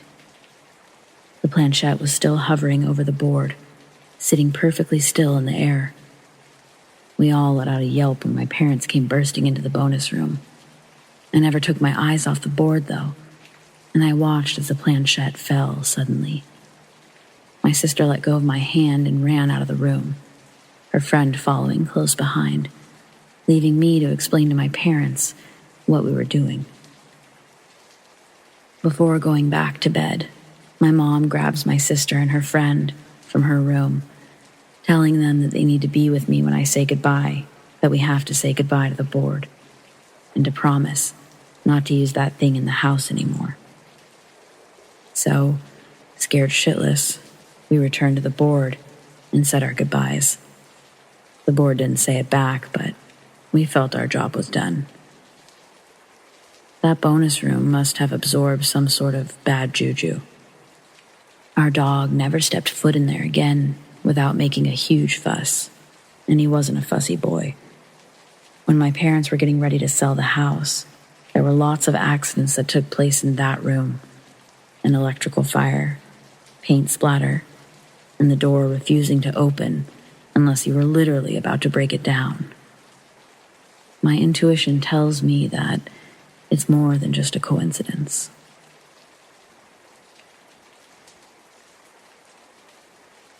My mom's house was haunted by her mother-in-law for over 10 years.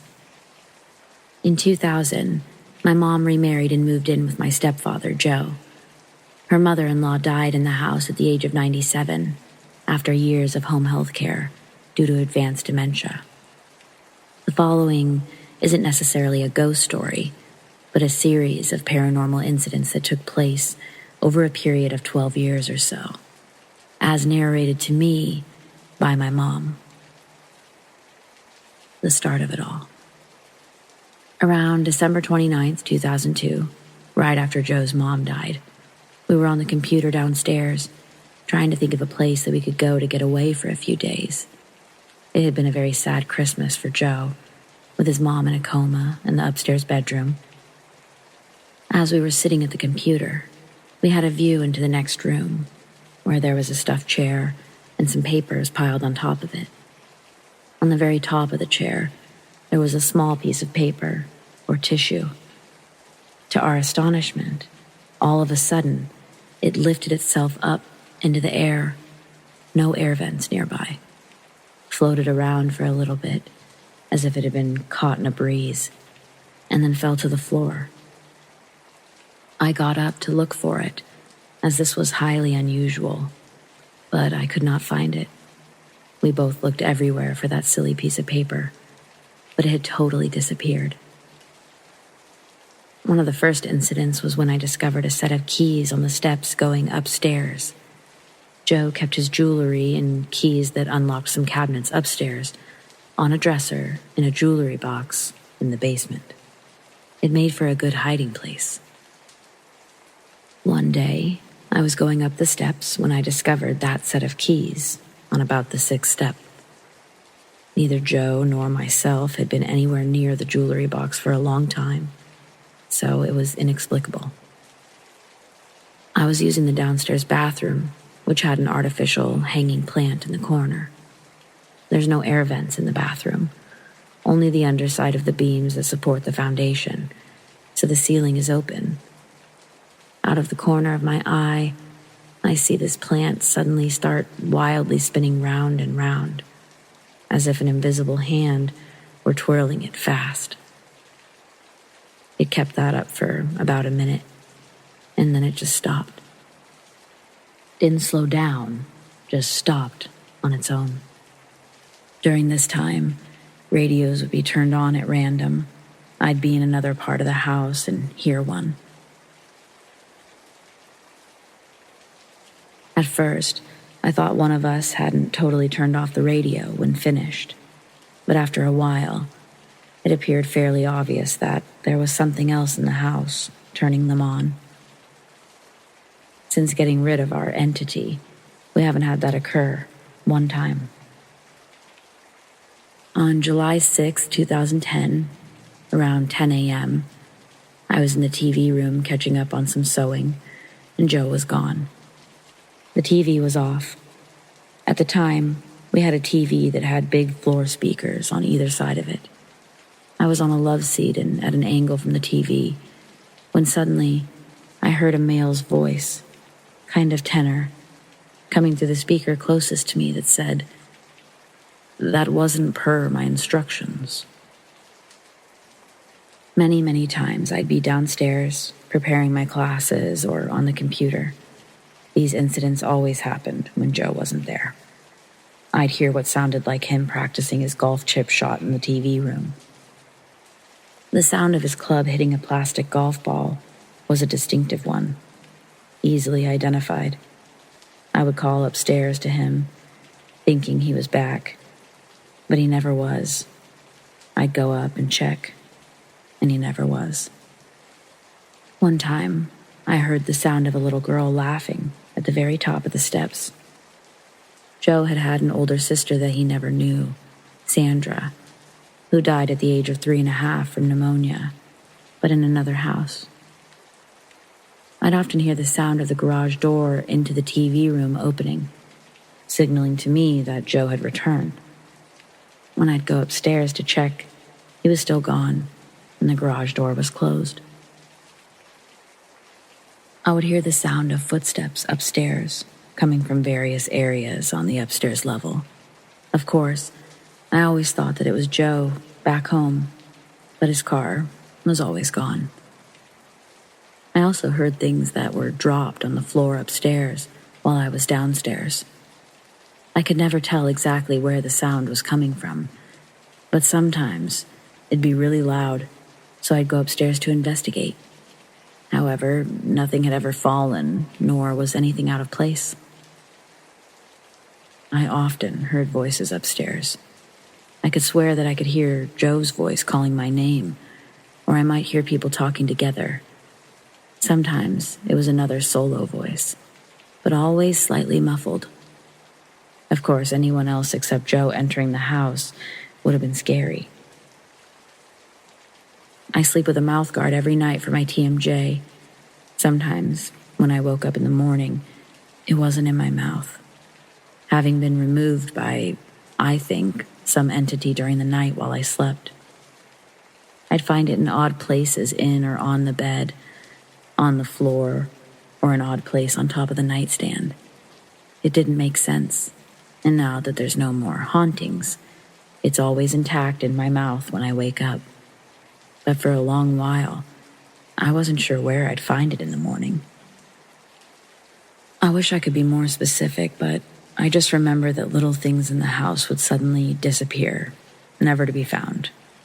For example, we might leave a pen overnight on the dining room table, only to find it gone the next day.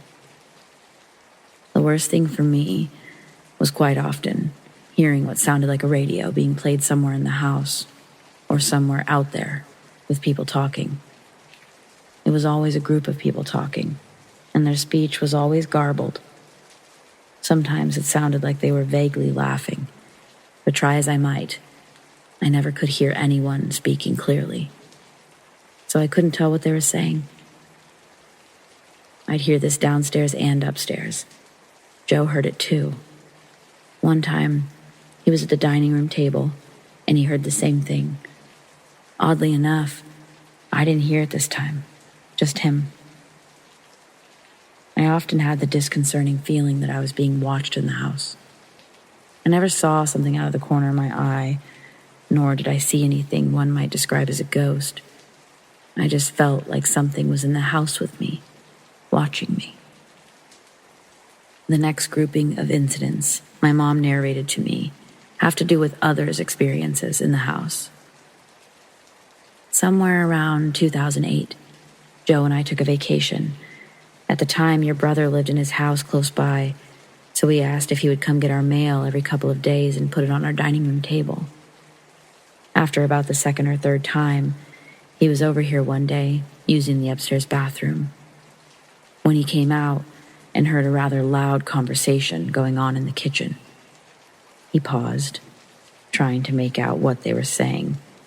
But, like with us, it was garbled, and they would laugh.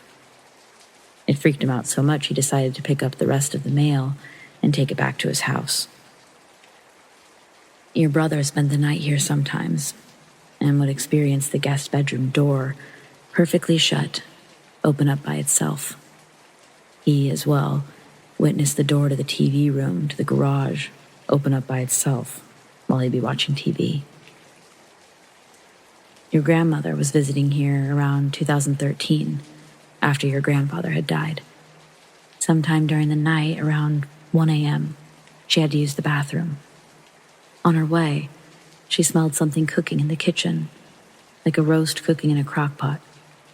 Of course, she investigated, and of course, there was nothing there. We hadn't even used the crock pot that evening. She said it was a nice smell, but definitely meat cooking and rather strong. When you and your ex-wife visited and spent the night downstairs, she told me the next day when she got up at night to use the bathroom, she saw a ghostly form of an old woman in her path. And when you and your ex-wife were seated in the TV room on the love seat, all of a sudden the light on the table next to the love seat came on by itself. I don't know if it was the same visit, but you were visiting, and there was some sort of list that you had compiled. We were going back and forth putting things in your car, and you almost forgot your list. I don't recall if we put the list on top of the telephone table in the dining room, or if it was on the table in the guest bedroom. At any rate, when I came back inside to fetch it, it was gone. Totally gone. You came in and I remember us looking everywhere, but we never found it. When you were staying over once, I'd given you a framed picture of your nephew. I put it on the nightstand so you wouldn't forget it when you left. It inexplicably disappeared, and we later found it at the bottom of a drawer in the same room. The last incident I can recall is the handheld mirror swinging back and forth on its own in the downstairs bathroom. That was pretty amazing. That's the end of her narration to me. After 2014, the hauntings suddenly stopped. To be clear, everyone who stayed at my mom's house experienced something unexplainable. Whenever I visited the house from out of town, I would experience doors opening by themselves, electronics turning on, muffled voices. Whatever entity or entities caused these incidents has moved on, but left an impression on my family that we'll never forget.